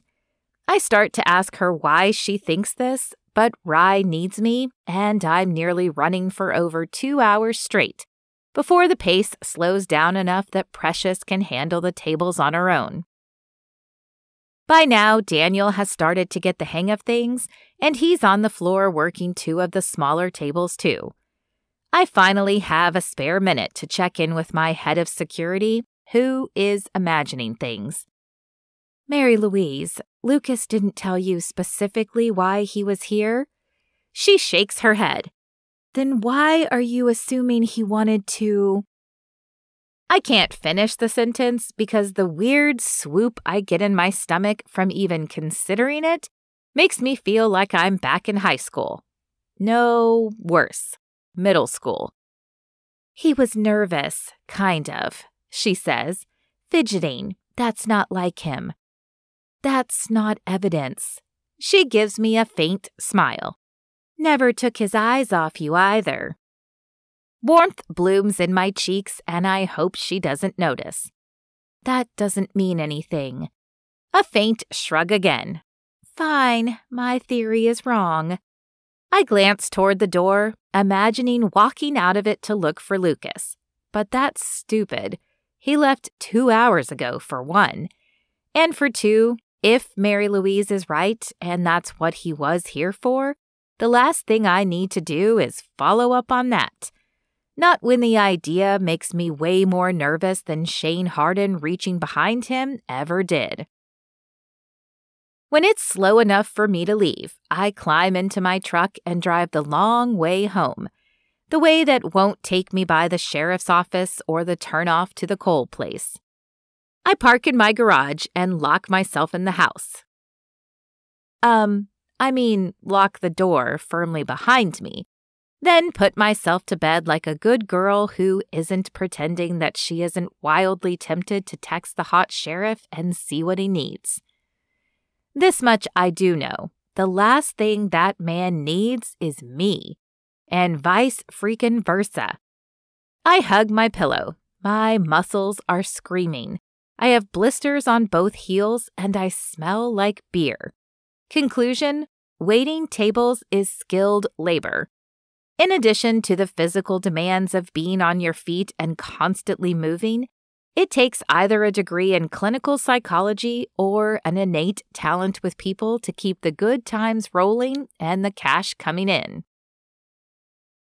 I text Tina to see how her boy is doing, and when she tells me his fever is down, I give a sigh of relief. I just wanted to make sure he's okay, but knowing she can be back at work tomorrow is a bonus.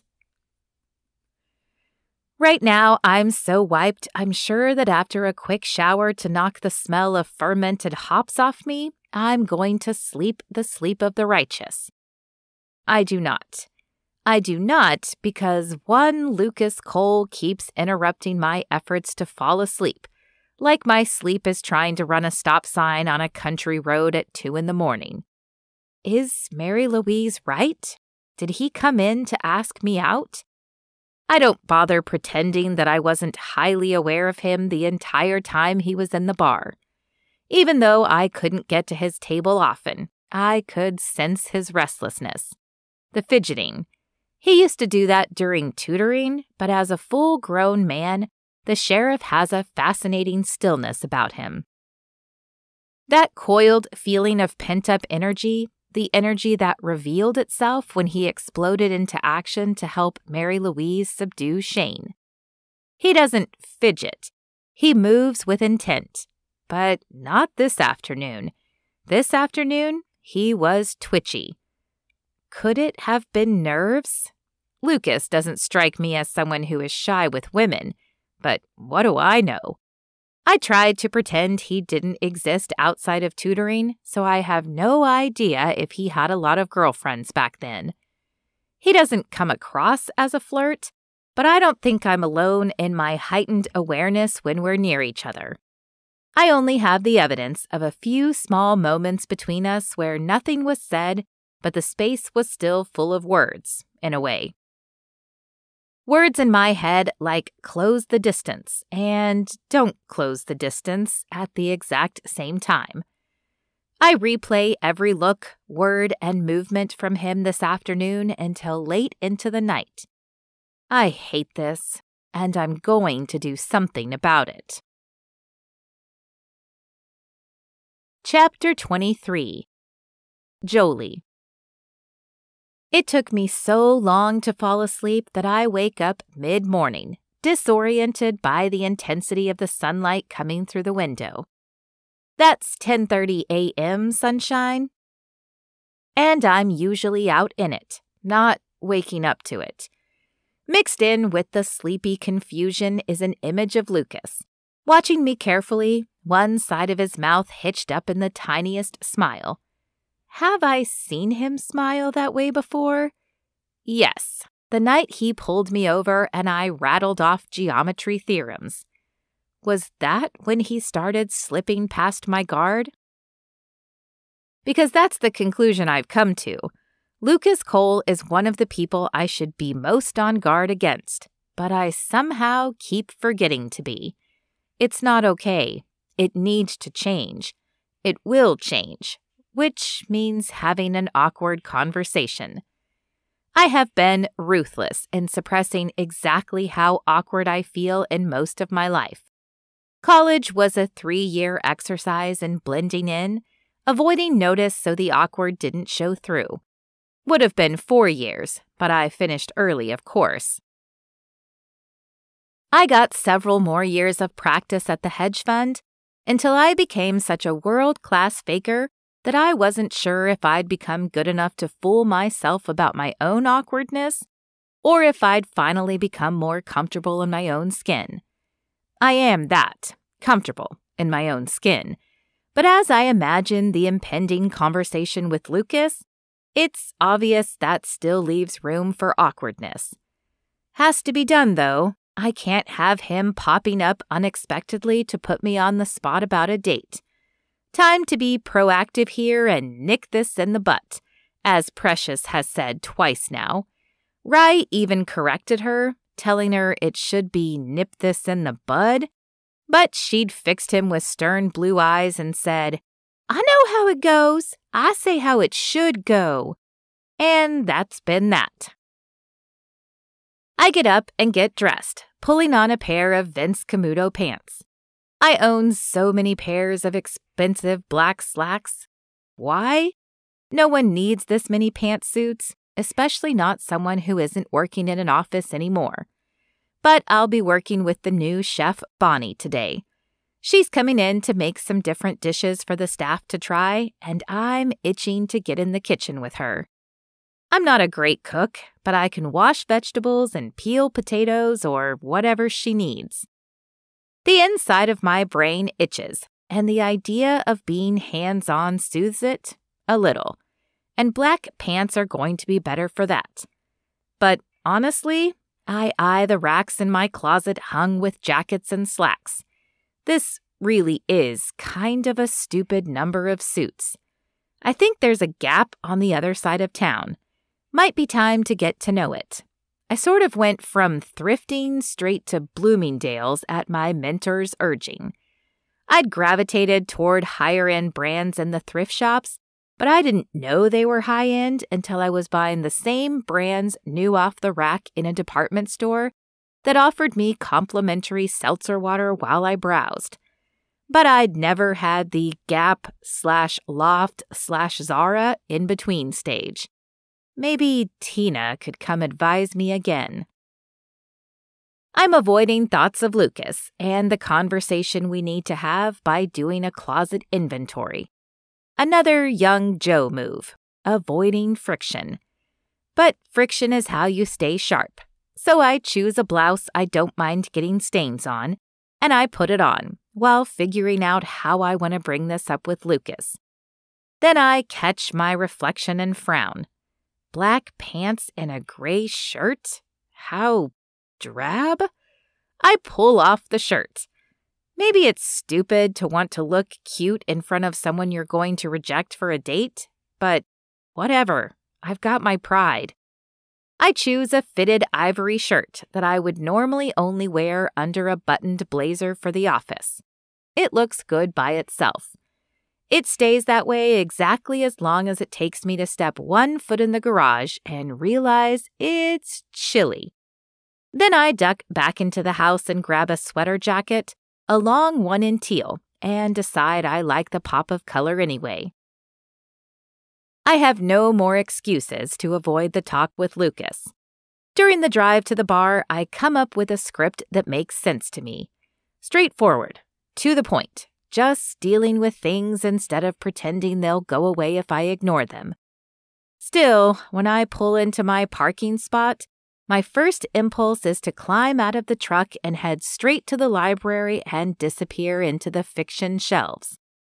Freaking Philip flattened my real-world hopes for romance like roadkill, but a fictional escape into someone else's love story, one that I know will work out, that I can handle right now.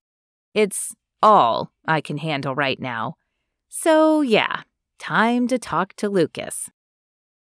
But I'll do it on the way to the library. Like when you get your lip waxed, then the esthetician puts cooling gel on it. I will stop by the station, lip wax, and go from there to the library, cooling gel, and see if Mrs. Herring set the new Catherine Center release aside for me.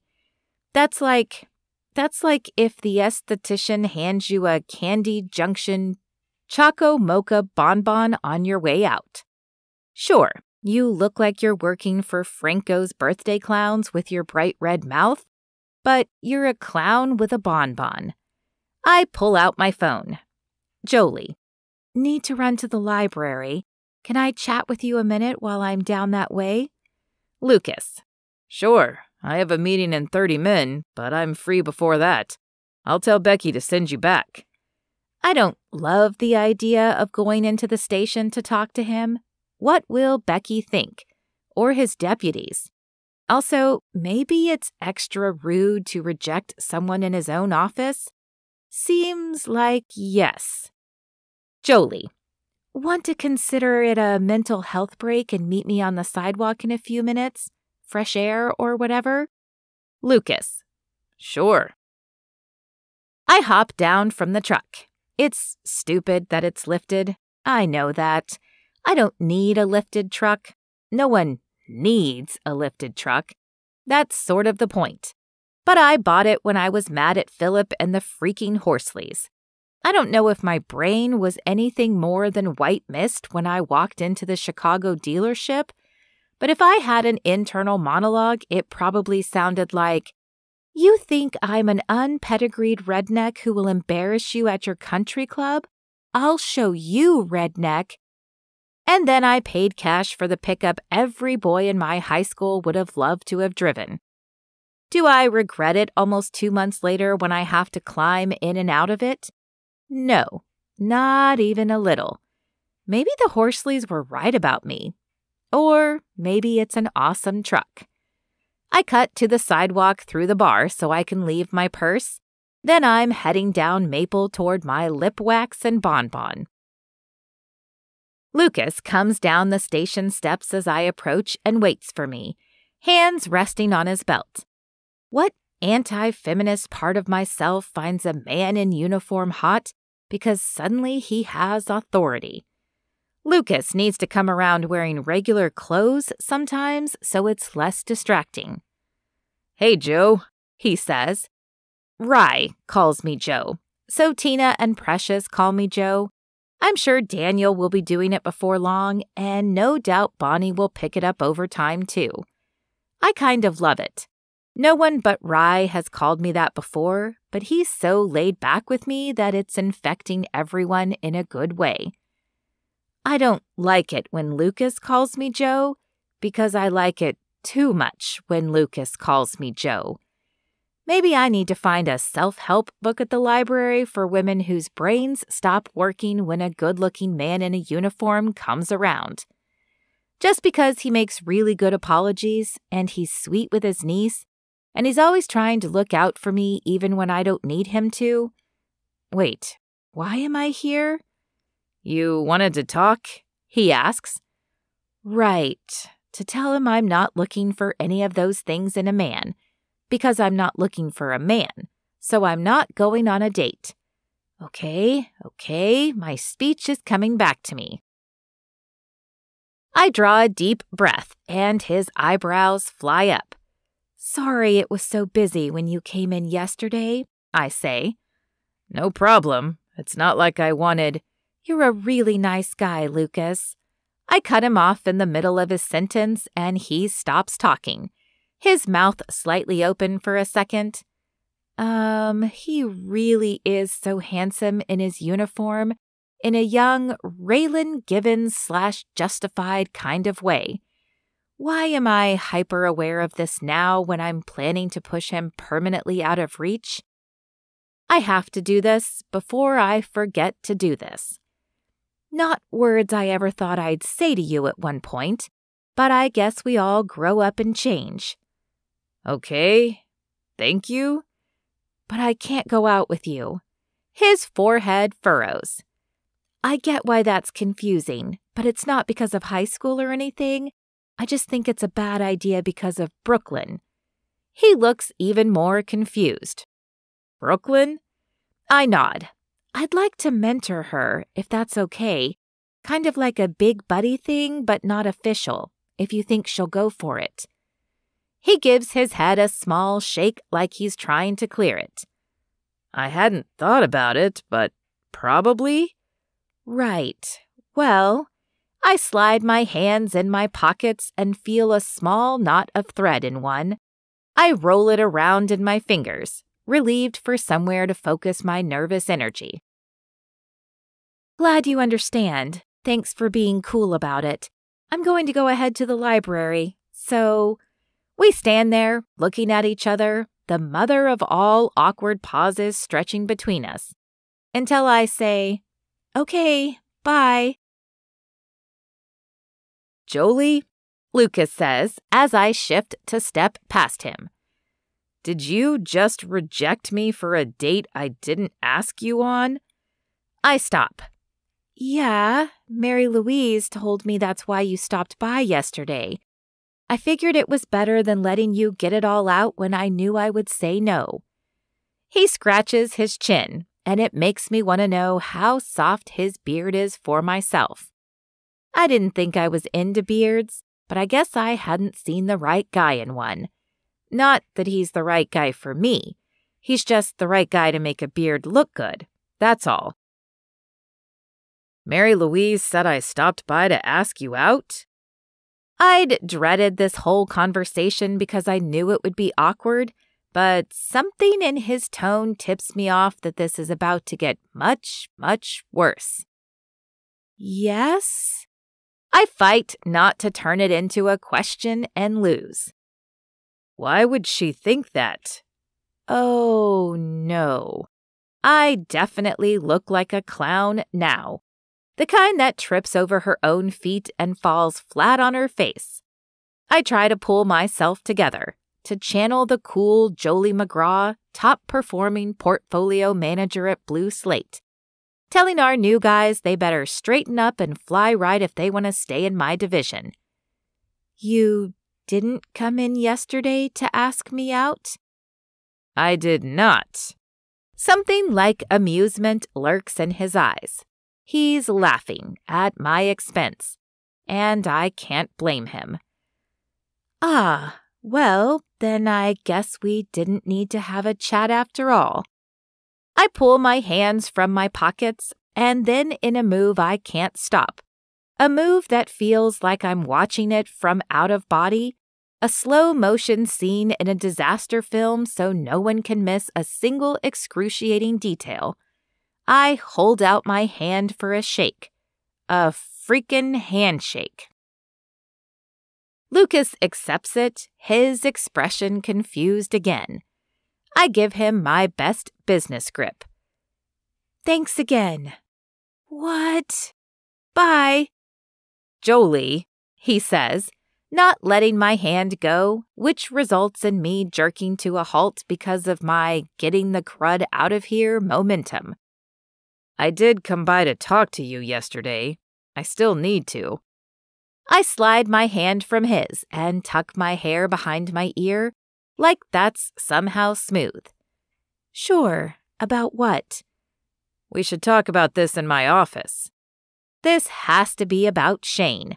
Whatever this is, I'd prefer to hear it in the crisp air of late September and not inside his office. It's fine, I say. It might be nice to have some bad news to make me forget my total embarrassment. I expect him to smile.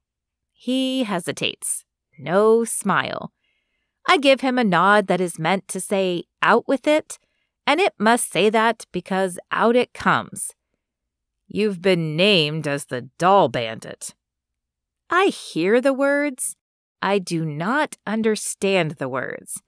I run them through my mind again, and then I turn on my heel, march up the stairs, and go looking for his office.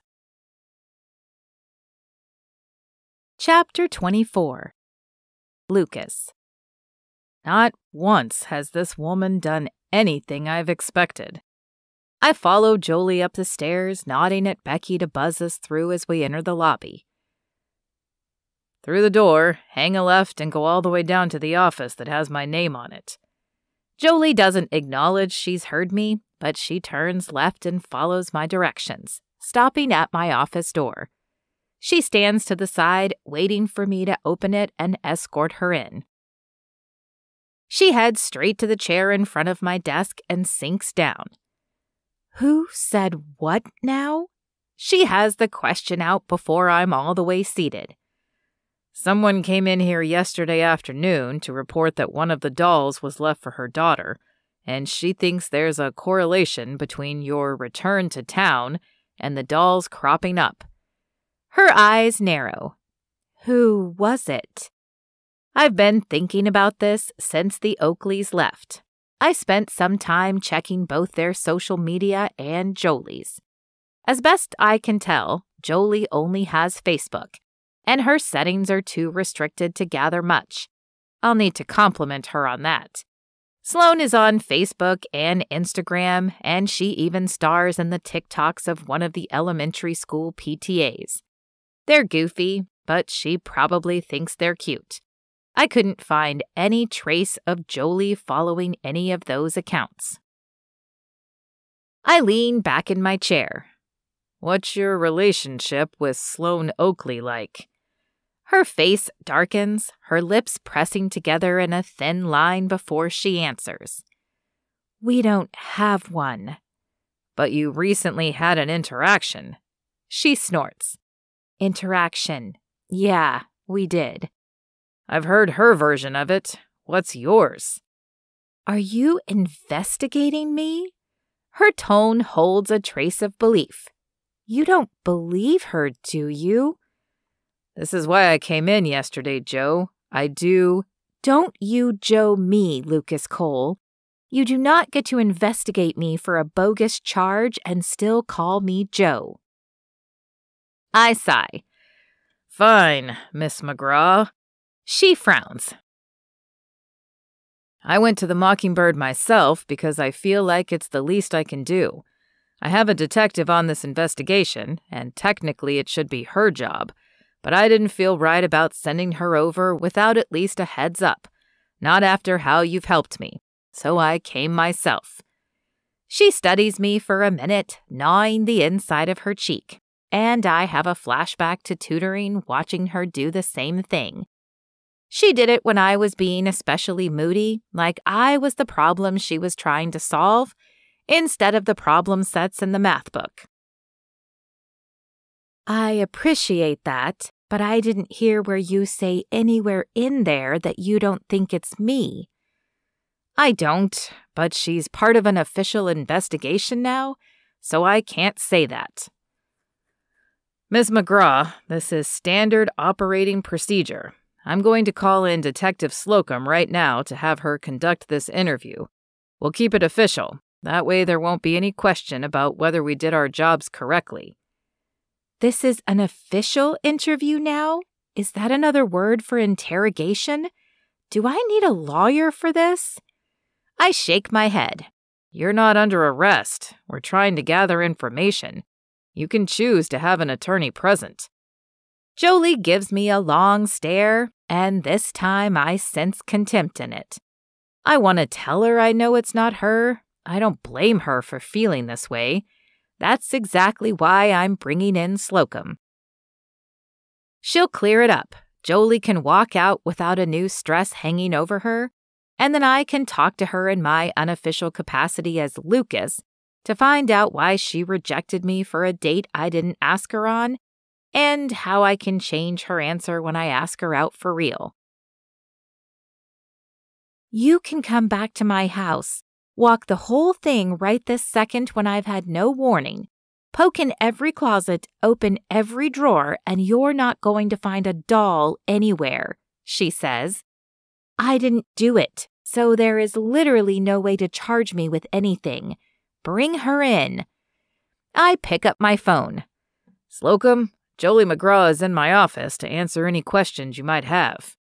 I hang up and tell Jolie she'll be here in a minute.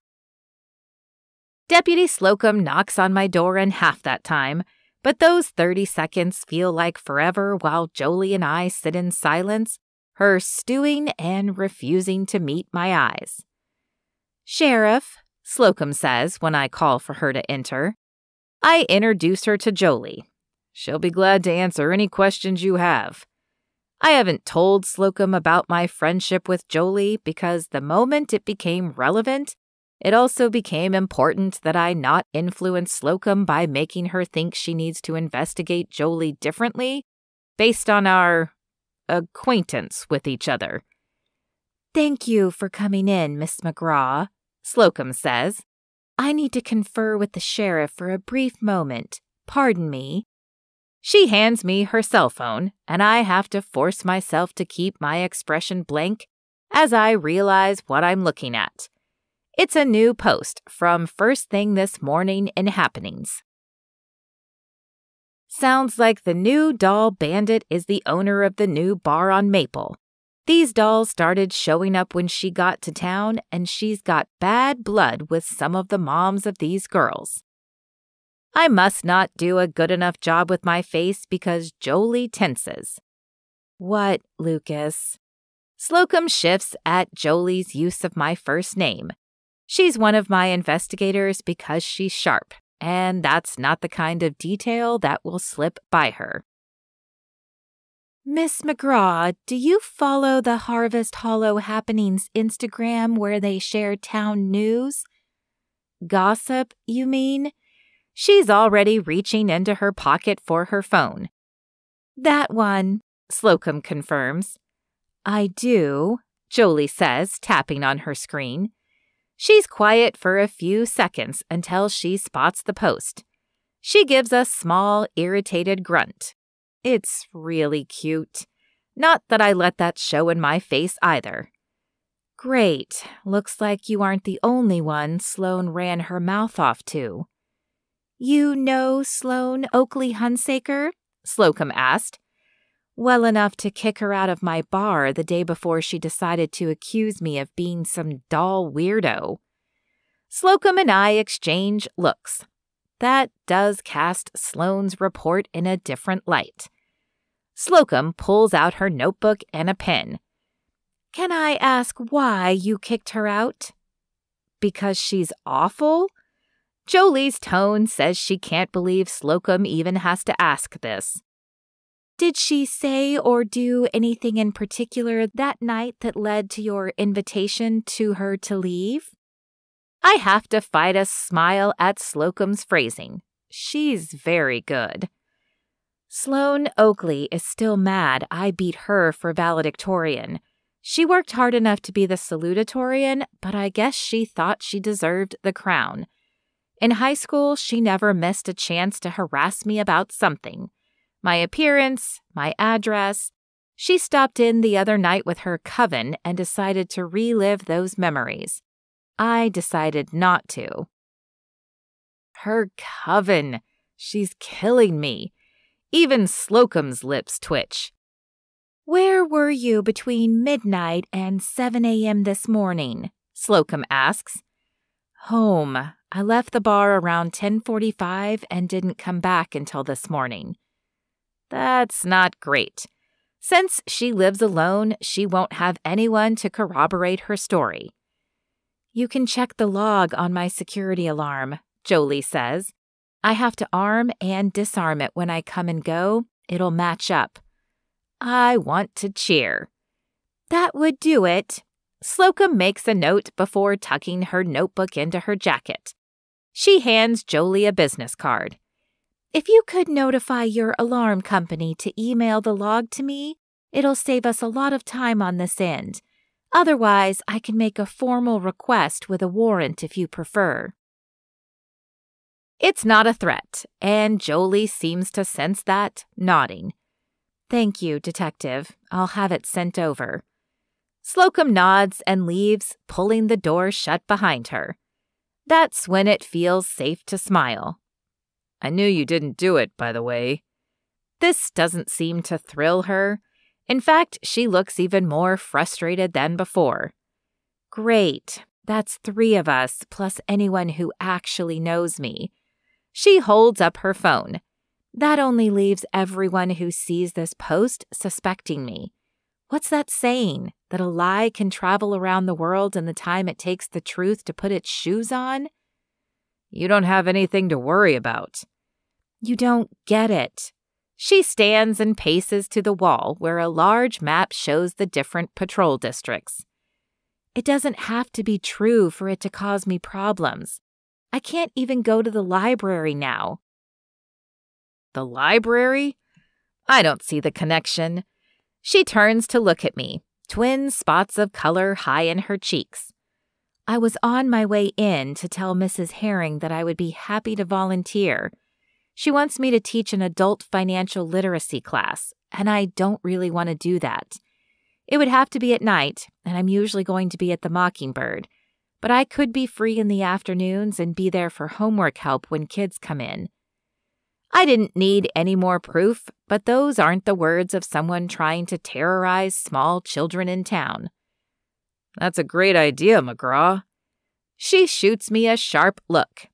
You can call me Jolie, and it was a good idea until this post showed up. She shakes her phone. Who's going to want to send their kids for tutoring with someone who's been accused of a weird preoccupation with little girls and matching dolls? I grimace. Yeah, okay. This sucks, Lucas. She jams her hand through her hair and turns back to the map. I think she doesn't want me to watch whatever she's feeling play out on her face. I left Harvest Hollow because I felt like I didn't belong here. I was a loner kid, and I didn't fit anywhere or with anyone. I thought I'd go live a different life where I could find my place. She slides her hand from her hair, and it's the first time I've seen it in anything but perfect condition. Every strand in place. Now there are bumps and stray locks of hair, and I want to go over and smooth them. Anything to make her feel better right now, because under her anger, I hear the hurt. I wonder how many people in her life have known to listen for it. Without turning around, she slips her hands into her pockets and continues. I came back to Harvest Hollow because of a breakup, if you can believe that. What happened? She takes a long time to answer. I built this whole life in Chicago where I thought I belonged. She flashes me a small but real smile and sits again. The weirdest part was that even though Rye is the only person I've stayed in touch with here, all I wanted to do was come back to Harvest Hollow. I don't know why, but I couldn't let go of it. Every day I'd show up to work and think about how much I didn't like it. I'd walk into my overpriced condo and think how it didn't look like me. After about a month, I felt like I was climbing the walls everywhere. The office, home. I decided I was done. And you came here because this felt like home. I think she's going to argue, but she opens her mouth, says nothing, and snaps it shut. Want to know how I know? She settles back in the chair. Lay it on me. Because you didn't have to leave Chicago. You could have stayed. But we're animals when we come right down to it, and when we need to burrow, we go home. Sounds like Harvest Hollow is in your DNA. Maybe my lizard brain, she grumbles. Can't argue with prehistoric programming. Can't I? I smile. You're here, aren't you? Has it been that bad? She gives me a long look. Today hasn't been great. How soon are you going to catch this bandit? Because I don't need this sticking to me. This case has gone to the top of my list. How is it that you're having to deal with 2 cases involving me in less than 2 months? Just lucky, I guess. I grin, but she doesn't smile. I hate this, Lucas. Sloane pulled this because she wants to make sure I know I'm not welcome back, that I don't belong. The funny thing is, my overwhelming instinct right now is that I do. She leans forward, resting her hands on the edge of my desk. I do, and I'm going to prove it. Jolie, my tone is a warning. No, listen, I'm good at patterns. I can look at complex systems and see things other people don't. It's why I was good at my job before. Let me help your deputy. If you know I didn't do it, use me as a resource to help figure out who did. That's not a great idea.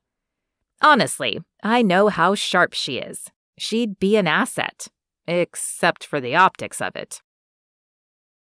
I wouldn't care if it was only going to cause me a headache, but it's going to cause her problems. Fanning the flames, basically. As if reading my mind, she says, I'll keep it quiet. Look at it in my office, or better yet, my house. No one will see you coming or going and start stupid rumors, or keep them going. They're all going to bounce back on you, I say. Better not. Lucas, I know how this is going to sound, but I'm not sure you understand how good I am at this kind of thing. Seeing links, anticipating what comes next, I'm sure I can help. You know Sloane is only going to make this a bigger deal now that she gets to play victim, and that means her dad is going to be in here huffing and puffing regularly. He already is. Then it will be worse. It doesn't matter on my end, Jolie. We would have had to follow up that claim no matter who made it. Wayne Oakley doesn't tell me how to do my job, but I'll say this. Him coming in here and throwing his weight around is why I decided to get involved directly. I don't take kindly to people making unsubstantiated claims against my friends. Friends? If that's okay. A long pause. Yeah, that's okay. She scoots her chair closer so she can lean even farther across the desk. Let me help. Like she senses that I'm about to shake my head, she adds, I'm hoping it will make you forget that I barreled over here to, Know what? I ask in a far too innocent voice. She sniffs. I was laboring under a misapprehension. My apologies. Accepted. Let me make it right by helping you with this stupid doll thing that is trying to ruin my life. When you put it that way. Yes. She straightens and gives a quick clap of her hands. It seriously might be the most adorable thing I've ever seen. This is such a bad idea. All right, Jolie, I'll stop by your place in the next few days with the information." She's out of her chair and heading for the door like she doesn't want to linger long enough for me to change my mind. "You can call me Joe, and you won't be sorry, Lucas." Be sorry? Future tense? She's right, because I already am. Chapter 25. Jolie. I feel better that Lucas is letting me help, but I still don't feel good. I want Sloane to keep my name out of her mouth, and I don't want anyone mentioning me in the same breath as this doll situation.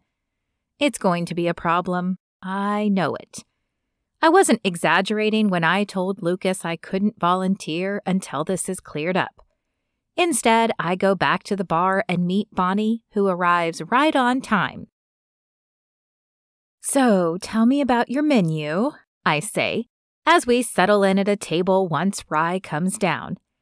"I'm thinking seasonal," she says. "We'll have some year-round items, but I want to make sure we're rotating specials often enough to keep people coming back.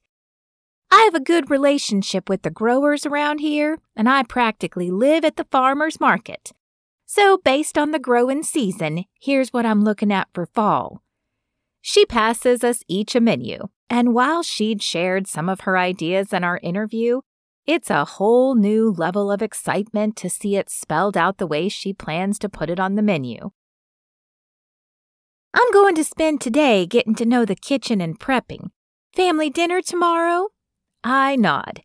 Family dinner is actually the staff, who I'm paying to be here an hour earlier than a normal shift, so they can try Bonnie's dishes and give their feedback. "Great, then I'm going to get in the kitchen and stake out my territory." "Let me know when you get to prep," I tell her. "I'd like to help. I'm not a great cook, but I can help with the grunt work." "You got it. I need all the help I can get. My first interviews aren't set up until Friday." She's planning to start dinner service in 2 weeks, eventually expanding to lunch by November. She'll be busy hiring, training, ordering, and prepping every day until then. "Great," Rye says. "We'll do your final paperwork. I'll get you your keys and the kitchen is yours." Turns out, grunt work in the kitchen is the perfect thing for me today. There's something satisfying about rinsing dirt from fresh vegetables, cutting off inedible ends, peeling or grating as Bonnie needs. She's not much of a talker, and I like that. I'm not either. She answers questions I have, but otherwise we lapse into quiet other than the classic rock she's playing from a Bluetooth speaker she brought with her. By the time Tina shows up for her shift, I'm almost relaxed. The cops, Lucas, believe I'm innocent, and I'll be able to put an end to Sloane's rumors once I can look at all their evidence and help them find whoever is doing this. The relief lasts until about 30 minutes into Tina's shift. It's a Friday, and by now we should have had the first trickle of customers coming in, with a surge filling most of our tables by close to 6. But no one comes in.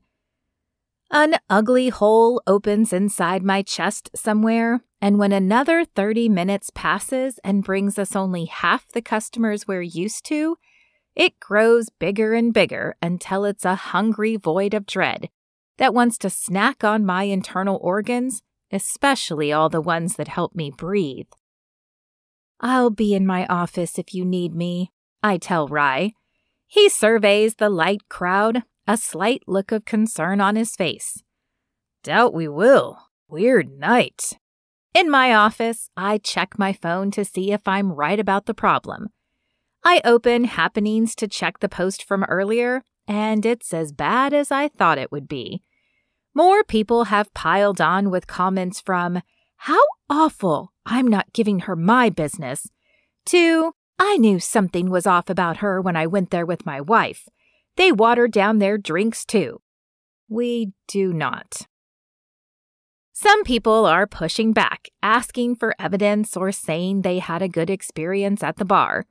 A handful of names I recognize say good things about me, but the negative comments outnumber them by 2 to 1. The feeling in my chest is worse. I remember this too well.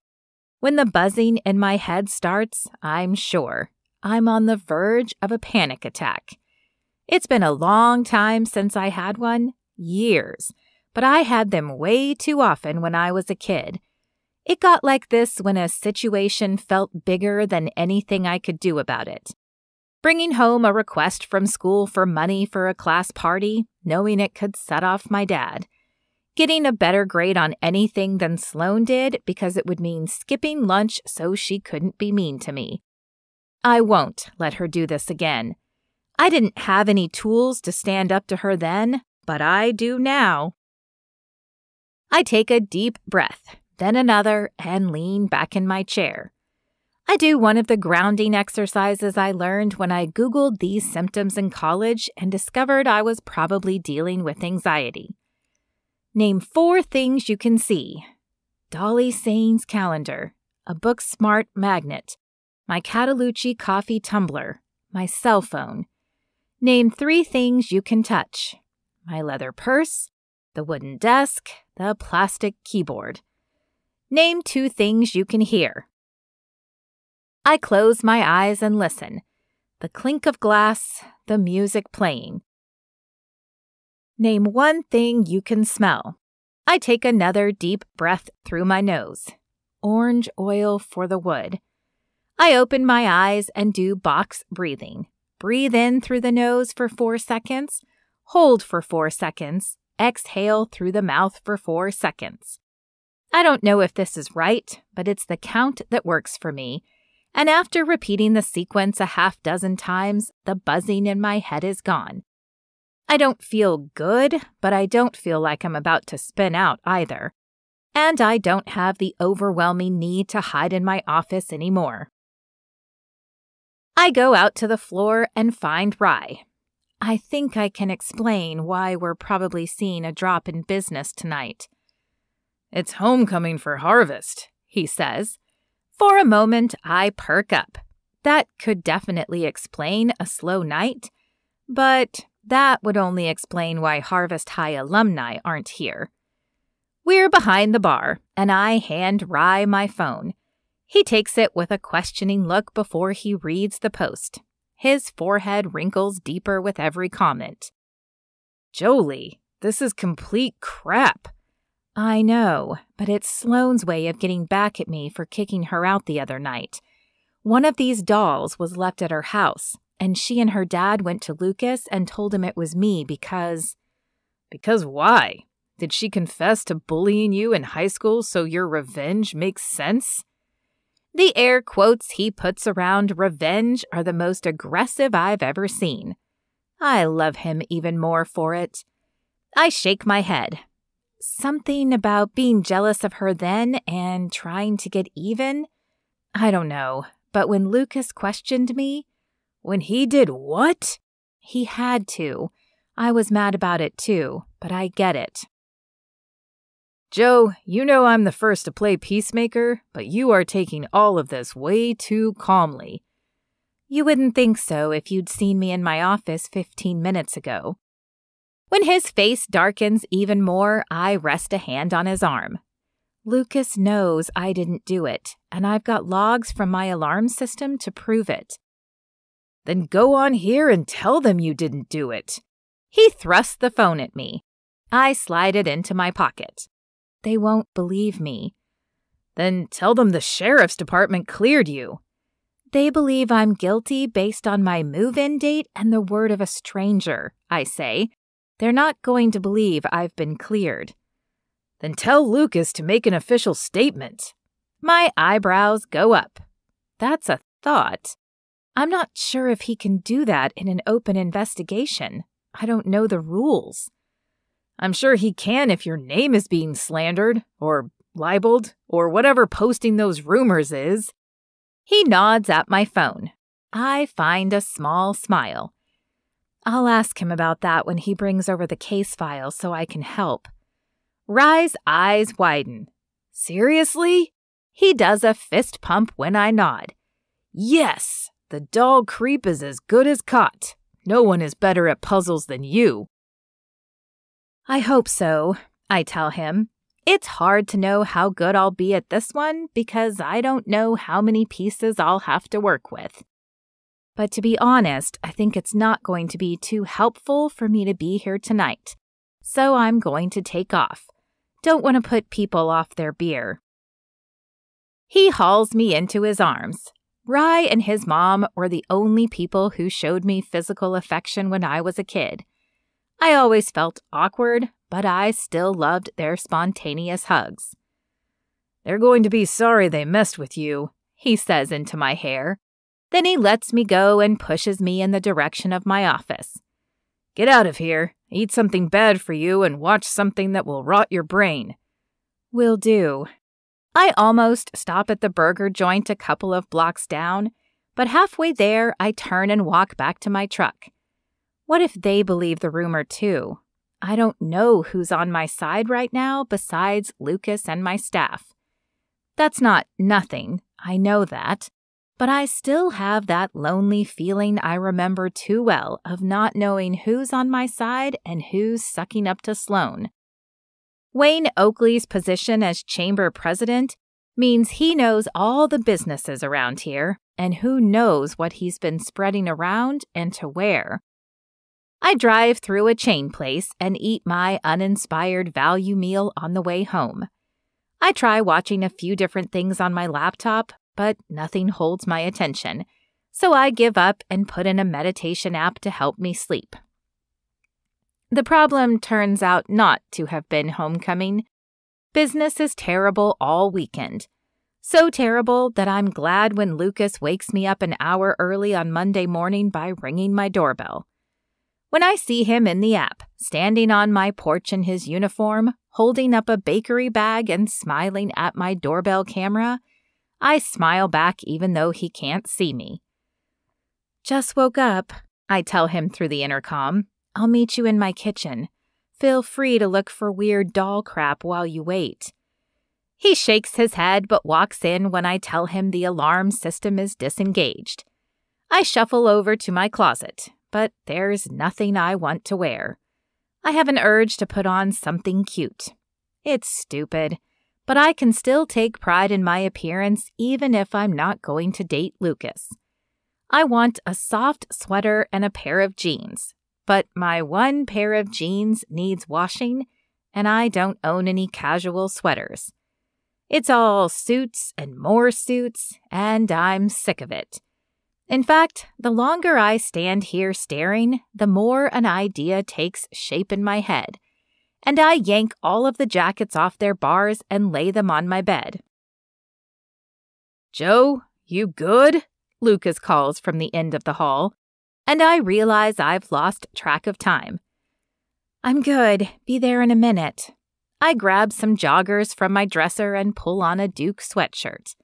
It's just Lucas. It shouldn't matter anyway. I walk into the kitchen with an outstretched hand. Coffee me. Lucas does, and we sit in silence, each on a stool drinking. It's an easy silence, and I appreciate that he remembers I need caffeine in my system before I'm fully sentient. Once it hits my bloodstream, I set the coffee down and look at the white pastry bag. There's also a file folder sitting near it. I nod at the bag. That has grease spots on it. "Just makes you want it more, doesn't it?" he says. Yes, please feed me. He smiles over the rim of his coffee cup and pushes the bag toward me. I open it to find an apple turnover. Yes. "It's from Booksmart. The owner bakes them. Have you had a chance to try them yet?" I shake my head. I've popped in to browse the books, but I haven't tried her cafe counter. "You'll like it," he says. A bite confirms his wisdom and judgment, which I tell him. But don't let it go to your head, I add. I'm just talking about pastries. He chokes and spits a little bit of coffee, a few drops landing on me as he grabs for a paper napkin to wipe his mouth and the counter. "Sorry about that." What's wrong with you? I heard something besides pastries at first. I squinch my eyes at him, trying to figure that one out. Then it hits me. Lucas, you thought I said pasties? Only for as long as it took me to choke on my coffee. He keeps his eyes on his cup, and I resist the urge to fold my arms over my chest. We fall into an awkward silence. Did you? We both say at the same time. Sorry, go ahead, he says. Did you bring the case stuff over? I ask, nodding at the folder. I'm awake enough to dig into it now. Yeah, that's it. Before we dive in, though, I need... Is this where you tell me this is confidential and not to run my mouth about it? He nods. I got it. Lay it out for me? He walks around to stand across the island from me and pulls a paper from the folder, setting it down so it's facing me upside down to him. This is a map of everywhere the dolls have been found so far. There have been 8. 8 houses in one area have red circles drawn around them. They're all in 2 neighborhoods. He nods. Makes sense that the doll creeper would know the kids in a single area by sight well enough to match them to dolls. This is where a lot of younger families live. In most cases, the girls receiving them are the oldest child, or at least the oldest girl. I study the houses and the street names. This area is about 3 miles north of downtown, where the city started spreading out with new housing tracts and shopping centers. I don't know it well. It wasn't half this big when I'd graduated. It's interesting to see Harvest Hollow on a map, I say. It's grown a lot. He nods. Hinder can be irritating, but he's a good mayor.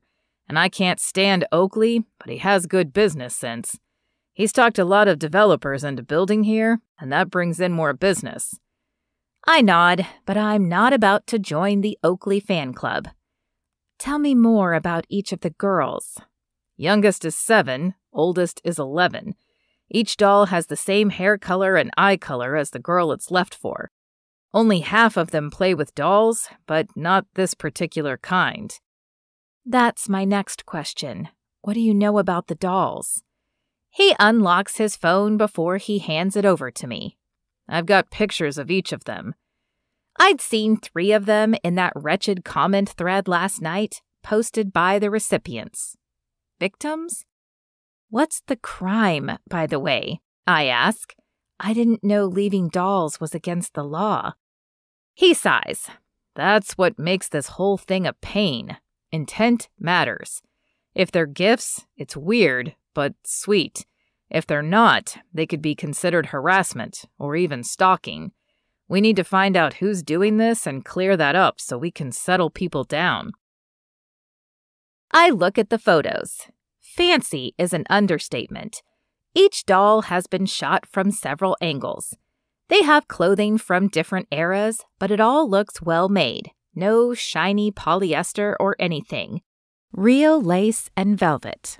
A couple look like references to story characters, like one that might be from Heidi, but I only vaguely know the story. How big are these? I ask as I scroll through more photos. About a foot tall. Have you done an image search on these?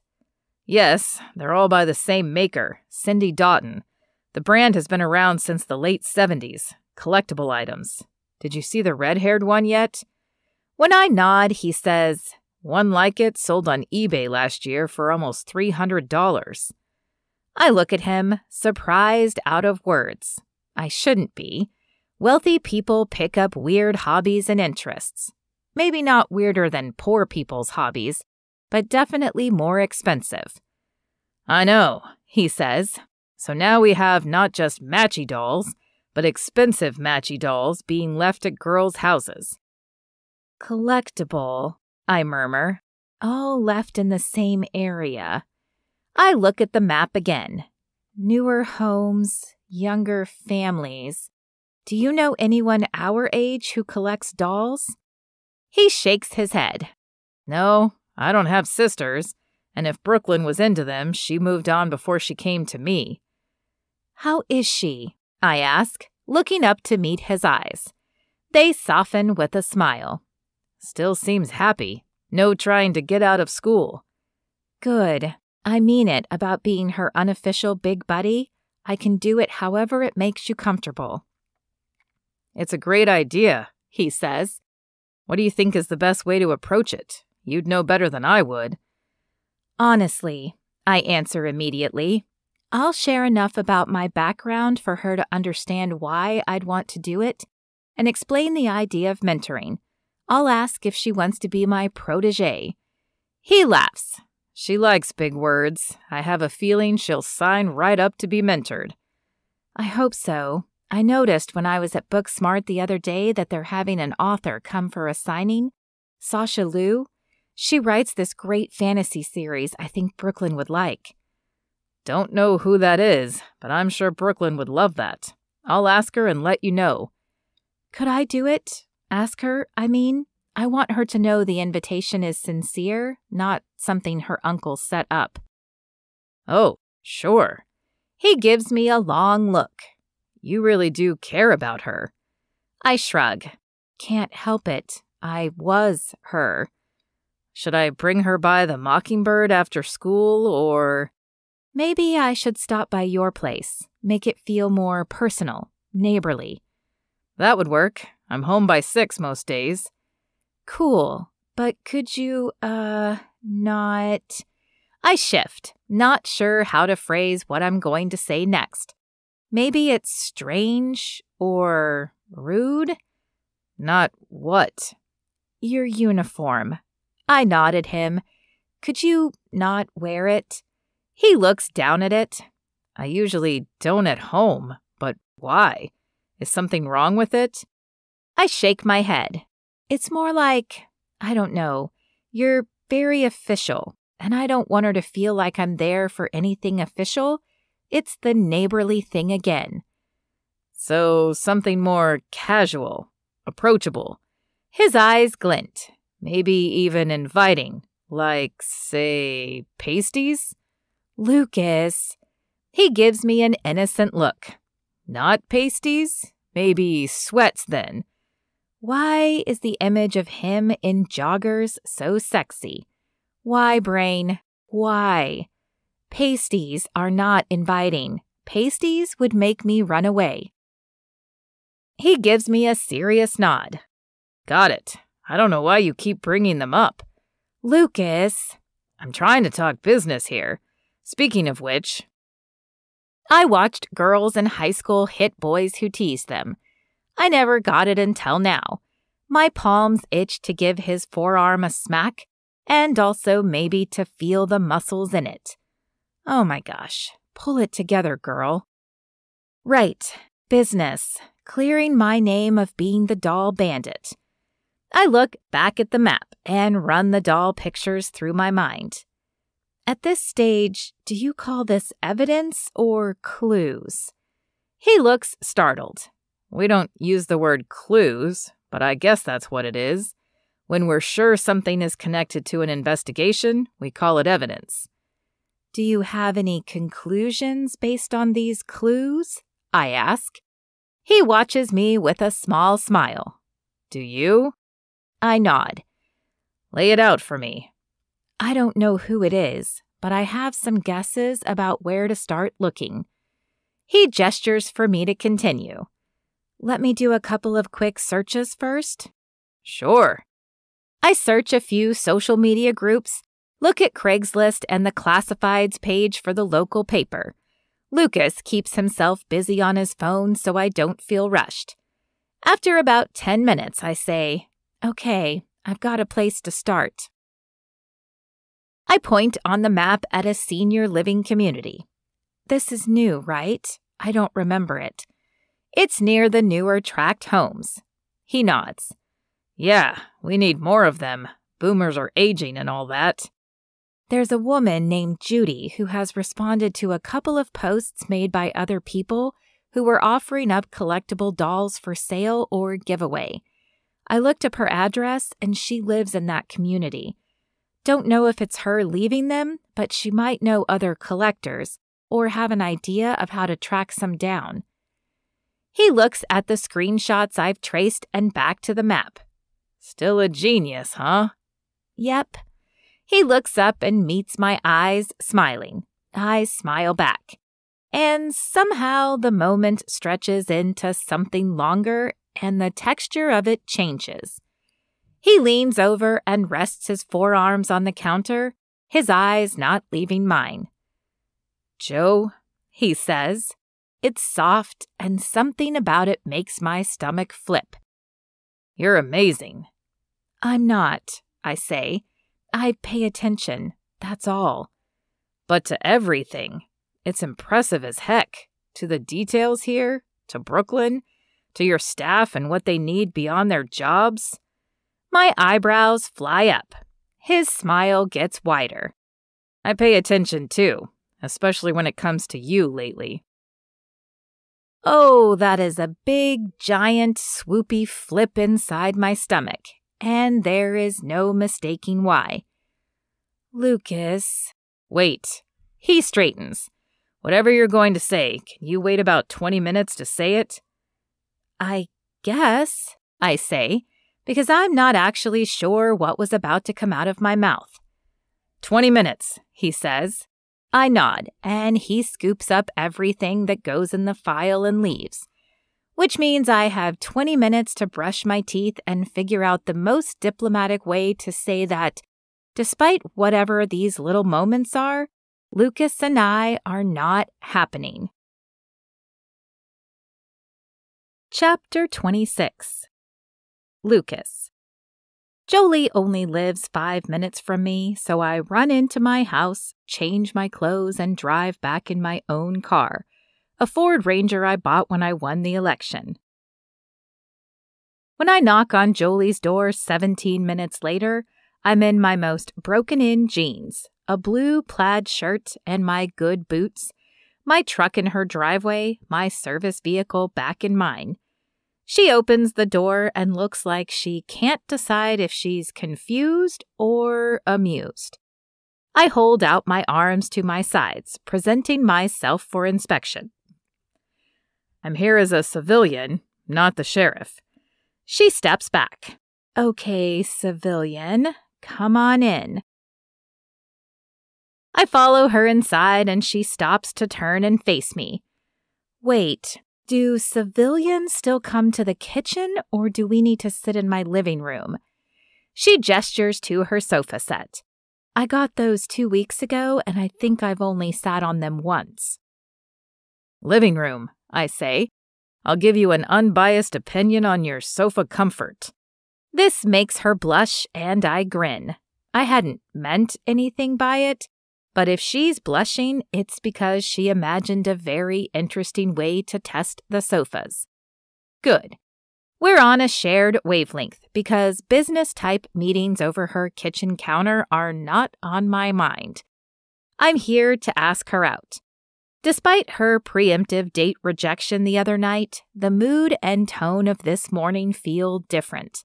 More relaxed, even flirtatious.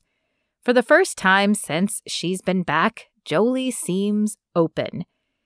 She chooses an armchair and waves me to the couch. Are you going to explain why you changed clothes? Yes, ma'am, I say to tease her. It works. She smiles.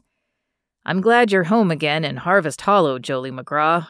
I wasn't too bright in high school, but I'm smart enough to see it now. You're a cool person, and I wondered if you might like to grab lunch sometime and talk about things besides our jobs.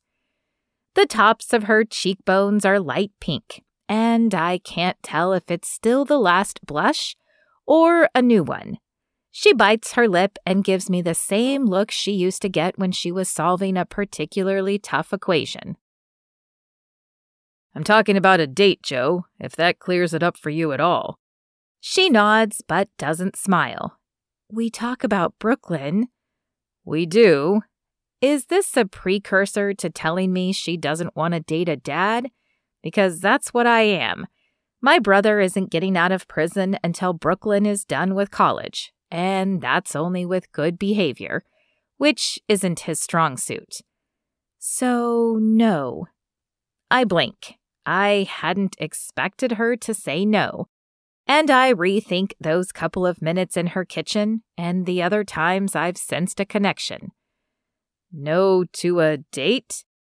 Right. No to a date. She gives a single quick nod, like she's punctuating her answer. Have I misread the situation? I haven't been on a date since I got Brooklyn, so maybe I'm way out of practice. But I thought... I trail off as she shakes her head. You haven't misread things. I'm sure any woman would tell me I'm crazy for saying no right now, but it does come down to Brooklyn. If you and I don't work out, and my track record says we won't, I can't be for her what she needs.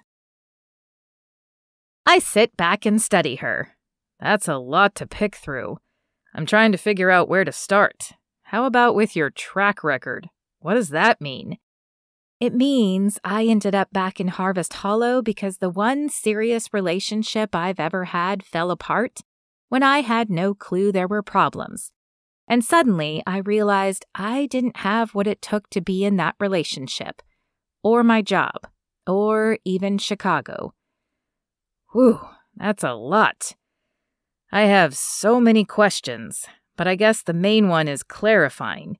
If you weren't getting over your breakup, you're saying you would still say no because of Brooklyn? When she confirms it, I think about this for a second.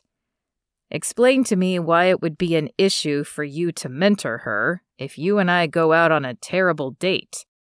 She's biting her lip again, worrying at it like it's going to reveal the answer. Got it. This is the thing she does when she's having a hard time spitting out what she thinks she needs to say. It's okay, Joe. Lay it on me. I can take it. She sighs. Do you think it would be one date? Just one? If it was, that wouldn't be a big deal. I agree. We'd be like, oh well, and I'd be fine coming by for Brooklyn whenever. But what if it goes well? What if it's not one date? What if it's 1, then 5, then a relationship? And when that doesn't work out, it gets super awkward for everyone, especially Brooklyn. She's the last person who needs to come up short in any me and you scenario. I love that she's so focused on doing right by Brooklyn, but I'm also torn between laughing at how far into the future she's thinking or asking the half-dozen more questions her concerns have raised in my mind.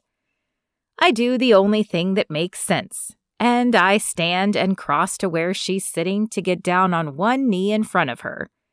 She looks surprised at first, and when I reach out and take both her hands in mine, she looks downright nervous.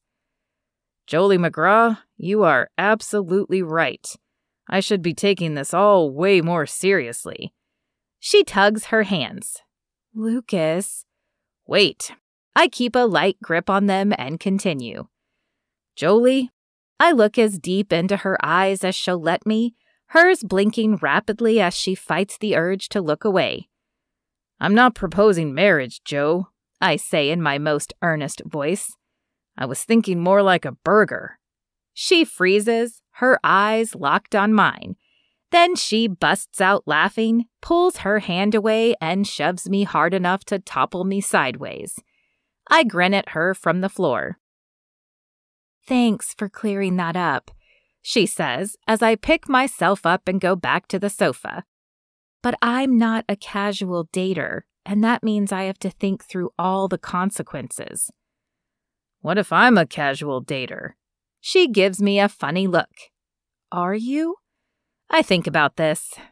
No, I haven't had a lot of relationships because I can tell by a third date or so if we're going to work out. And if the woman isn't looking for something convenient and casual, I make it clear that I don't have more to offer. Now she's looking at me like I'm a bug or something. So if she says she wants something long-term, you say, see you bye? That's not awesome. I say that if I know we're not a good long-term fit. I've had long-term relationships where it wasn't true love or anything, but we both knew that. I haven't been in love before. I've been in like. I've been in comfort. I figure it'll help me recognize love when I see it, and when I do, I'll be all in. But, like I said, I haven't dated since I got custody of Brooklyn. I sit back and give her a long look. You're sure a date is off the table for the two of us? She hesitates, her eyes traveling over my face, and I'm conceited enough to notice my pecs, and I get the sense she's weighing the pros and cons. I'm sure.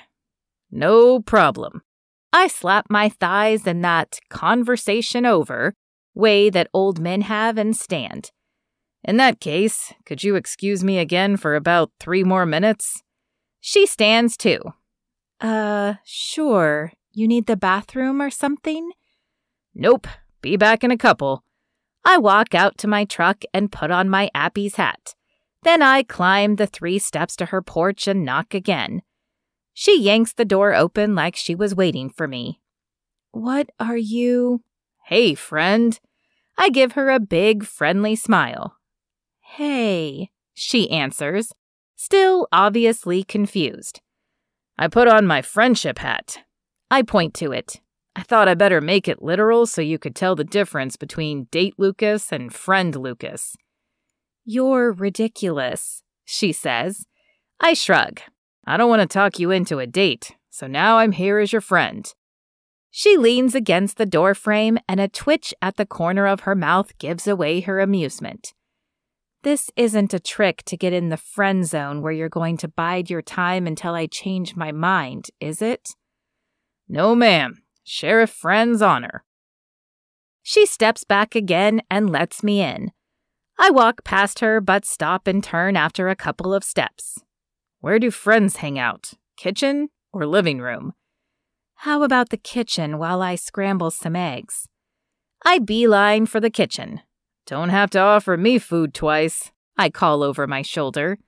She closes the door, and by the time she reaches me, I'm already on a stool, chin propped on my hand, waiting. Did I mention you're ridiculous? I'm not, I inform her. I'm just sitting here, waiting for a breakfast I was offered. Sounds like common sense to me. She shakes her head but goes to her fridge and pulls out a carton of eggs, setting them on the counter before she starts digging through drawers.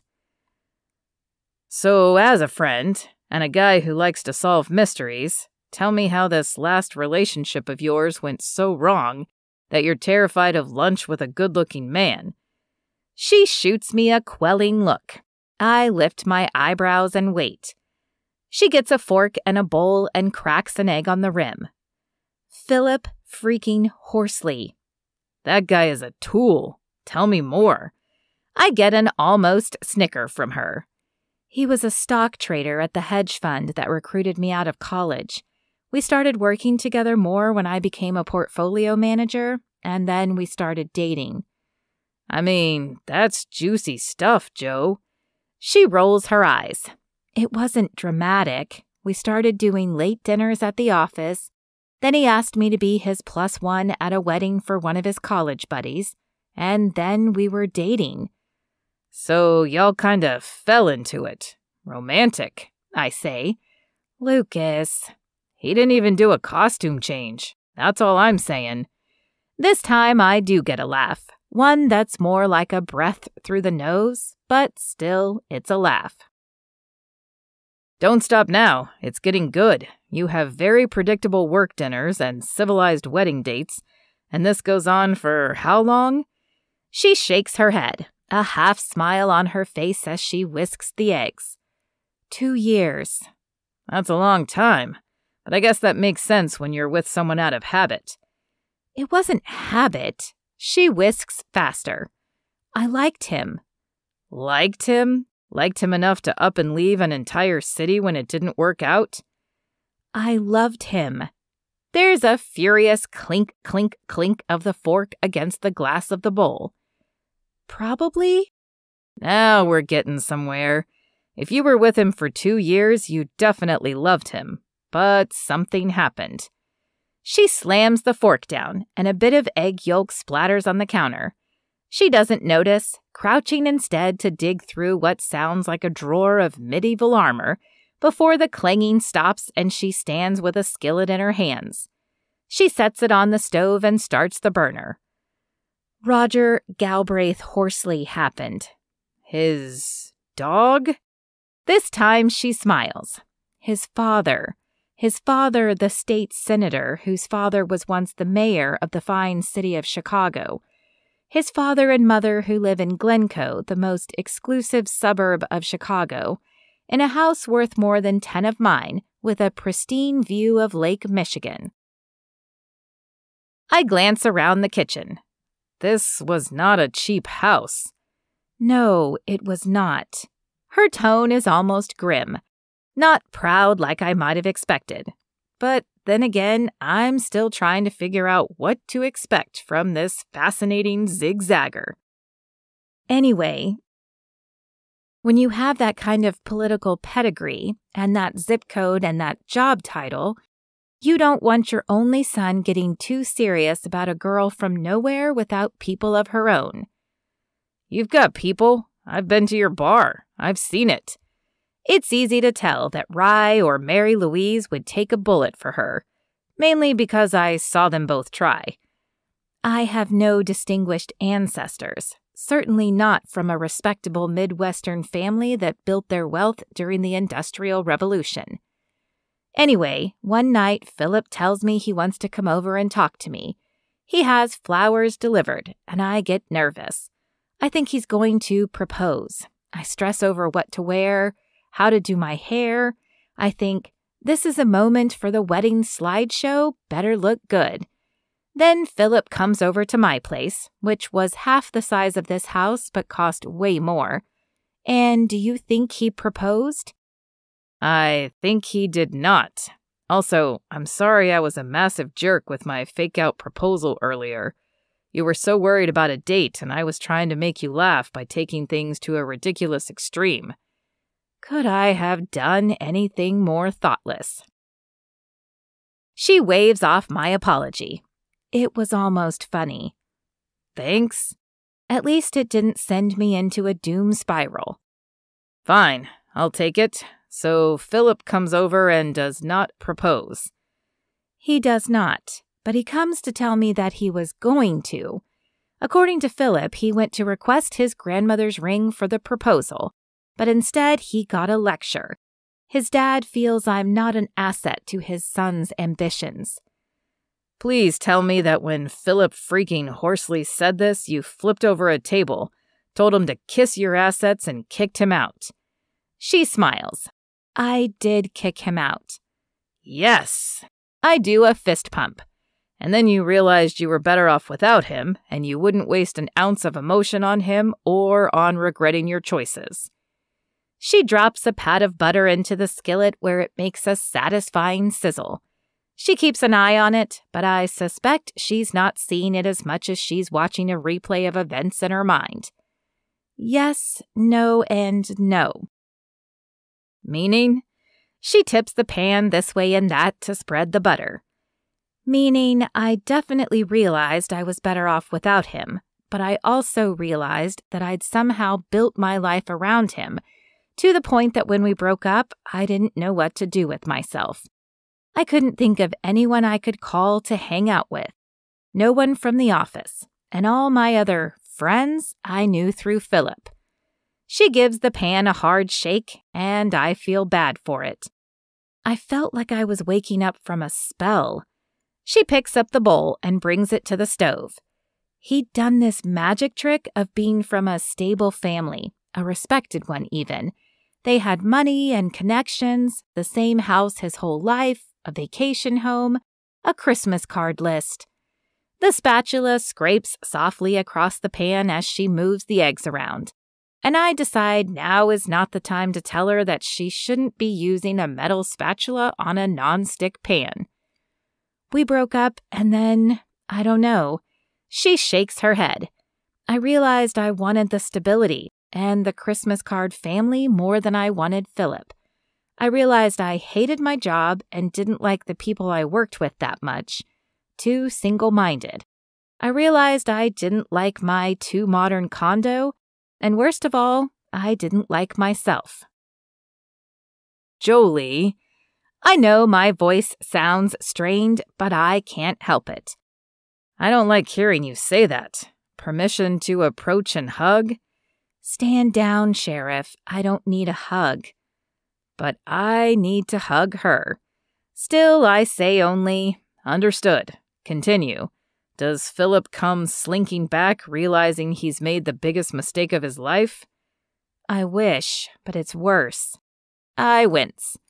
Yeah, that about sums up what happens next, which is that after I've stewed about it for a couple of days, I gather the few things of his he's left at my place, like a beanie that always looked stupid on him and a Nintendo Switch. Do you know how pathetic that is? How did I not see that in 2 years he was subtly signaling how little he wanted our lives to overlap? The pan gets another angry shake. I text Philip to come get his stuff. Philip does not come over. Philip's mother comes over. You're kidding. She glances over her shoulder at me. No, she thought maybe I was trying to win Philip back, so she wanted to be clear about a few things.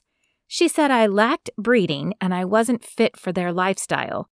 She said I had showed too much of my origins, from my accent to my table manners, and that while I had done an admirable job of trying to redefine myself, in times of duress, like wedding planning and political campaigns, people's roots show true, and that wasn't the kind of liability Philip needed. Ugh. I'm too stunned by Philip freaking Horsley's mother's nerve to form a sentence. I try again. This woman had the gall to come over and say all that to you?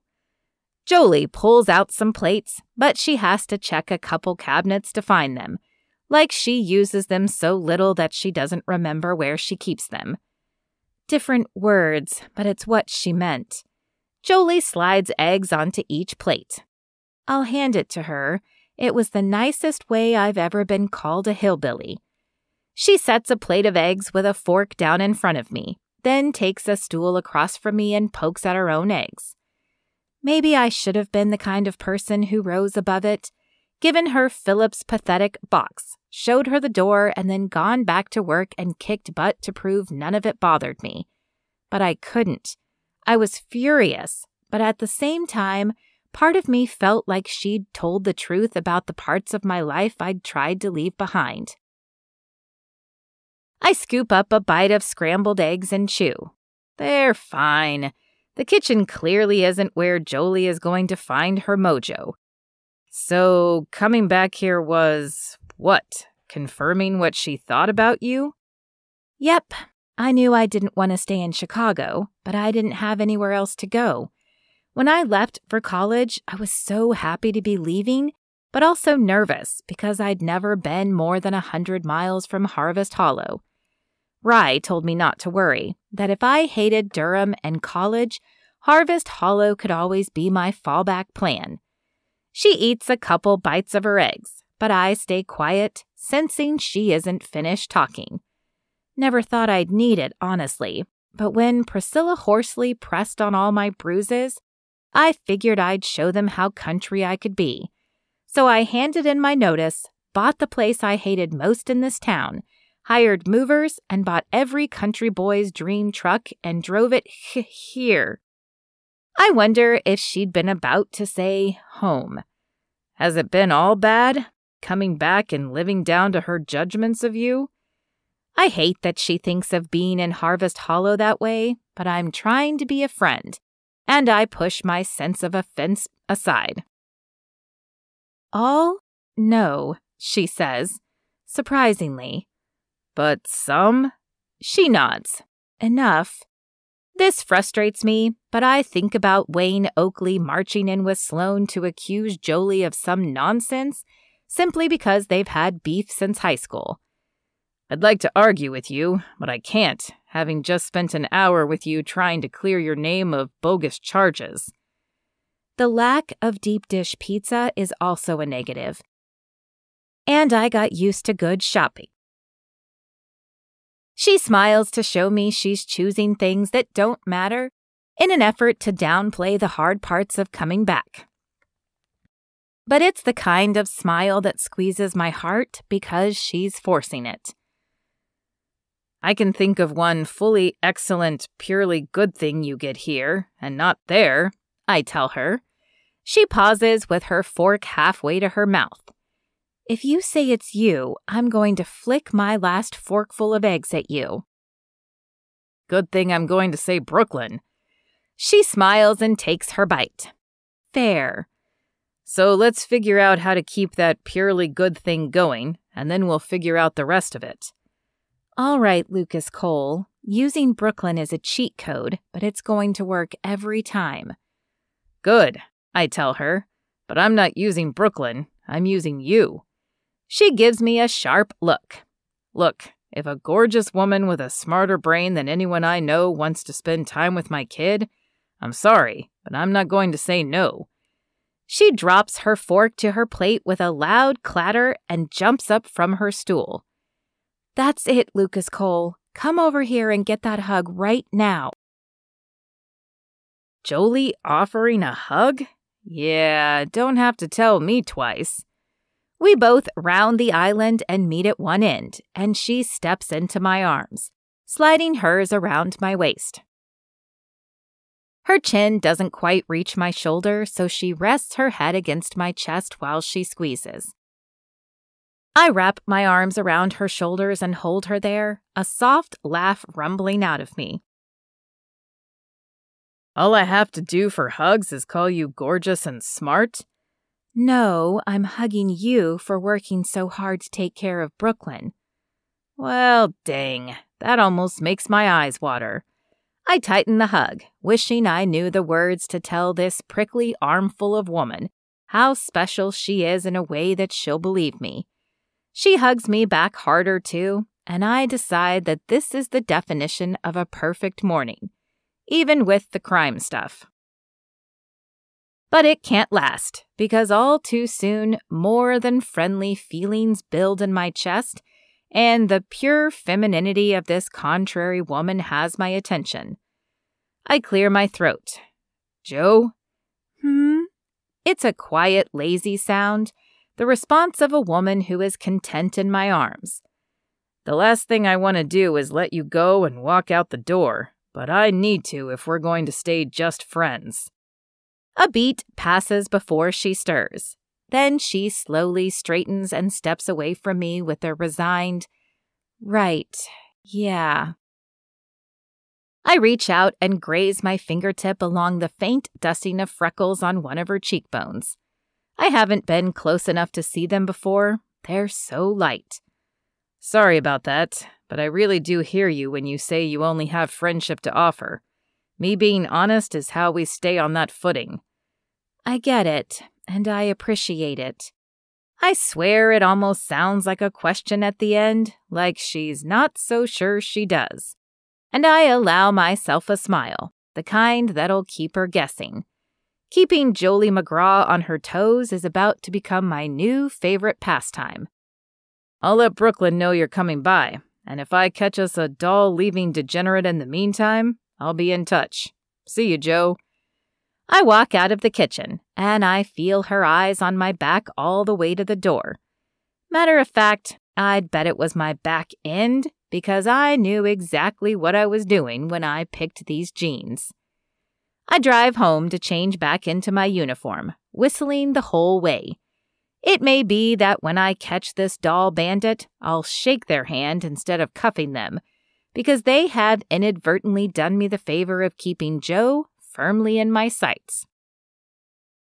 She ends up being literally in my sights that afternoon. I'm walking across Maple for a coffee break when I spot her truck parked in front of the consignment shop.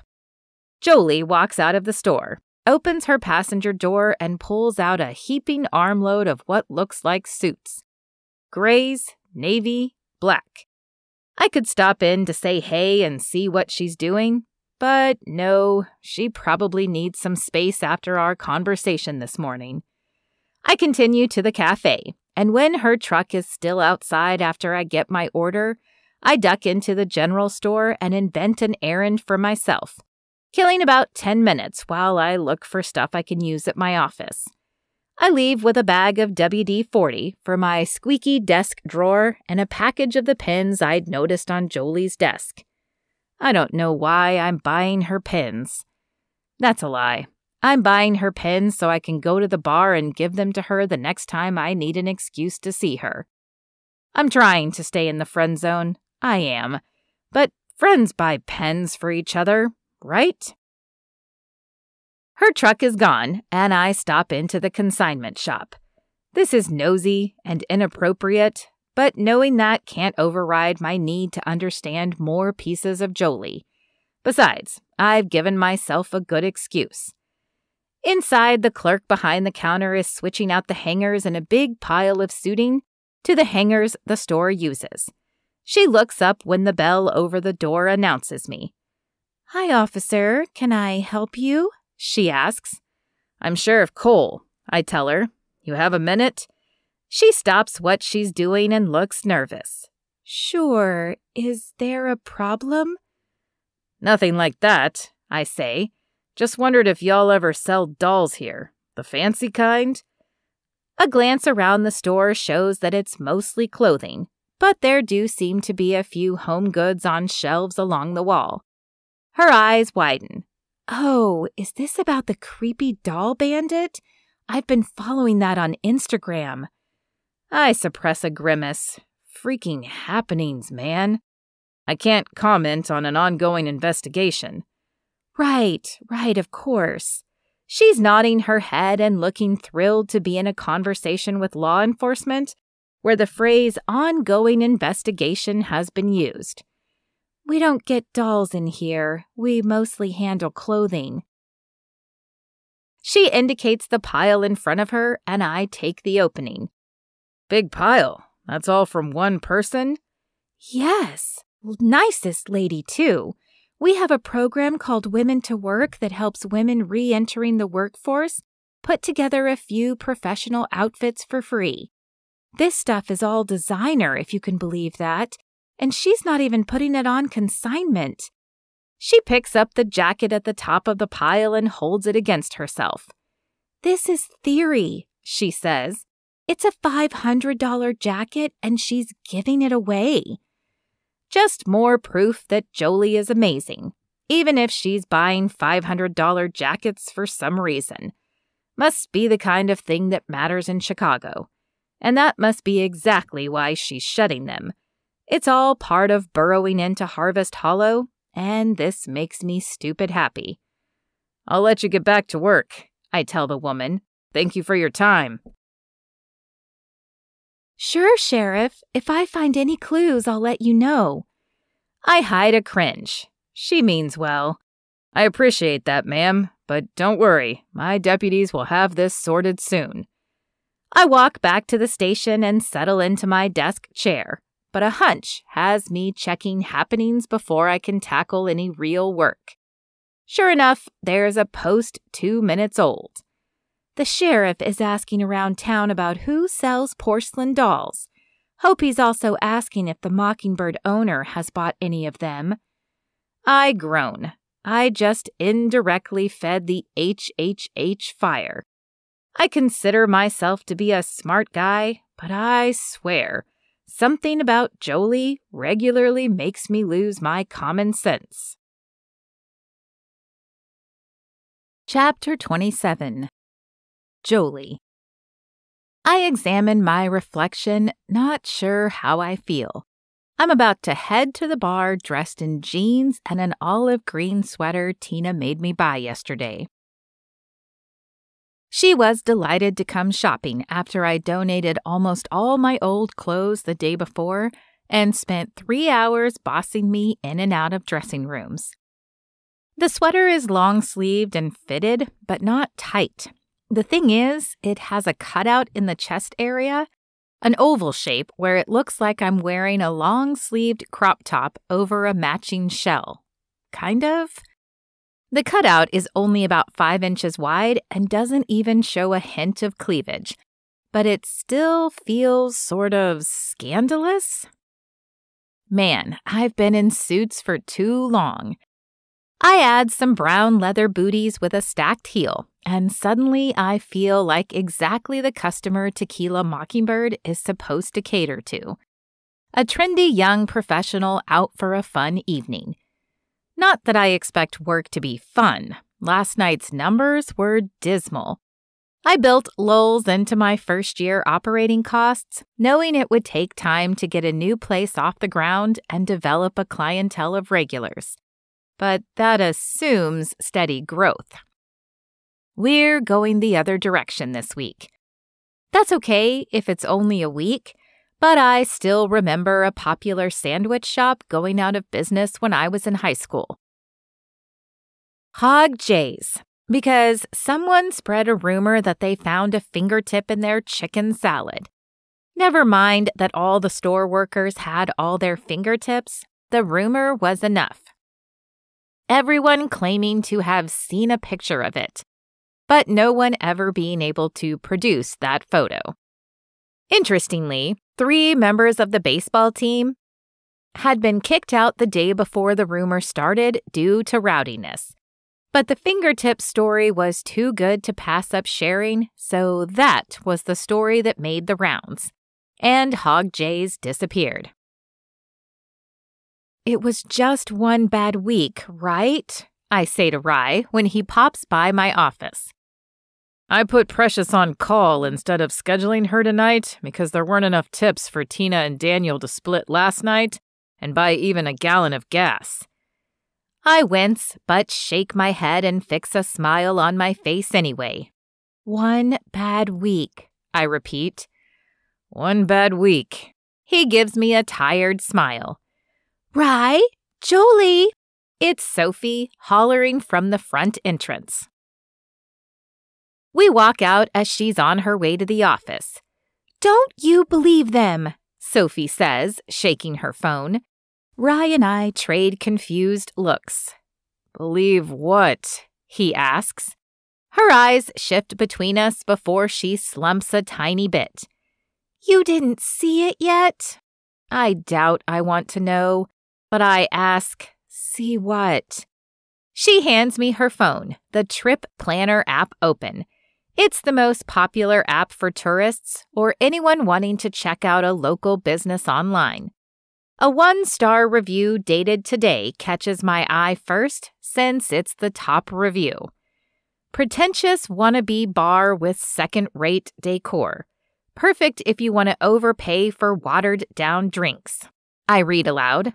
I suck my teeth. Tell us how you really feel, reviewer Captain HH. Rye has his phone out now. Only go here if you want to hang out with a criminal creeper. Just watch the owner. You'll see. He rubs his forehead as he reads. You ignore those, y'all, Sophie says, her expression fierce. There's plenty of good ones here, too. Like this one? I ask. Quit hating on a really cool new local spot just because you can't get over high school. You has-been downhillers. That's from Sophie D. I turn to Rye with a pretend puzzled look. You know anyone who could be Sophie D? Sophie folds her arms across her chest. I'm not wrong, and it's not only me saying nice things. I skim a few more. She's right. There are people defending the Mockingbird, but it's half and half, and a handful of 5 stars won't help when there are just as many 1 stars. I appreciate you trying, I tell Sophie. Oh, I'm not going to try. We're going to shut her up. She gave our store 2 stars last year and said we're unskilled jewelers who lack an eye for quality. But that's because my dad graded the diamond in her wedding ring and told her it was cubic zirconia, which it was. She says with so much satisfaction that Rye laughs, and I have to smile. I emailed her and let her know she could take the review down or we'd post an owner response to her review, explaining she was mad because her husband lied to her about the ring he bought her. "Dang, girl," Rye says. "Remind me never to cross you." "I've survived 2 toddlers," she says. "You think I'm scared of her?" I assume the her is Sloane. When Sophie nods, I say, "We don't know that this was her for sure." "Don't we, though?" she asks. I sigh. Of course it was. She doesn't forgive or forget, which sounds a lot like a person I see in the mirror every morning. I'm thinking it's not such a good look. "It'll be fine," I say. "This is a speed bump. The sheriff's office is closing in on a suspect, and since it's not me, when they catch the person, all this can stop." "The sheriff's office meaning your very special friend, the extremely fine Lucas Cole?" Sophie asks. "I mean the sheriff's office, period." Rye smiles. "Then why are you blushing?" "Quiet," I grumble. "I'm not." "Well, I want to launch trivia night," Sophie says. "I've been stockpiling my questions, and I want to start getting the word out now. We should ramp up, not down." I don't think this is a good idea. My gut instinct, combined with experience growing up in Harvest Hollow, says it won't work. But I haven't had a lot of people sling a bat over their shoulder and fall into step beside me like Sophie is clearly determined to do. And I'm not going to say no. "Sounds good," I say. "Let's do it. Let me know what you need." "I need you to check with Bonnie and see if she's good with cooking for it. It'll be sooner than she planned." "I'll talk to her," I say. "What else?" "I'll let you know. I'm going to start pulling this together." She pauses at the exit to thrust her fist in the air and yell, "Goonies never say die." Rye responds with his upraised fist, and I finally laugh. "Get out of here, crazy." She leaves with a grin. Despite Sophie's bravado, it's an even slower Wednesday than usual. I try to be positive about Thursday, but after anemic afternoon sales, Rye tells me to go home. "I know you have a scary good poker face. Go find it, then come back with it tomorrow. Let's not do any real worrying until we see how the weekend goes." You're right. I rub at the space between my eyebrows where my worry brackets show up. I need to think good thoughts. If you can hold it down here, I'll be back tomorrow. He shoos me with a cheerful, "Get out of here." It's dinner time, the normal lull for us, one that we're hoping to bolster when dinner service starts. But things feel less certain than they did last week. I text Lucas to see if it's okay for me to stop by and visit Brooklyn because I don't want to interrupt their supper. He tells me to come on over. Am I hoping he'll remember he has an update on the case to give me that has slipped his mind until now? Maybe. I really need this to be fixed. I pull into his driveway, his grandfather's driveway, the Cole driveway, and park. Today I'm in a pin-tuck ruffle short-sleeved blouse and a soft peach color with jeans and my booties. Did I pick it because it makes me feel extra feminine and I sort of thought I might see Lucas today? It's a nice shirt. That's all. Really. But I pull on my long cardigan and tie it around the waist to remind myself that I'm not trying to look pretty for Lucas. There. Now I'm dressed comfortably for my friend. Lucas opens the door before I can even knock. "Hey," he says, smiling at me and holding out his other arm for a friendly hug. Does it feel way warmer than a Rye hug? Does it feel way shorter than I want it to? I choose not to entertain these questions. "Come on in and let me take your sweater," he says. "You've met Pops." "Hey, Mr. John," I say, but I'm wondering what Lucas thinks of my top. "Hey, honey." He's pushing up from his recliner in front of the local evening news. Let me get you some tea. Oh, no, thank you. Truly, I'm fine. You stay comfortable. Is Brooklyn here? Hey. I turned to see her standing at the opening to a hallway. Hey, Brooklyn. I was wondering if we could talk for a few minutes. About good things, I hope. She shoots a look at her uncle, who nods. He wears a small smile but says nothing. Uncle Lucas says we can have some ice cream if you want to come in the kitchen. Ice cream is only my favorite, I say. Mine too, she says, still shy but looking less nervous. Can you follow me? Lucas sits on the sofa to make it clear he's giving us space, and I follow Brooklyn to the kitchen. We only have chocolate chip ice cream, she says. It's my favorite. Is that okay?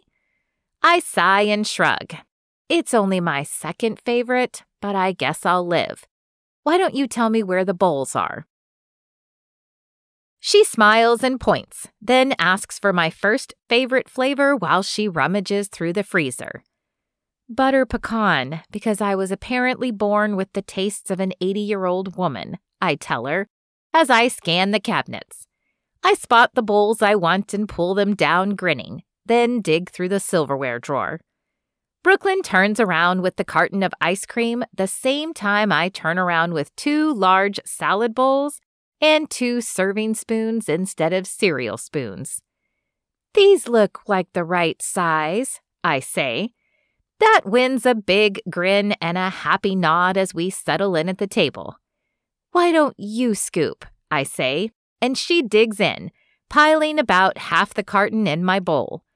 I smile as I watch her, asking questions to relax the atmosphere even further.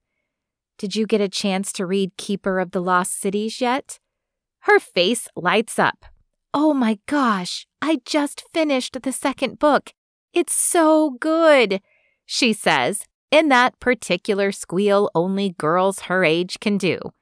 I love it, and I listen to her chatter about the characters and plot points as she dishes the other half of the entire carton into her bowl.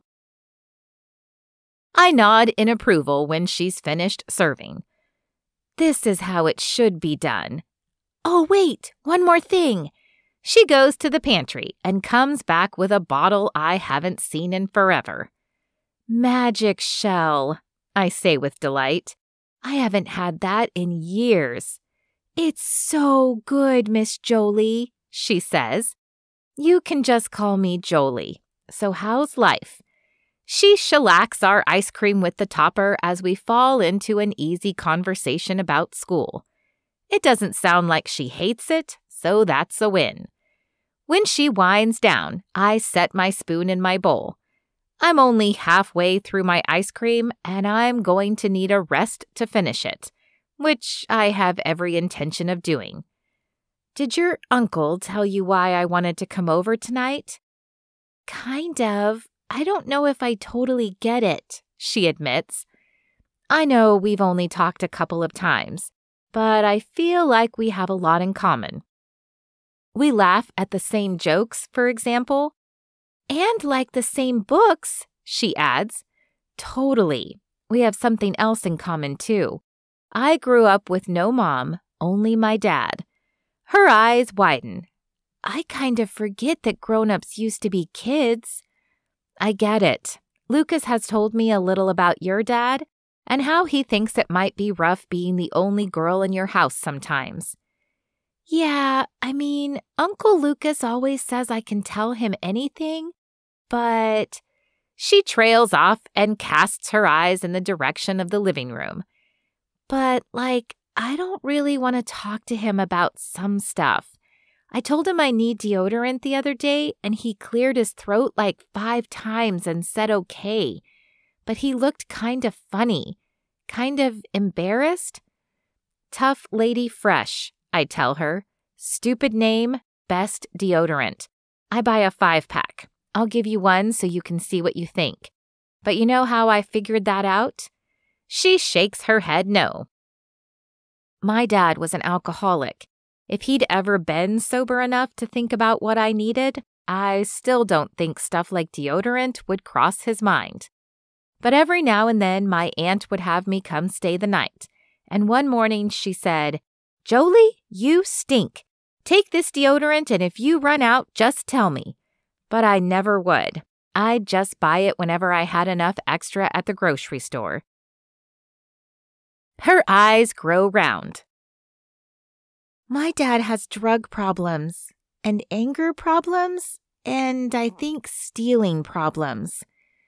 This is kind of what I mean about having things in common. I could have used a female mentor, an adult in my life who could understand what I was going through and the kinds of questions I might have or things that I might need. My aunt did her best, but she worked a lot, and I slipped off her radar more often than not. Uncle Lucas keeps me on his radar pretty good, and Pops. I nod. Good men, but I hope you'll still consider being my protégé. Protégé. She repeats the word. Uncle Lucas used that word too, but I couldn't figure out how to spell it to look up what it means. I point to my chest. Mentor. I point to her. Mentee. Her expression clears. But the proper word is protégé. So that's what I'm here to ask you. Would you be my protégé? We'd mostly hang out and talk about books or do nerdy things, but you'd be able to ask me questions about anything, anytime, like deodorant, or bras, or boys, although I still don't really understand them, or prom dresses, whatever you want. What do you think? Do you like K-pop? She asks, her expression serious. Don't know much about it, but I'm happy to learn. Okay, I'd like to be your Mentos. Mentee, you mean? Yeah, but Mentos is funnier. She grins, and like the brief glimpse I caught on our shopping trip, I see the full Brooklyn coming through. You're right, Mentos. Want to hang out Saturday morning before I go to work? I'm thinking get some more ice cream and maybe hit the bookstore for a book signing with Sasha Liu. Her eyes grow huge. No way. Oh, very much yes way. I get another squeal and it makes me laugh. So I'll see you Saturday morning? Yes, for sure. Great. Let's finish our ice cream and I'll explain the plan to your uncle. Brooklyn tucks into the rest of her dessert, peppering in information about her K-pop that she feels it's important for me to know. When we return to the living room 10 minutes later, she tells Lucas, "We're going to be Mentos." She grins up at me and I smile. She said yes, I explain. Could you bring her over Saturday morning? We're going to hang out. Sure, he says. Happy to. Thanks. Anyway, I better go. I need to trade the warm glow of this Brooklyn situation and Lucas's smile for an evening of trying to fight off the impending failure of the Mockingbird, which is sort of the key element of my now shaky fallback plan. I don't want to think so negatively, but the part of me that learned life on hard mode knows it's the only way to keep things stable. I'll walk you out, Lucas says, shoving up from the sofa while Brooklyn settles in to watch The Wheel with her great-grandfather. When we reach my truck, he hauls me into a hug. He doesn't ask, but I don't need him to, which surprises me. Thanks for all of this, he murmurs, his breath stirring strands of my hair. No problem. I hug him back and listen to the steady thump of his heart. It's a big deal to everyone in our house, he says, and I'm sorry I don't have anything specific to tell you about the doll situation yet. Slocum has narrowed it down to 2 suspects. She's interviewing one tomorrow, and the other is out of town for a few more days, according to a neighbor. I lean back. Do you know when that one left? Saturday. His eyes are glinting in the light of a bright half moon. And when was the last time someone reported getting a doll? I ask. The day before that." I let out a pent-up breath, realizing he's probably found his culprit, and relax against his chest. I'm so ready for this to be over. He hugs me tighter. "I know." We stand there quietly for several moments before I hear the steady beats of his heart increasing. He lets me go. "Better get in your truck, friend," he says. "I wore a cute shirt," I blurt. Yes? You did. I noticed." I climb into the truck, shut the door, and lower the window, which means I'm looking down at him. I don't know why I wore a cute shirt to come talk to a 10-year-old. Lucas rests his hand on the truck door, a slow smile spreading over his face. "I don't know, Joe. Sounds like you got yourself another mystery." It wasn't for you. I'm going to speak it into truth for myself. "Course not," he says. "Sleep well. I'll have answers for you soon." I pull away with a bunch more questions and make the short drive to my house. No, only one question. What is wrong with me? I left Chicago because my perfectly planned life fell apart. I came back to Harvest Hollow to get it all back under control again. And it was, until the first time I saw grown-up Lucas Cole. And it spun out even more with the appearance of Sloane Oakley Hunsaker. I don't want this. I want things to be sane, ordered, structured, predictable, and profitable if my plan is going to work.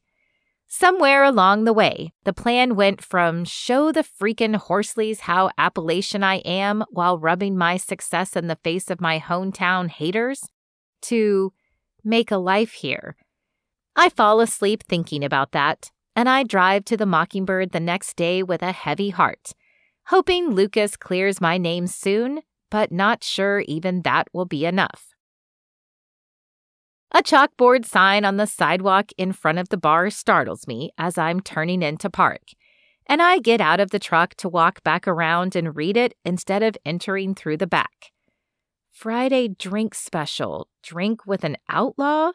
Bourbon Bandits and Dolly Derbies half price. I walk in through the front. Rye is behind the bar with a highball glass and a bottle of Weldon Select, a North Carolina bourbon.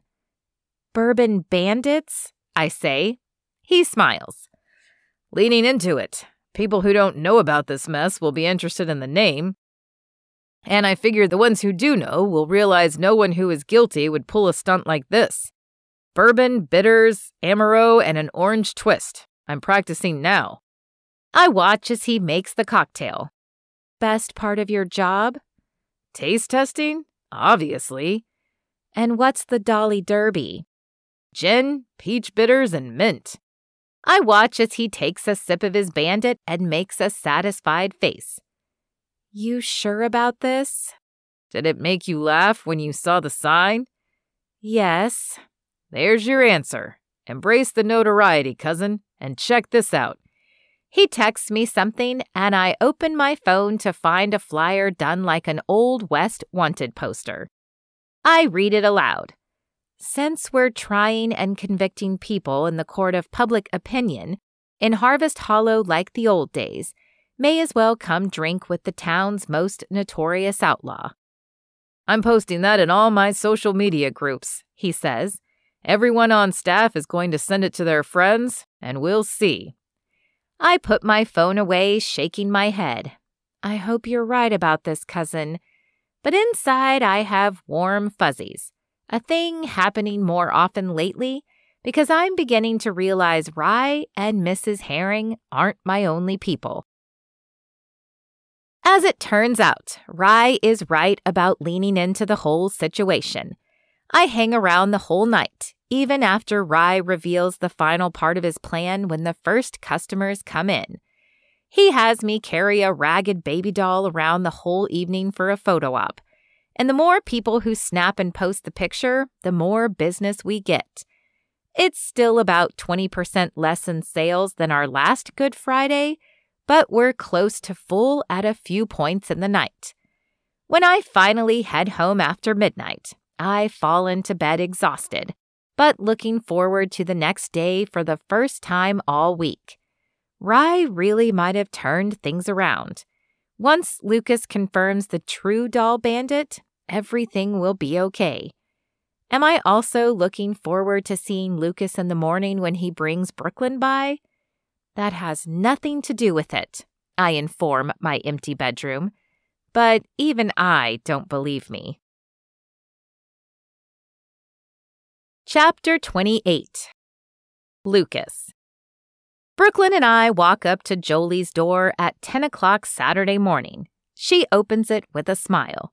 There is no point at which this woman hasn't looked beautiful, but this morning she looks especially good in jeans and a plaid jacket with tan suede boots that go all the way to her knees. She's covered from neck to ankle, so why does she look so sexy? "What's that?" Jolie asks. I blink, confused until I remember I'm holding a picnic basket. "Oh, public relations. You mentioned getting ice cream, but I wondered what you would think about me crashing the first part of your hangout. What if we did a picnic on the library lawn? I thought if I hang out with you so publicly, it might make a few people question whether the sheriff and his child would really fraternize with a criminal." "That's so thoughtful," Jolie says. "I could use all the help I can get. Brooklyn, is that okay with you?" "Fine with me, Miss Jo. I think it'll be fun." Jolie's face softens a bit when Brooklyn uses her nickname, and I'm thankful again to this woman for seeing a need and filling it. "Let's do it," Jolie says. "You want to ride with me, Brooklyn?" "Yes!" "I'll follow y'all over and go to my office when we're done. Brooklyn doesn't have any other commitments today, so take as much time as you want." We head out and I park behind the station and walk over to meet them on the library lawn, where Brooklyn is smoothing out the blanket we brought. "What's in here?" Jolie asks as she opens the basket. "Pop's packed," I confess. "We'll see." We pull out a ham sandwich lunch with plastic baggies of plain chips and more with sliced carrots. He's even put a whole bottle of ranch dressing inside. Dessert is a Little Debbie oatmeal cream pie for everyone. "Not so fancy," I say by way of apology, "but I promise he uses the good bread and ham." "Are you kidding?" Jolie asks as she unwraps a sandwich. "This is perfect." After a bite, she adds, "Good bread and good ham." "Why are we doing all this?" Brooklyn says. "Because we're trying to prove what?" We spend the next several minutes taking turns explaining the doll situation to Brooklyn, who looks increasingly baffled. "Why would anyone care if you gave their kid a doll? A girl in my class got one and she likes hers." "People get odd about strangers giving their kids gifts," I tell her, "and there's nothing wrong with being alert. The problem here is certain folks going around accusing Jolie of doing it without any proof and implying she's up to something." I'm trying to find a word, but Brooklyn supplies it. "Nefarious?" I grin. "Yes, nefarious, vocab genius. How do you know all these words?" She shrugs. "Reading. Speaking of that, I know we're going to the bookstore, but can we go to the library too? I want to see what's on the new release shelf." "Works for me," Jolie says, but her enthusiasm feels forced. I gather up the trash and put it into the Walmart plastic bag Pops also provided. "Brooklyn, can you go throw this away?" She jumps up to do it, and when she's out of earshot, I turn to Jolie. "You don't have to take her to the library." She shakes her head. "No, it's fine. Remember I told you Mrs. Herring wants me to volunteer there? I've been avoiding her since I became public enemy number 1. "I know Roberta Herring. She isn't going to believe the rumors." "Probably not," Jolie says, "but she'll recognize that it's no bueno having me around kids right now." "Jo?" I want to take her hands in mine and squeeze them, reassure her that she's going to be okay. But I'm rationing how often I'll let myself touch her because I'm trying to respect her boundaries. Instead, I shift so I'm sitting beside her, and that means we're now both facing toward the busy general store and the weekend foot traffic mountain towns get when the temperature's cool. I know it seems like everyone in the world is on Sloane's side, but I promise you, this town is way bigger than her. There are way more people who haven't even heard about this situation than who have. It'll make you feel better if you can remember that. She nods and climbs to her feet as Brooklyn comes back. Ready for the library? Ready, Brooklyn says. Can I tag along for this part too if I swear to leave you alone for the rest? I ask as I fold the blanket. Brooklyn rolls her eyes but says, Okay, Uncle Lucas, but you don't have to protect me so much. Miss Jo is safe. I know, I tell her. This just sounds way more fun than the paperwork waiting for me. Let's go then. We walk into the library a minute later, and Roberta Herring greets us with a smile. Brooklyn peels off to the circulation room after a quick wave to the librarian. Hello there, friends, Mrs. Herring says. I'd say I'm surprised to see you all together, but Brooklyn has been telling me all about your book recommendations to her, Jolie. Guilty, Jolie says, and I think she almost winces. Not a great choice of words considering everything. I'm glad you're here, Mrs. Herring continues. Jolie, I expected to see you before now. Have you considered my proposal? I have, Jolie says. She hesitates, then sighs. I was going to tell you that I'd like to volunteer, but not to teach financial literacy classes. I think I could be more helpful doing some after-school tutoring. Wonderful, Mrs. Herring says. When can you start? There's another almost wince. There's kind of a situation right now, Mrs. Herring. I don't think this is a good time. What kind of situation? The librarian asks. Jolie closes her eyes and breathes out through her nose for a few counts. Then she opens them and says, It's honestly so stupid, but I've been accused of leaving dolls at some people's houses to harass them, I guess. Right now, it's about like inviting the boogeyman to come tutor. That is ridiculous, Mrs. Herring says. Whoever is suggesting that has a good enough imagination to be making up stories I should shelve here. And it changes nothing for me. When would you like to start volunteering? Are you sure? Jolie asks. She sounds so uncertain but hopeful, and it breaks my heart a little. It also makes me want to write Sloane Oakley Hunsaker at least a dozen citations for being a public nuisance. Am I sure that someone who had the Dewey Decimal System memorized by 6th grade would be a good tutor for some of the kids who hang around here after school? Mrs. Herring's eyes twinkle. Quite sure, Jolie. So, next week? That would work, Jolie says. Thank you. Mrs. Herring shakes her head. You don't need to thank me for doing me a favor.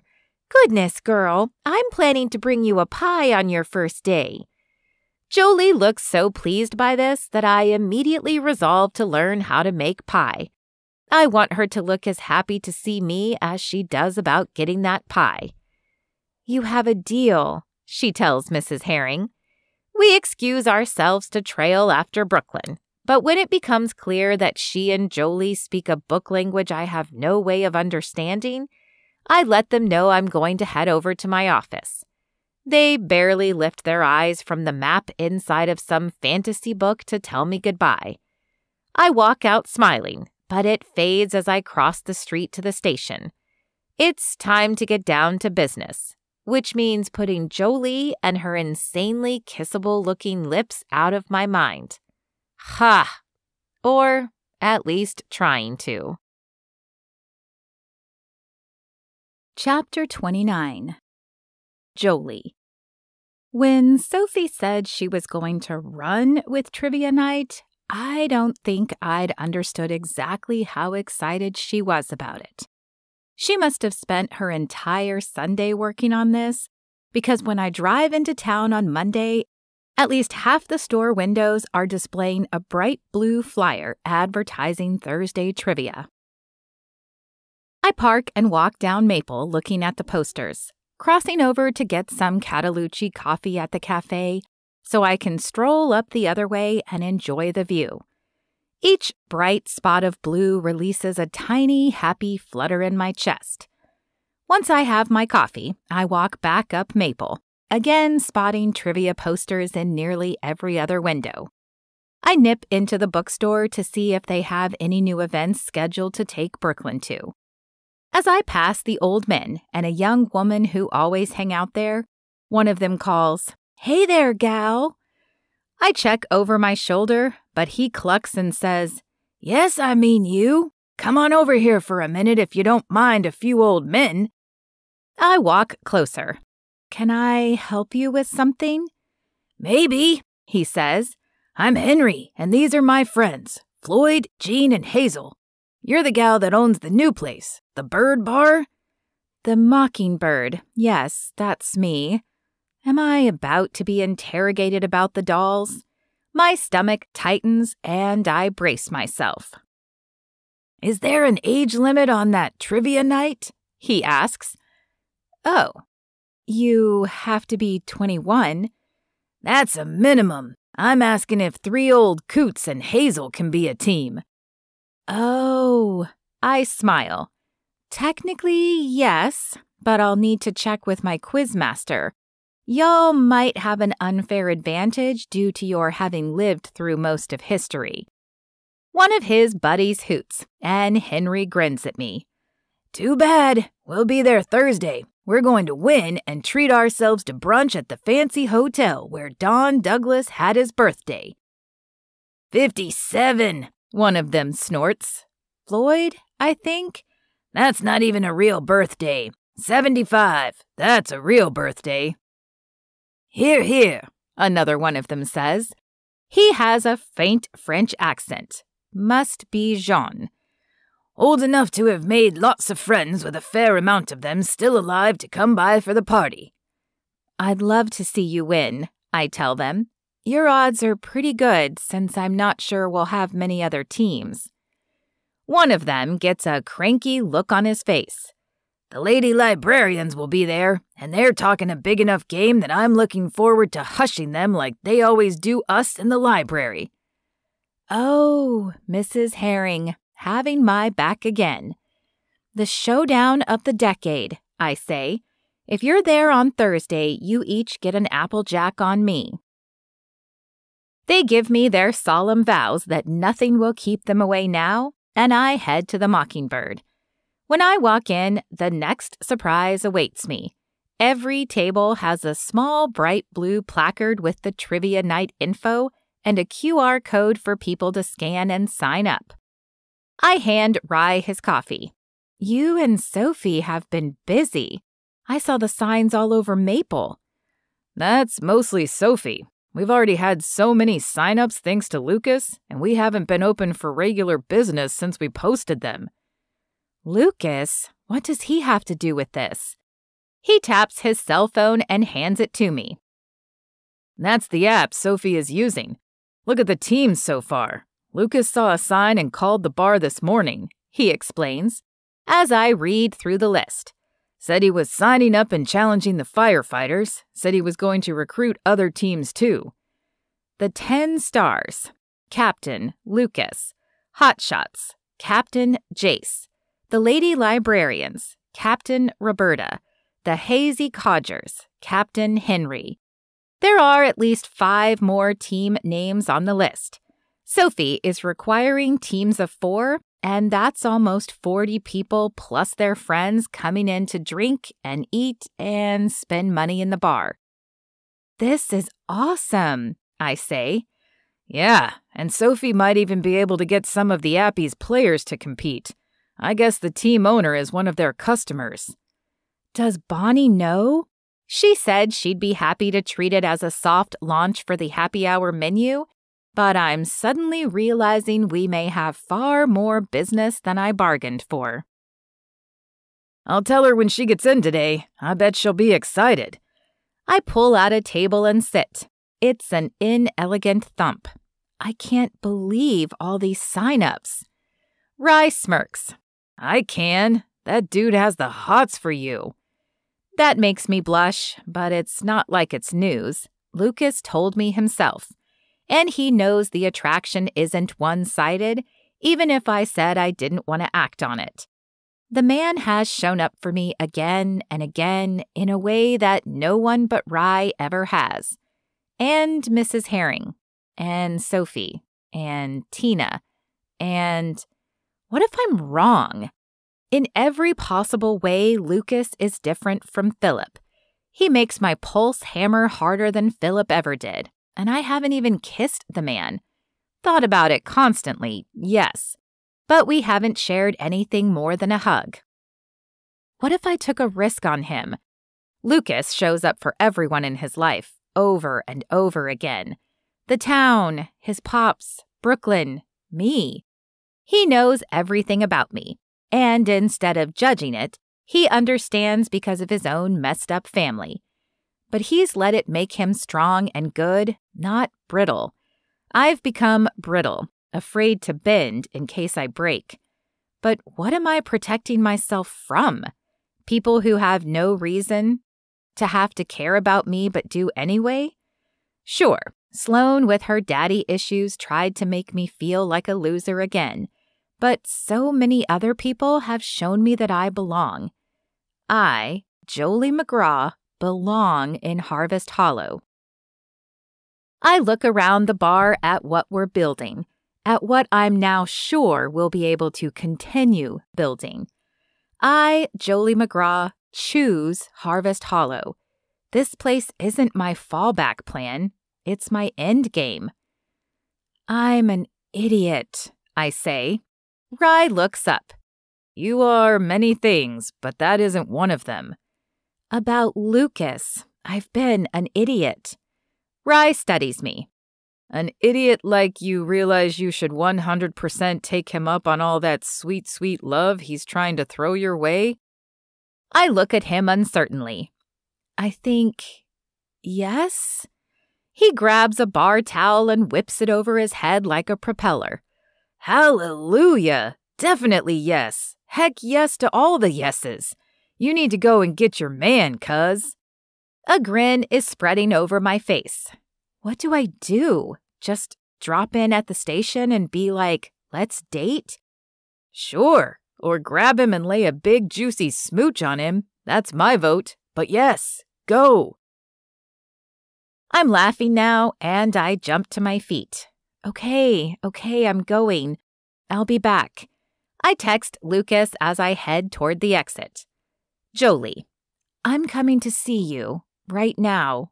It's good, I think. Lucas, you have my attention. I'm still grinning as I push open the rear exit door, still grinning as I read his response, still grinning as I reach for my truck door, still grinning as I notice a cream-colored envelope tucked into the window. I pluck it out and open it, and then I freeze as the words sink in. To the owner of the Mockingbird, meet me at Green Oaks Cemetery by the Weeping Mother statue tonight at 8. It's time to end the doll terror. It's written in fine cursive and unsigned, and it wipes my smile right out. Chapter 30. Jolie. This is the good thing you wanted to see me about? Lucas says, accepting the note I hand to him. Not exactly. Found it on my truck when I walked out of the bar. Read it. He scans and his eyes shoot to mine. No way. You're not going to meet an anonymous stranger in a cemetery after dark? His objection isn't a surprise, but it bugs me anyway. At the risk of sounding 15 again, you are not the boss of me. He waves his hand around his office. I'm the boss of this investigation, and possibly your common sense. Show me a single word in there that suggests to you it would be a good idea to do what the note says. At best, this is a joke, and some dumb teenagers are going to jump out from behind tombstones and scare you. It's not a coincidence that today is the first day of October. We'll have a spike in nuisance complaints like we do every year. I try to hold on to my patience. I know this whole doll situation has been an irritant to him too, but it hasn't upended his life the way it has mine for the last 10 days. You sound very condescending right now. He sighs. I'm not trying to, but do you understand from my perspective why this sounds like a bad idea? I lean forward in my chair across the desk from him. I do. I know I don't have any proof, but my gut tells me this isn't a joke. Maybe it's the handwriting. It's old school, proper, trained. It reminds me of Mrs. Herring's. If it was kids, would they even handwrite it on nice stationery? And how could they fake that older style cursive? He keeps his eyes on mine for a few seconds before he looks down and picks up the note in front of him, rubbing the paper between his fingers. 2 deep grooves, a mirror of my worry brackets, appear between his eyebrows. I need to be done with this. I don't need your permission, but I was hoping for your support. For the 3 months after Philip dumped me and I started putting together my Chicago exit plan, coming back to Harvest Hollow had felt like the next and final step. I'd move here, run a bar, and live down to the McGraw reputation. I didn't see much beyond that, and my whole life I'd always been thinking about what came next, about when my real life would start once I left this town. Coming back? That had been the whole plan. I was too worn out inside to think of what anything past opening the bar would look like. No thoughts of expansion, weaving into the town fabric, nothing like volunteering at the library or making new friends in town. Harvest Hollow was somewhere familiar, even if unloved. By me, at least. Now, barely a month into all this, I see glimpses of what comes next. There's always Rye, Mary Louise, Tina, and Precious. There's Bonnie and the new staff coming on. There's laughing with Sophie, talking with Mrs. Herring, hot cups of Catalucci coffee, and always Lucas and Brooklyn. What isn't in this peek at the near future is the little black rain cloud of Sloane Oakley Hunsaker, dampening all the good vibes. I'm taking any chance to be done with this, Lucas. Please be on my side. It's so hard to say those words, and I try not to show it. I am, 100%. He pushes the note back across the desk toward me. I'm going with you. I'll stay out of sight, but I'll be watching. You'll keep your cell phone with you and leave it on an open call so I can hear what's happening. Can you agree to that? Yes. I smile and it wobbles, and the end of my nose is stinging. Am I going to cry? Why would I cry? This makes no sense. I didn't cry when Lucas told me about the accusations in the first place. Why now? I get up from the chair, heading for the door as fast as possible. If I'm going to cry, I'm doing it where no one can see me, since I wouldn't be able to explain my tears to anyone. I'll meet you back here at 7:30. He's getting up to walk around his desk, and I grab the handle before he can get to me. Okay, thanks, bye. I dart out and close it behind me. I stand there for a couple of seconds, drawing a steadying breath as I survey the open office space and the different employees working at desks, some in uniform, some not. Why would I run away from Lucas? I turn and open the door again, pushing it as Lucas pulls, and I nearly fall into him. He steps back and steadies me as I lose my balance. Whoa, you okay? I nod and close the door behind me, leaning against it. Lucas is close enough for me to graze my finger over the star on his chest, and I want to. Badly. He's studying me with a look of concern, like he's trying to read my face and figure out what to do next. He's right that I've lost my common sense. It's the only thing that explains what happens next as I reach out and hook my fingers beneath the hems on each of his short sleeves to pull him toward me. His eyes widen right as I close mine and I press my lips to his. It's a soft touch. I am not a kiss-first woman, or I never have been until Lucas Cole. But I'm a kiss-first woman now, and after a split second of stillness from him, barely the time it takes to catch a breath, the sheriff of Harvest Hollow makes very sure I don't regret it. His hands come up to cradle my head as he kisses me back, his fingers sure and warm as he slides them behind my neck, his thumbs feathering against my jaw. He brushes his lips against mine once, twice, until I make a soft, impatient sound and feel his mouth curve into a smile. Then he's kissing me, really kissing me, like he's thought for days, weeks about how he wants to do this, his lips warm and insistent. My hands drift from his ridiculous biceps to his chest, and though his shirts are never tight, they're so well fitted that I can't even grab a fistful, but only slide my fingers between the second and third button to pull him closer. It tips him off balance, and one of his hands flies up to brace against the door beside my head. And, oh my stars, why does that make me want to kiss him even more? But it does, and I do. Quiet weaves around us, a cottony, pillowy silence where I'm wrapped up in the warmth of Lucas, everything else falling away except the sound of my own heartbeat pulsing in my ears, the feel of his drumming against the backs of my fingers as I hold him there. A shrill desk phone right outside his office pierces the quiet and the spell breaks. I let go of his shirt and push lightly. His head comes up to meet my eyes, his glinting with something I can't name. Surprise? Confusion? He blinks, like he's emerging from a daydream. Sorry. His voice is gruff but quiet. You didn't do anything. When his eyes flash, I correct myself. You did good. I mean, that was, good. You're very... I am babbling. I do not babble. Good, he finishes.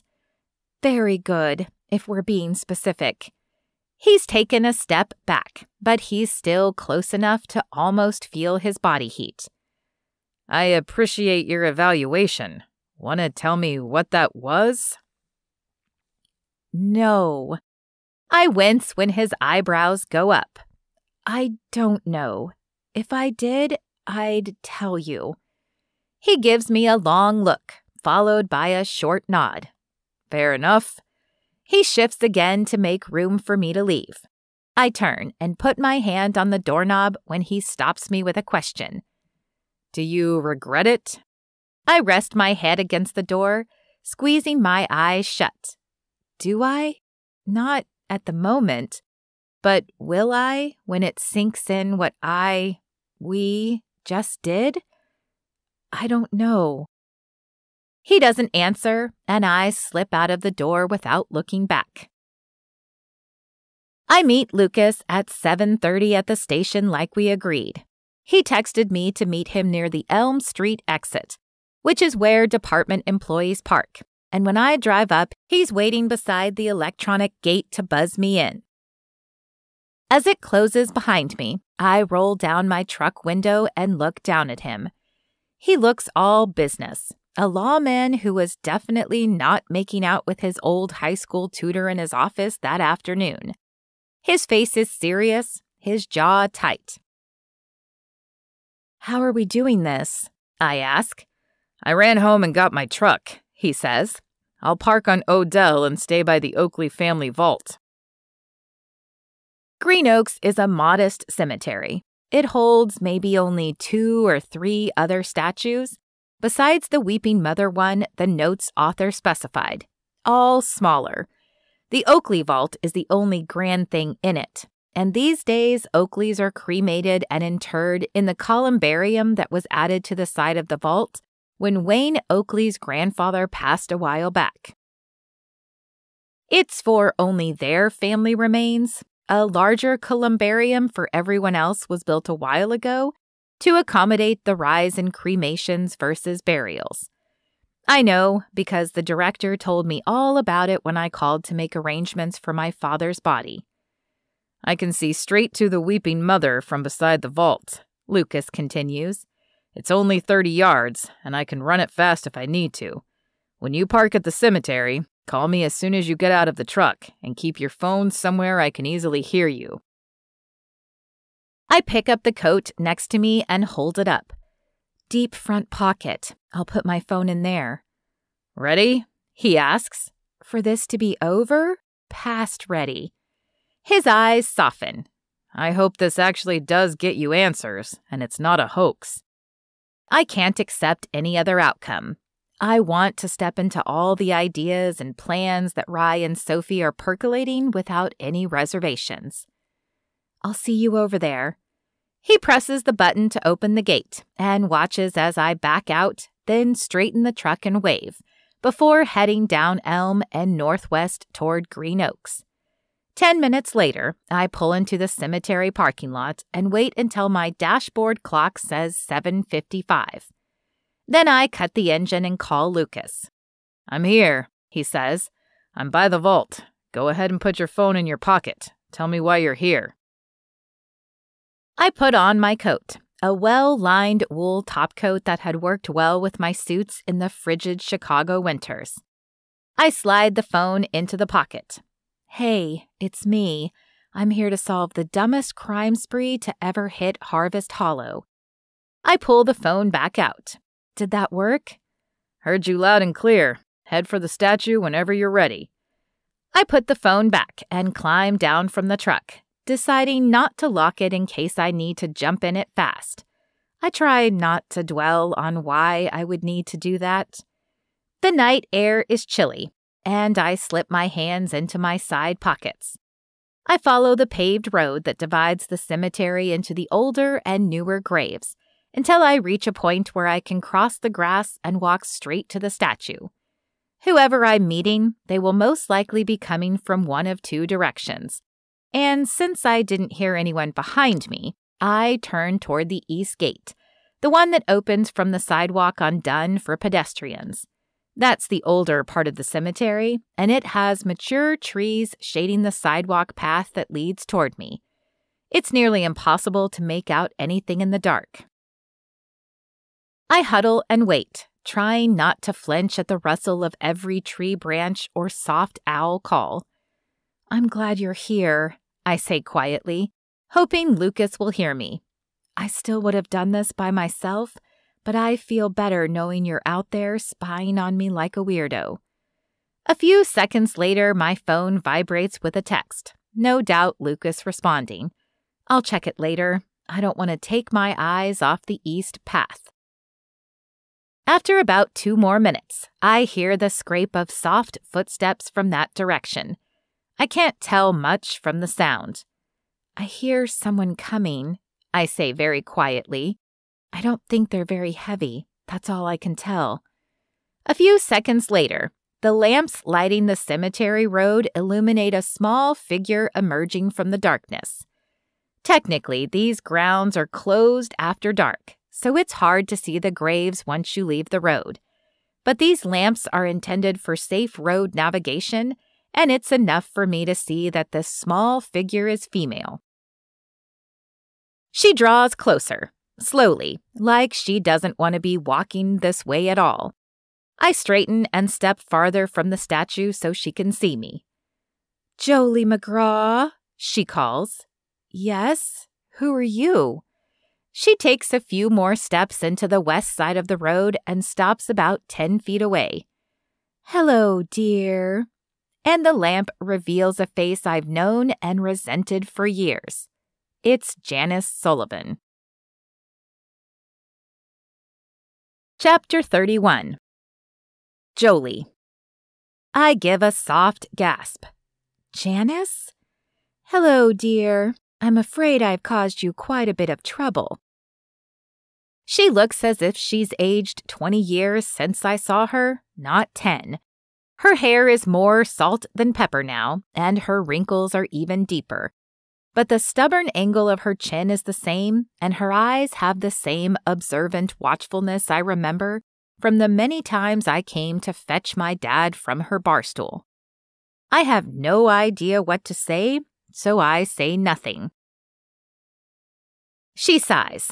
"I suppose you're wondering why we're here." "You wrote the note on my truck?" "I did." This doesn't make any sense. Why all the spooky atmosphere and the mystery? She looks startled. "What do you mean?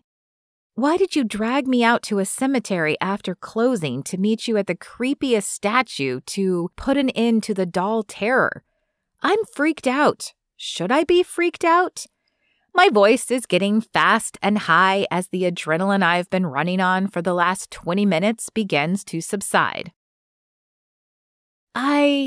She looks around the cemetery. "Oh, no. Oh, this isn't at all how I meant for this to go. I only picked this statue because Tom is buried right there, and I come to visit every week." She points to our left, and the angle of her arm makes it seem as if his grave is fairly close. But it's outside the pool of the lamplight, and I can't see exactly where she means. I look at her again. Why at night? She lifts and drops her shoulders. "I'm embarrassed. I didn't want anyone to see me."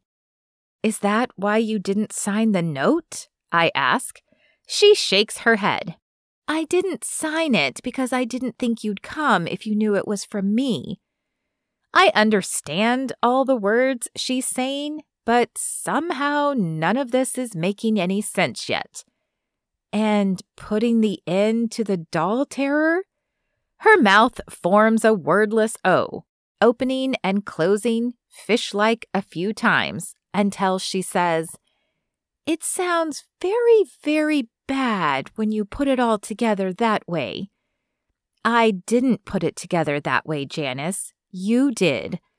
My words are curt as the reality of standing in front of this woman settles in. She was one of my dad's biggest enablers. "You're right." A long sigh. "You're right.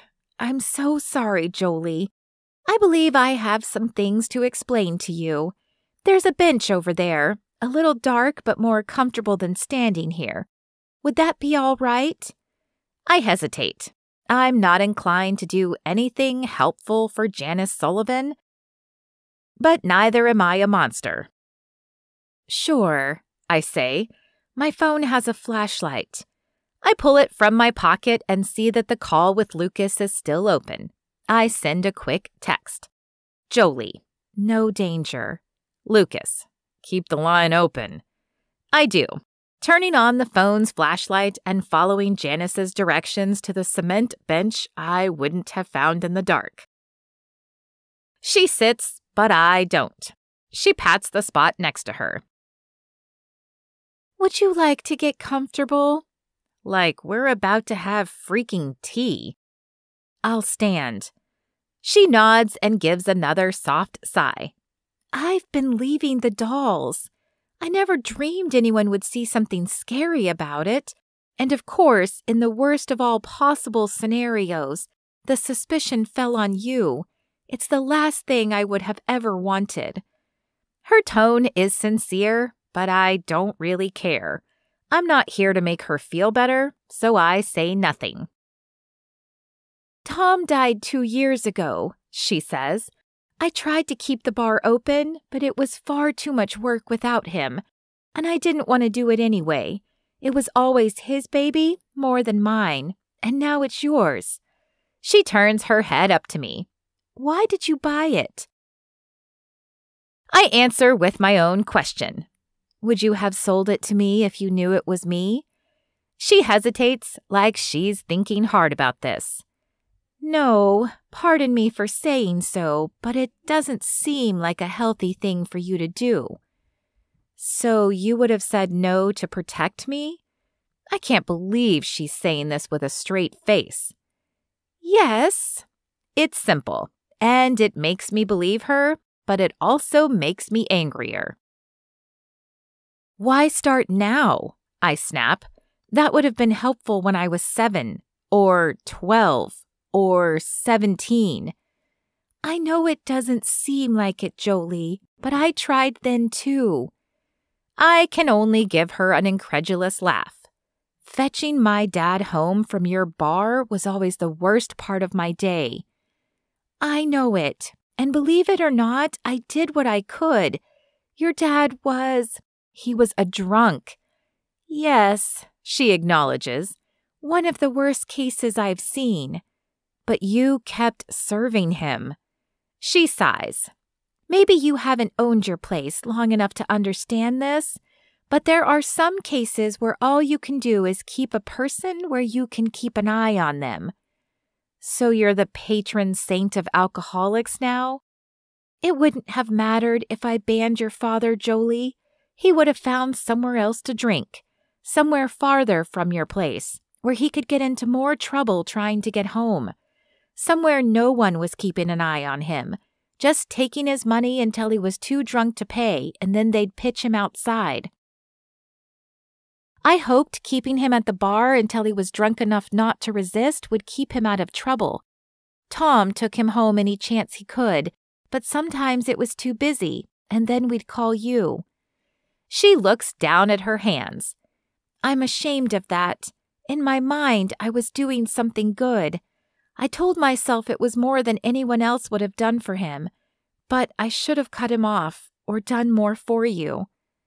Unbelievable. I have no absolution for you. She nods.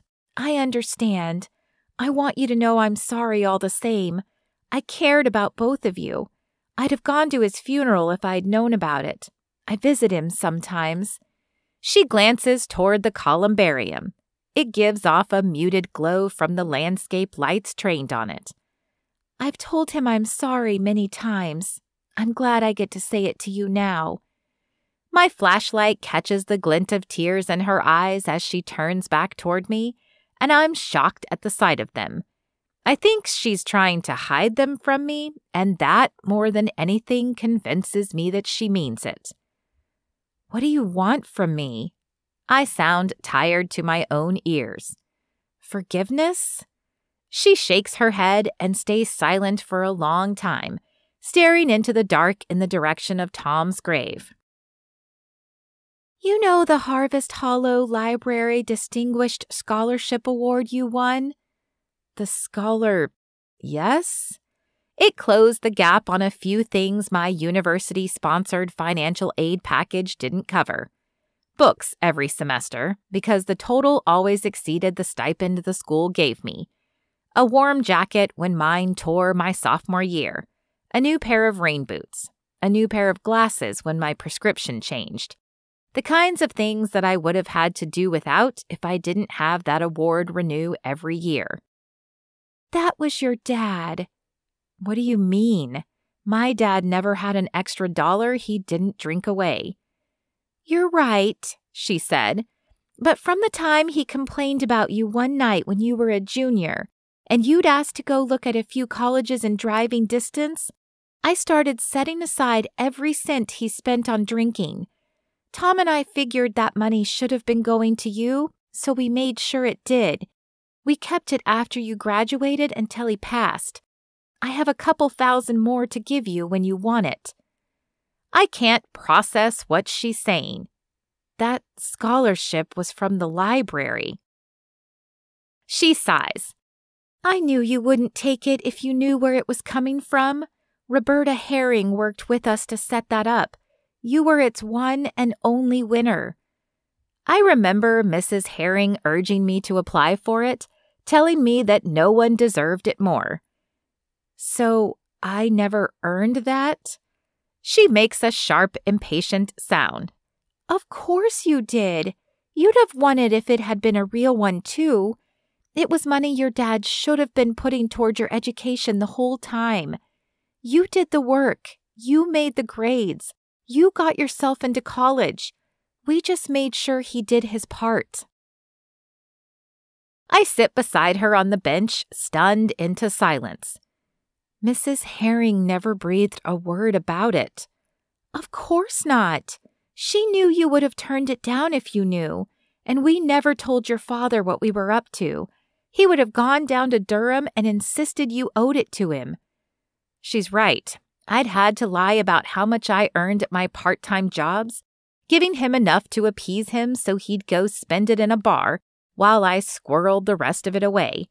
I knew what he would do with the money, and I still gave it to him because it was the only way to make sure I kept some too, or he would have taken it all. Maybe I can see the path Janice Sullivan's illogic took when she kept serving him to keep an eye on him. I don't know what to do with all of this info, but I know it's a bigger thing than I can hold, so I grab for something I can. The dolls. She gives a pained laugh. I have never been more embarrassed, and you're the last person I ever thought would have ended up in the bull's eye of this mess. I'd definitely like to know how they led us to a cemetery after dark. I collect them, she says. I never liked to tell anyone because it sounded strange for a woman with no children. I couldn't pretend they were anyone else's, so I just kept my habit quiet. Tom thought it was pure foolishness, even though he never said a word about it. But he was too practical to understand why I bought an expensive, elaborate doll every year, then kept them all in a locked room I never let anyone else enter. She shudders. Good heavens, I sound like an insane person. It's unintentional. I only kept them hidden because I never wanted to explain to anyone who visited why I had a room full of dolls. I'm not totally sure myself. What you must have thought when you got that unsigned note about doll terror on your truck. She gives a choked, disbelieving laugh. You probably thought you were coming to meet a psychopath. I turn my phone so she can see the screen. I do have Lucas Cole on the other end of this call. He's over by the Oakley vault. We both turn and squint in that direction, but even knowing he's there, I can't see him. We turn back around. Can't blame you. It's good thinking. She leans toward the phone. Hello, Lucas. Hey, Miss Janice. It's not on speaker, but we can hear him clearly enough. I'm going to keep him on the line, I tell her. These dolls have been a headache for him, too. I had no idea what an uproar they were causing until I got back to town yesterday, she says. I went to church and heard people buzzing about it in the sanctuary after services. I don't use social media much, but I asked enough questions to figure out where these ideas were coming from, then checked that gossip Instagram myself. I about died when I realized what had blown up in my absence. I mean it almost literally. She pats my thigh. I'm old, Jolie. So, why? It's the most obvious question. Why were you leaving dolls anonymously? She heaves her deepest sigh of all here. I don't like attention. Never have. I only told you about the scholarship so you'd know that at least we found an indirect way to make your dad pay. Those dolls, they're collectibles. A lot of dolls people buy and try to sell aren't, but these are the real deal. Maybe I bought one for each version of the daughters I might have had. I don't know. But I bought the high-end ones. It's my only vice. So you didn't want people to know it was you giving them expensive dolls? Why give them at all? Why not sell them? She shrugs. I didn't need the money. I'm not wealthy, but I moved into the senior living center after you bought the bar. I sold the house, and between the two, I have more than enough to cover what few years I have left. But when the movers boxed up the dolls and hauled them to my new place, I had to admit my foolishness in having collected them. And if I knew that was foolish, then I decided it would be better to give them to people who might enjoy them. I worked in my church's children ministry until Tom died, and I lost the joy, but I've had a lot of little girls come through there over the years. I'm beginning to understand. Which church do you go to? Church of the Master? It's been around forever, but it's on the unofficial boundary where the new developments begin. So most of the congregants who worship there are from the newer subdivisions. She nods. I decided to give them away, matching each doll with a girl who shared the same coloring. I thought it would be sweet. She finishes with a choked laugh, like she can't believe her own naivete. Then, with no note explaining who they were from, and you dropping them off before dawn? I sleep less than I used to as I get older, she says, or at least I do at night. Can't deny I also take more naps than I used to. So someone gets panicked, which is more contagious than the flu, Lucas adds from my phone, making me and Janice both jump. We smile at each other, and mine is sincere. Not how I thought seeing Janice Sullivan face-to-face would ever go. Someone gets panicked, and suddenly we've got a shady stalker on the loose. Janice drops her face in her hands. This is mortifying. Please don't think less of me if I admit that I feel terrible about scaring folks, but not bad enough that I want to admit to being the one behind it. She straightens and lowers her hands. Still, I'm not letting you take the blame. I wanted to let you know that I have once again been adjacent to events ruining your life, but at least this one I can fix. I'll turn myself in officially tomorrow, she says into my phone. No need. Lucas's voice comes from behind us, and we turn to see him walking toward us. You didn't commit a crime. But we need to clear Jolie, Janice protests. He draws close enough to speak without raising his voice, and I end the call and tuck my phone away. Don't worry about it, he says. I know how to clear her name and keep yours out of it at the same time. You've both worried about this enough. Consider it handled. Janice and I exchange looks, and I suspect we have the same question. We look at him and ask, how? Just trust me. Another pause, then both of us say, no. Lucas laughs, and even I have to smile. If you need the gory details, I'm going to shoot my public information officer an email in a few minutes and ask her to fancy my words up so they make an official-sounding statement which she will put out as a press release. It'll explain the investigation has been concluded and that the dolls were left with the best intentions. She'll write it up without identifying anyone by name and make sure Harvest Hollow Happenings gets it too. I promise, because it happens every time within minutes of release. Just like that, it'll be over. I sit there absorbing that. I can't believe it. By dinner tomorrow, this will all be settled. Miss Janice, did you drive here? Lucas asks. I did. Can I take you home? I'll have an officer bring your vehicle to you in the morning. No need, she says. My eyes are still sharp. Just passed a license test in June. But you can walk me to my car. My pleasure. Lucas holds out a hand to help her up, which she accepts. She turns to meet my eyes again. I'm sorry for everything, Jolie. Every bit of it. And maybe this will make you mad, but I promise I'm trying to help. She pulls a business card from her pocket and hands it to me. You're doing right by the new place, Jolie McGraw, and more importantly, you're going to do good. Then, with a nod, she takes Lucas's arm and heads back down the east path with him.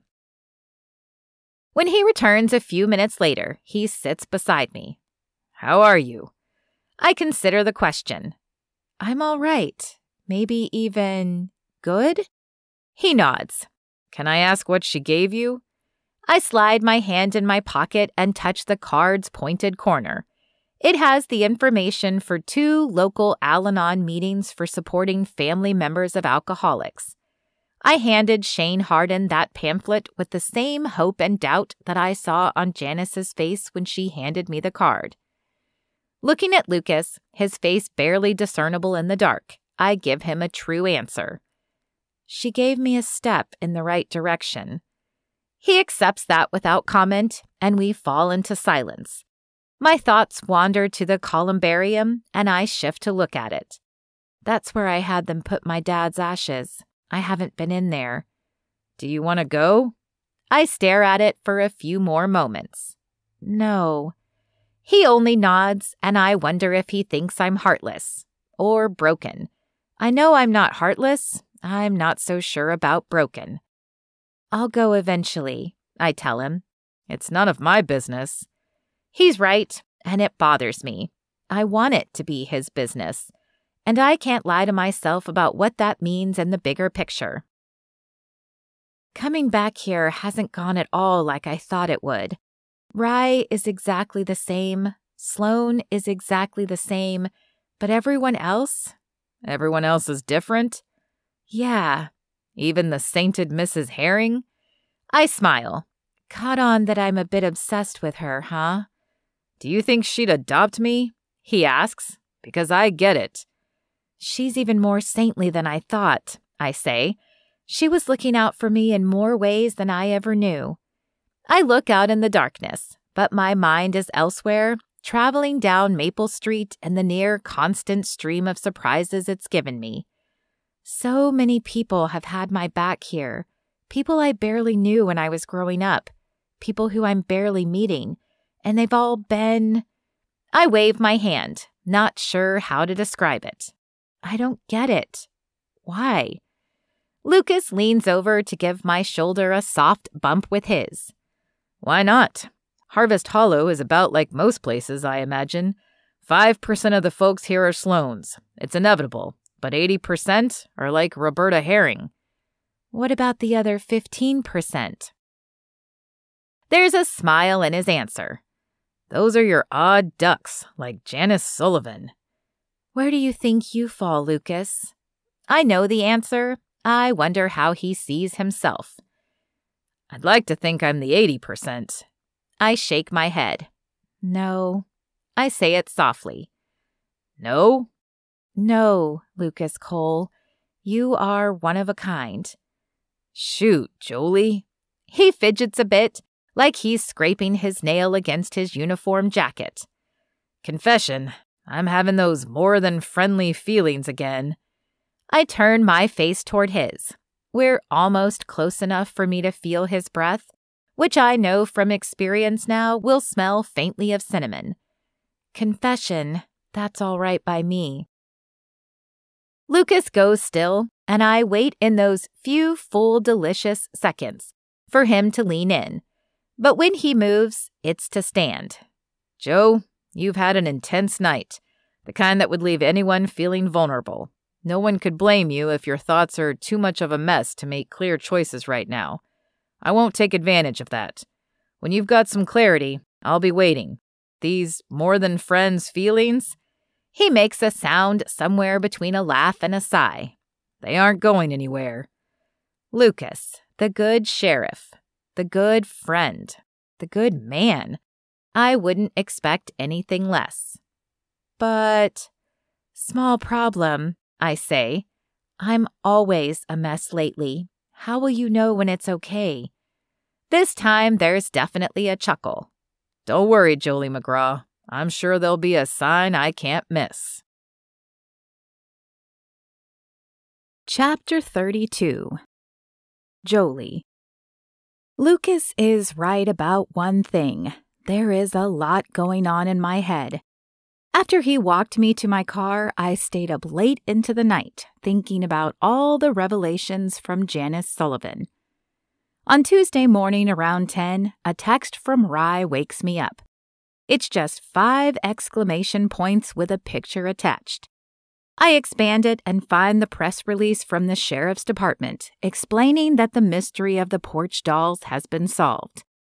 They were intended as a gift by a senior citizen who thought the recipients might enjoy having dolls that looked like them.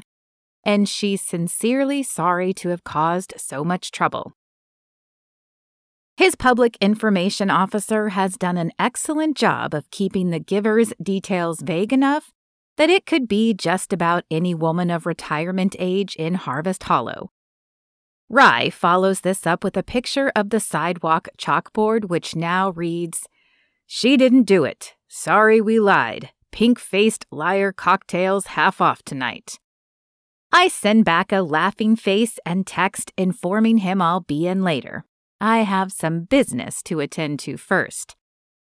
An hour later, I walk into the library.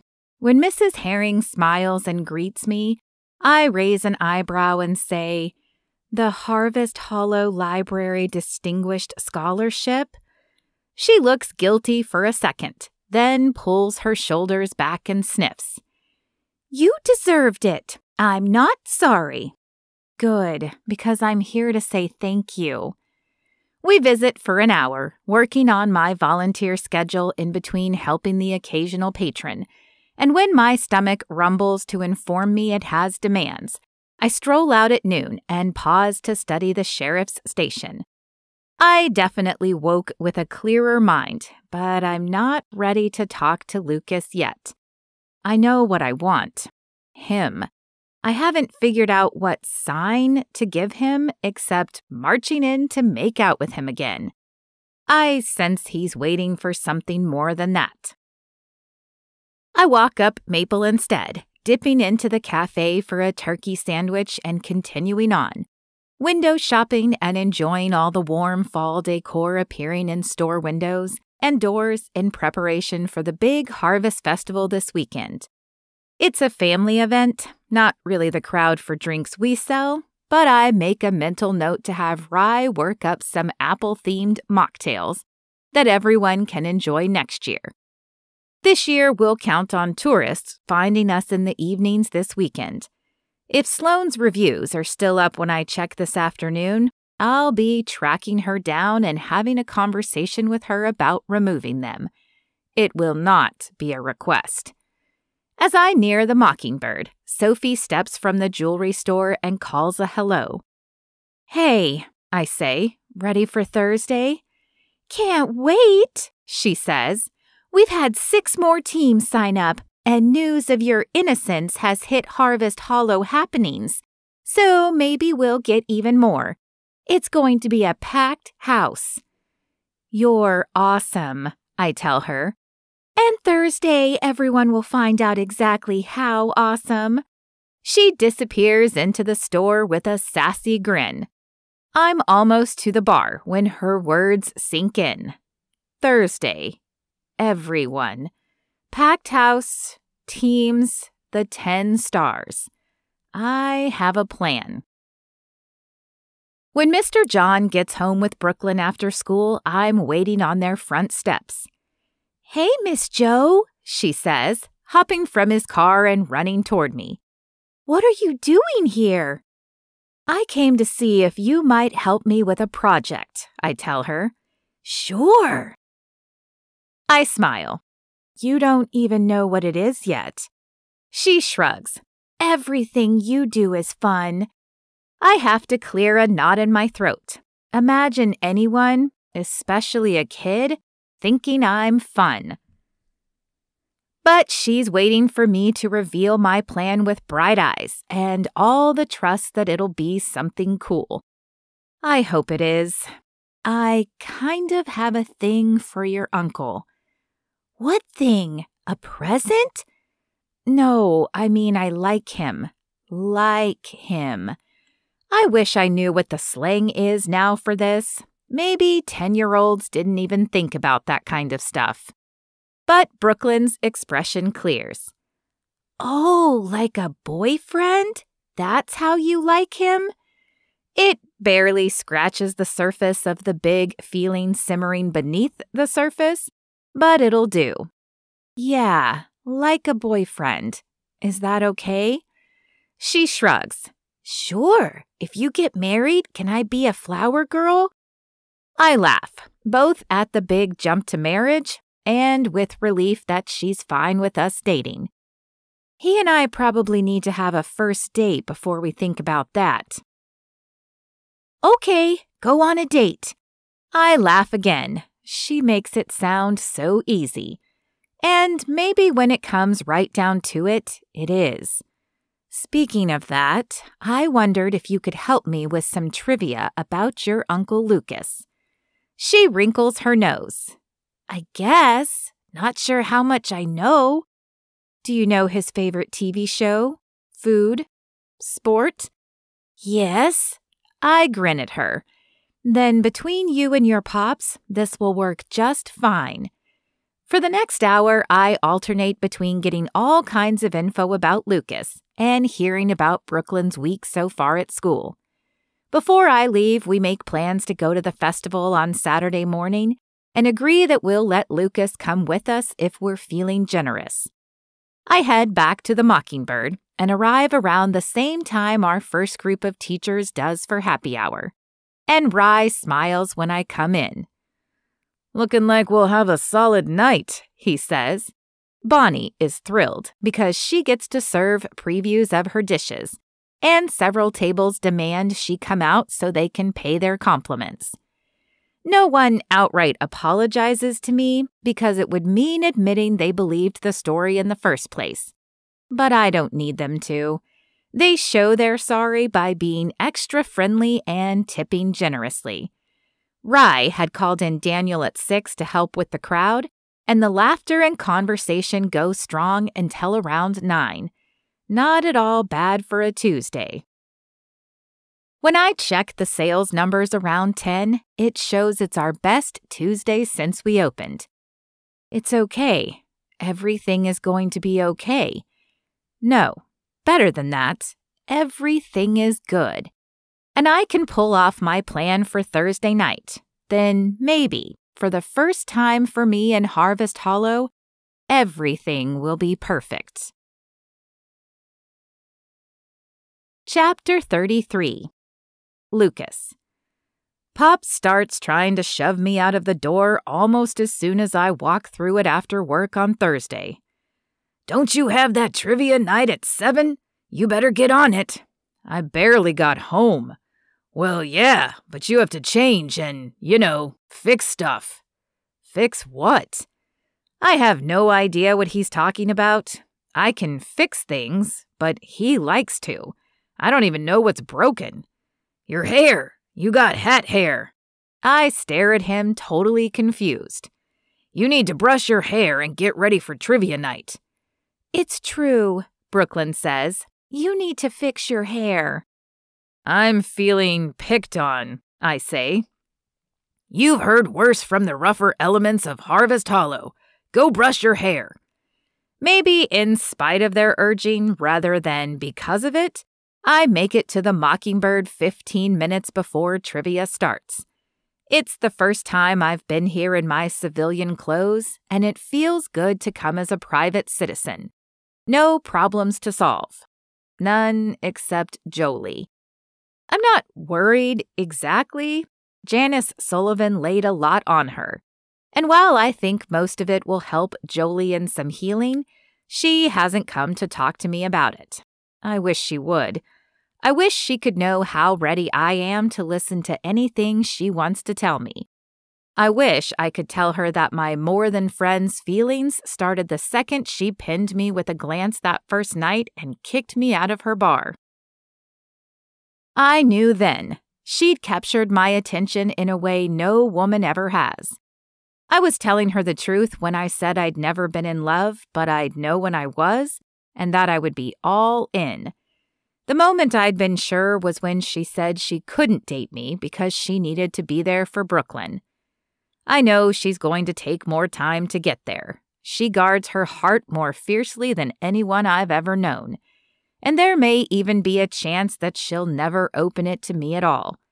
But I don't think so. My instincts tell me that there's more than just a mutual attraction at play here. I think she'd fall for me if she let herself. Will she? I hope so. When will she? I sigh as I step into the bar. There is absolutely no telling with Jolie McGraw. I'd thought we'd have texted or chatted by now, but I've heard nothing from her since I walked her to her truck Monday night. Maybe I should have brought her those pins.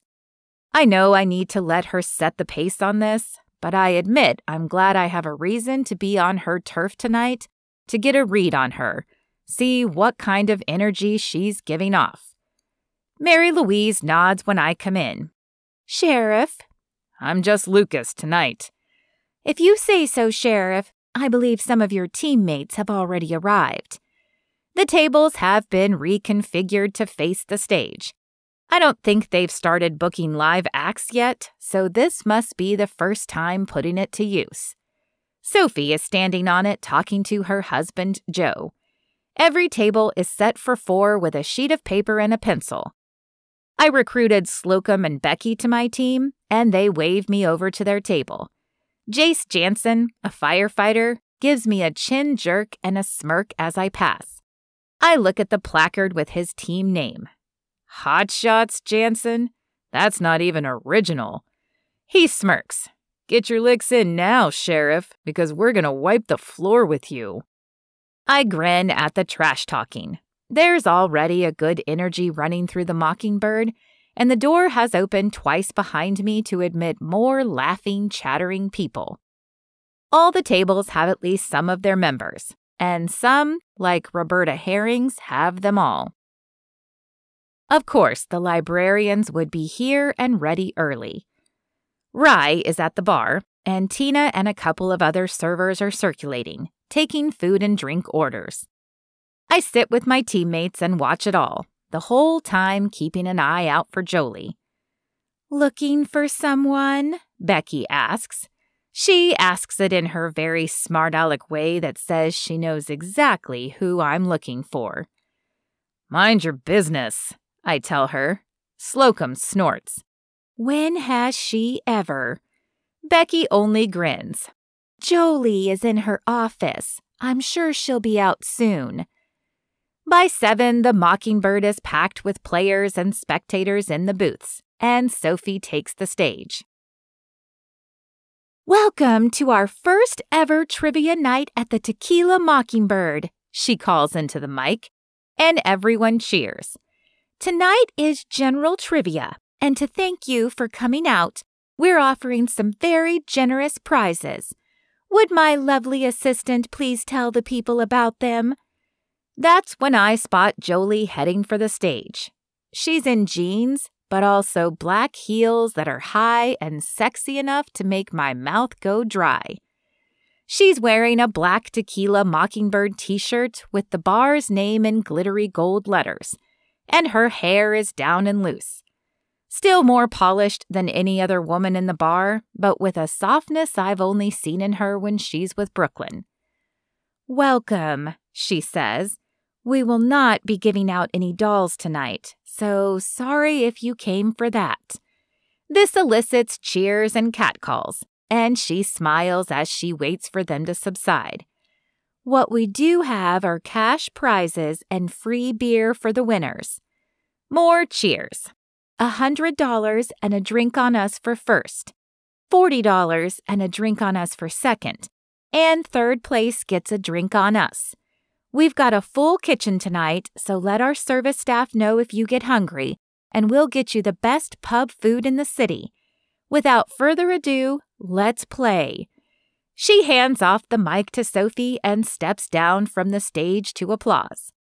As Sophie explains the rules of the night, Jolie heads toward Rye, her eyes stopping at my table and resting on me. She gives me a smile, an uncomplicated, happy smile.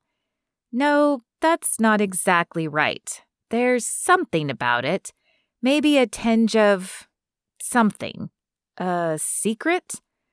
All I know for sure is that relief warms my chest as I confirm Jolie isn't upset with me.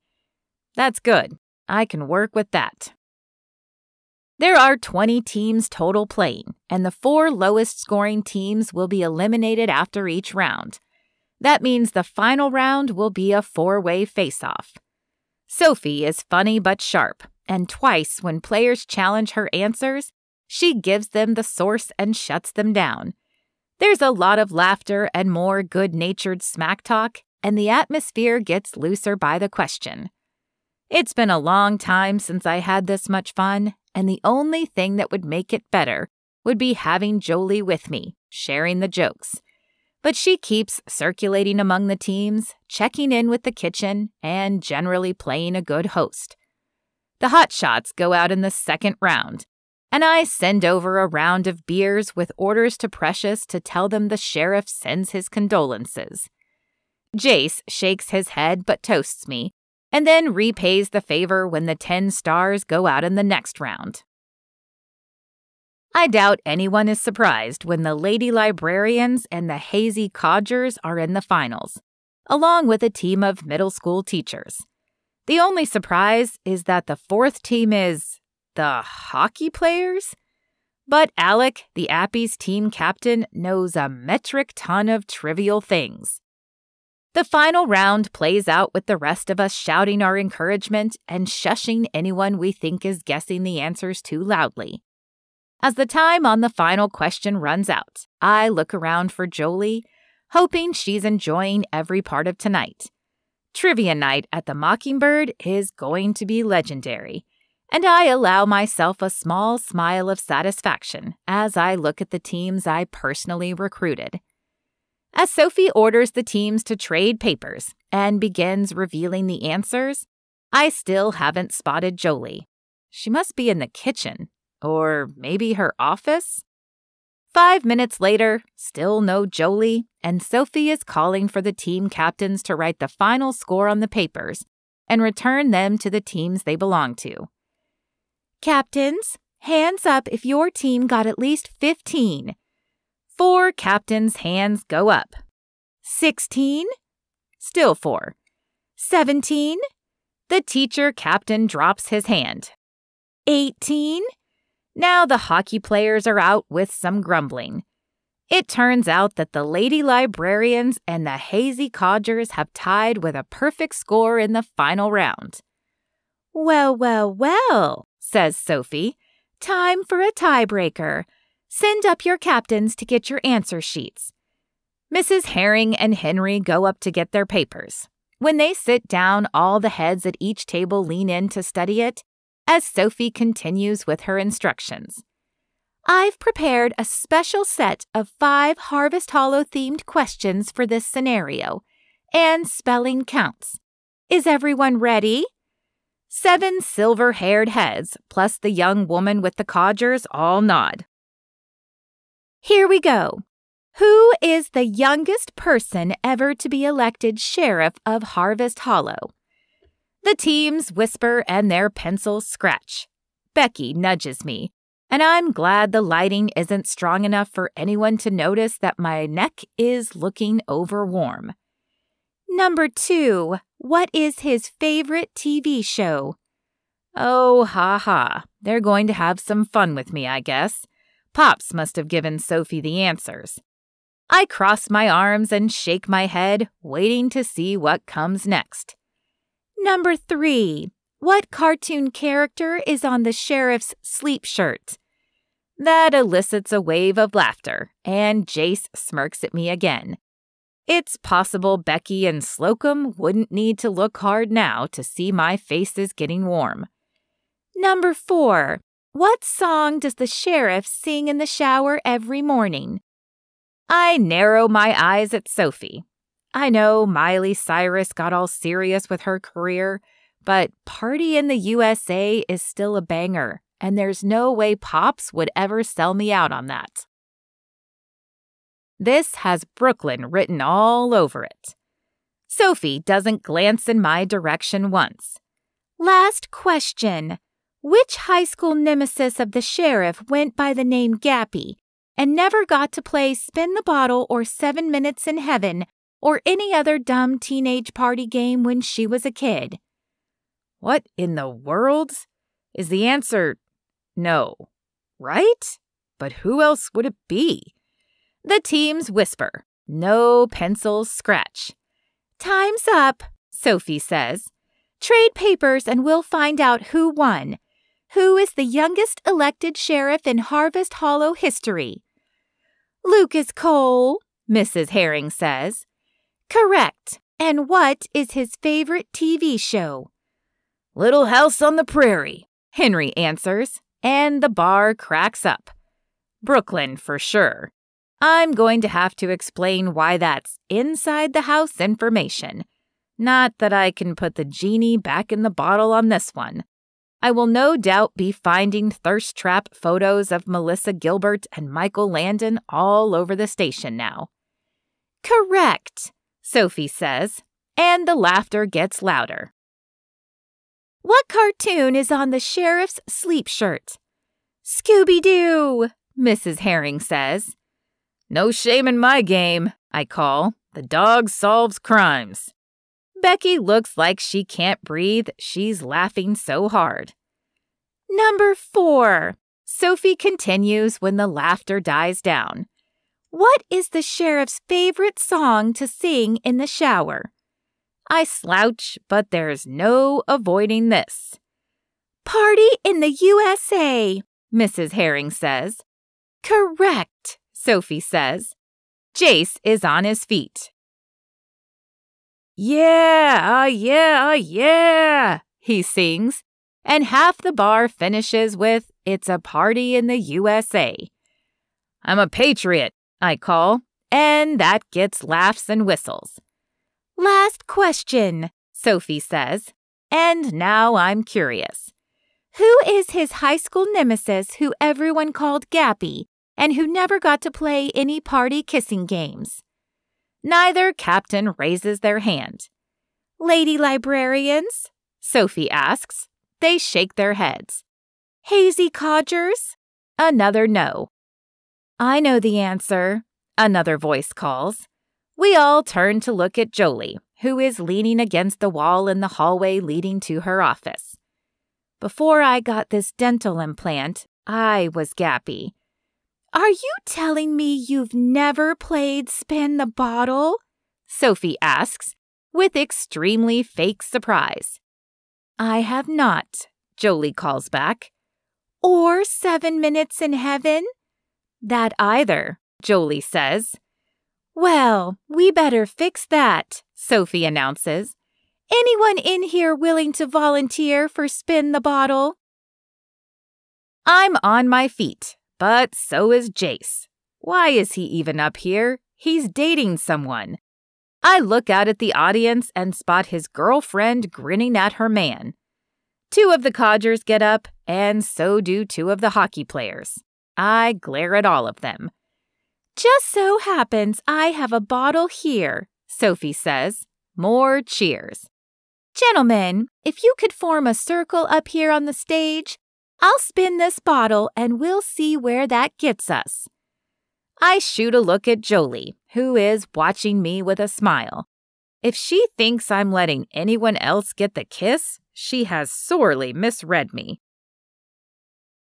I scowl at the rest of the men in the circle, but Sophie has already slipped between 2 of them and crouched to set the bottle down. Then she gives it a hard spin and steps out of the circle again. Okay, y'all, not my best work. 1, 2, 3 times around, and it's slowing.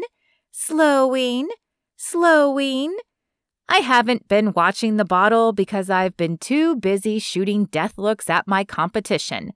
But I look down now. The bottle stops, pointing in the direction of one of the hockey players. He nudges it with his toe and it spins to Floyd, who nudges it and points it at the other hockey player. He nudges it to point to Henry, who points it Jace's way. Slow as molasses, Jace crouches and turns the bottle so it points straight at me. Looks like we have a winner, he says. And when all the other men grin, I realize I have been played. Using my Scooby powers of reasoning, I figure out what Jolie was up to when she was flitting around among the tables all night.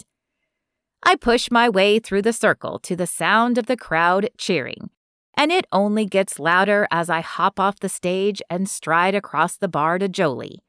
When I reach her, I swoop her up and throw her over my shoulder and keep going down the hall. Lucas, Jolie calls, Put me down. I answer with a smack on her very pert behind, and then the crowd loses it. Sophie can't even get them settled down because she's laughing too hard. Jolie's office door is open, and I walk right in, not letting her down until I slam the door shut and deposit her on her feet, backed up against it. "Jolie McGraw," I say, ducking so our eyes are even. "Did you see that bottle land on me?" Her mouth twitches. "Yes." "You know what we call that?" "A sign?" "A sign." Then I capture her lips in a kiss that I feel to the soles of my feet, every one of my nerve endings lighting up as the sweetness that is Jolie floods through me. She leans into the kiss, her hands fisting in the dark blue button-down shirt I wore because Brooklyn said it would make my eyes look nice, and I wanted Jolie to think I had nice eyes. I don't know how long that kiss goes, but it changes tone and intensity before either of us comes up for air. "Joe," I say, resting my forehead against hers. "Talk later," she murmurs, pressing kisses along my jawline. I oblige, going back in for another kiss that once again erases all sense of time. Until there's a sharp rapping on the door that startles Jolie into a squeak as she springs away from the sudden noise. "It's been 7 minutes in heaven," Mrs. Herring calls, "which means time is up and we want an update." I growl and yank the door open. Mrs. Herring stands there looking not even remotely intimidated. "An update? Are you kidding?" "I am not." "Here's your update," I call, loud enough for the rest of the bar to hear. It helps that they've all fallen silent. "Harvest Hollow Sheriff falls for Doll Bandit." Then I close the door in Mrs. Herring's smiling face. I draw Jolie against me again, and she rests her hands on my chest and smiles up at me. "You're falling for me, Lucas?" "Already fallen for you," I correct her. Which leads me to a question. "Jolie McGraw, can I be your fall forward plan?" She peers up at me through her dark lashes. "Why, Lucas Cole, I thought you'd never ask. If I say yes, can I have another 7 minutes in heaven?" "You can have as many as you want forever, Joe. All of mine are yours. But Brooklyn is still going to get it when I get home." And I still her laugh with another kiss. Epilogue. Jolie. 1 year later. The fall garlands are all up on Maple again. Without question, this is my favorite time of year in Harvest Hollow. It's dusk as I step out of the bookstore, the hazy codgers behind me, Henry nagging at me to get a move on so we don't miss trivia night. "Gal, step it up. The lady librarians are going to get the good table." "Settle down, Henry," Hazel says, her voice full of patient amusement. "We're still early." I slide the brand new copy of The Lion of Larkhaze Manor into my tote bag for Brooklyn. A middle grade fantasy about a 6th grader who loves fantasy books? Check. I need to make sure we're still set for our girl day on Saturday, too. We're getting blowouts and pedicures, and I only feel a little bit bad for Lucas for introducing Brooklyn to these expensive luxuries. He'll do anything to spoil her, and really, I'm just helping him by giving him another way to do it. I lead my quarreling band of trivia fiends to the Mockingbird and step into the warmth of the bar and the Billy Strings song playing over the PA. I stop inside the door, surprised by the crowd. "Everything good?" I ask Mary Louise. She nods. "Always is." This is true. We've got a rotating staff of 12 servers now to handle our very full lunch crowd, thanks to our delicious menu, and our evening patrons. And Bonnie is about to level up again by adding weekend brunch starting in October, and she'll no doubt make the Blue Ridge Mountain Best list again. People can't get enough of her food that manages to be local, simple, and still inventive. We have plenty of business and a happy waitstaff. The team tables are almost all full, all the regulars in their spots. The lady librarians and hazy codgers always battle over the same table, which is ridiculous, because no matter which group gets it, the other team ends up seated right next to them. The view is exactly the same. They just like arguing. The lady librarians get the table tonight, but they'll all bicker again next week. "Get out of here, boss," Mary Louise says. "We're set." I'm usually home by dinner these days, home being Lucas's place so we can all eat together. Mr. John is a better cook than any of us, so I have no complaints. No, that's an understatement. It's become my favorite part of the day. All right, see you tomorrow. I leave through the back exit, pleased with the warmth and chatter I'm leaving behind. I don't know what I thought the Mockingbird would become when I decided to open it. It had been a whim born from anger. I don't think I realized how much of my life I'd spent being angry until it became safe to say how very, very mad I was. It's one of the things I've learned from Lucas over the last year, that I don't have to be afraid of my feelings, good or bad. The bad ones can't swallow me whole, and it's fine to let the good ones consume me. There's not a limit on how many times I can be happy. In truth, contentment is my baseline now, and I never knew it wasn't before. I'd confused security and stability for happiness, but they are very different things. Security is a place to start, but it's not happiness itself, just the foundation to build on. I climb into my truck and get on the road toward home. I need a quick shower before I go over to Lucas's place. That makes me happy. My impractical truck, my home with a linen closet full of fluffy towels, and dresser drawers full of the sweaters I just rotated in for the cooling weather. It's the simple things. It's the best things. As I drive down the stretch of road just past the four-way stop that Lucas pulled me over for missing last year, I see flashing lights in my rearview mirror and groan. I'm pretty sure I didn't miss a sign and that I wasn't speeding, but if I was, there's no way I'm using my status as the sheriff's girlfriend to get out of a ticket. If it's a patrol officer who recognizes me, it might happen anyway. But when I check my side mirror, I don't know the deputy approaching. I roll down my window and place my hands on the steering wheel. "Evening, ma'am," he says, when he reaches me and shines his light inside. "Good evening, Deputy. Is there a problem?" "Unfortunately, there is, ma'am. Your vehicle matches the description of a truck recently reported as the getaway vehicle in a robbery." I stare at him, then blink. It's so obviously not me that I'm not even worried about it. Just confused. "License and registration, ma'am?" I sigh but reach for my glove compartment and hand over the registration plus my license. I'll have to tell Lucas about this, but I'll leave out the deputy's name. I just need to make sure they have my license plate number in the system as not the culprit, so I don't get pulled over again for no reason. "Thank you, ma'am. I'll run these and be back shortly."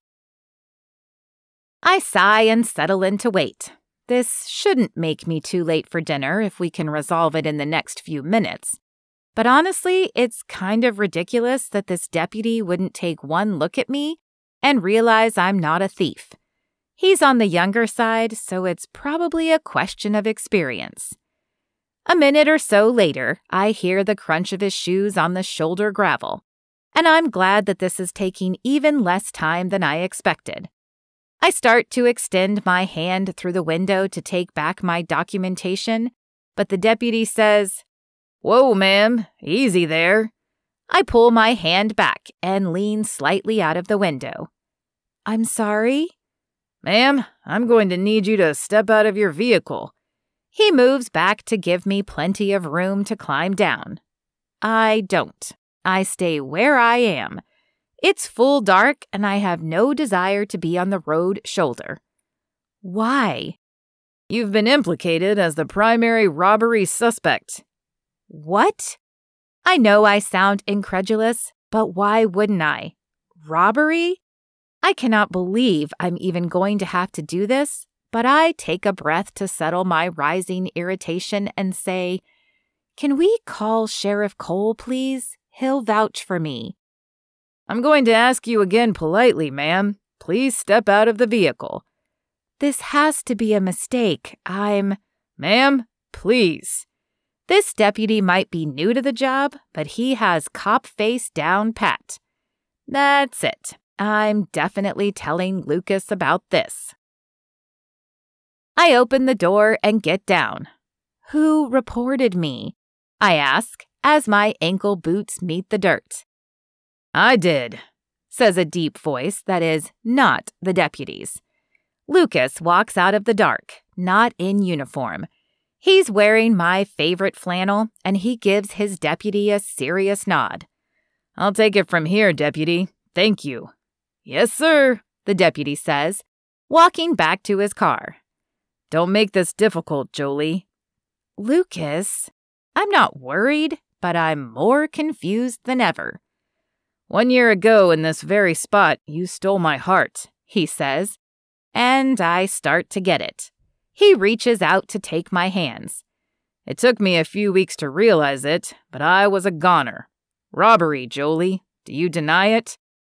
A huge smile has hijacked my face. I shake my head. I don't deny it, Lucas. And what's more, I'm not sorry. Shameless, he says with mock gravity. Guilty, and I don't care. I do, he says. More than I ever thought I could. Joe, this has been the happiest year of my life, and I'm hoping you feel the same. You are my heart, Jolie, and I'm wondering if you might consider being with me always. The end of my nose is stinging. Yes, Lucas, right after I kill you for that trick you just pulled on me. He pulls me close and rests his head on mine. We stand like this often because I love listening to the beat of his heart. I love you, Jolie McGraw. I love you too, Lucas Cole. We've said it countless times over the last year, and I never get tired of it. He pulls back a little. To be clear, I'm asking you to marry me. I smile up at him, his face visible in the headlights of the deputy's cruiser. To be clear, I'm saying yes. Woohoo! That's Brooklyn's voice, and I look up to catch her and Pops coming at us from the other side of the cop car, where apparently they'd been waiting in the back seat. Brooklyn flings her arms around us. We're a family! And as Lucas gathers us both close while Pop grins, I let the tears fall, because there is no possible way to keep in this much happiness. To read the other delightful sweater weather books, find them here. For a sneak peek into Lucas and Jolie's future and a most interesting turn of events for Sloane Oakley Hunsaker, sign up for my newsletter at www.melaniejacobson.net. This has been The Fallback Plan, an enemies to lovers rom-com. Written by Melanie Jacobson.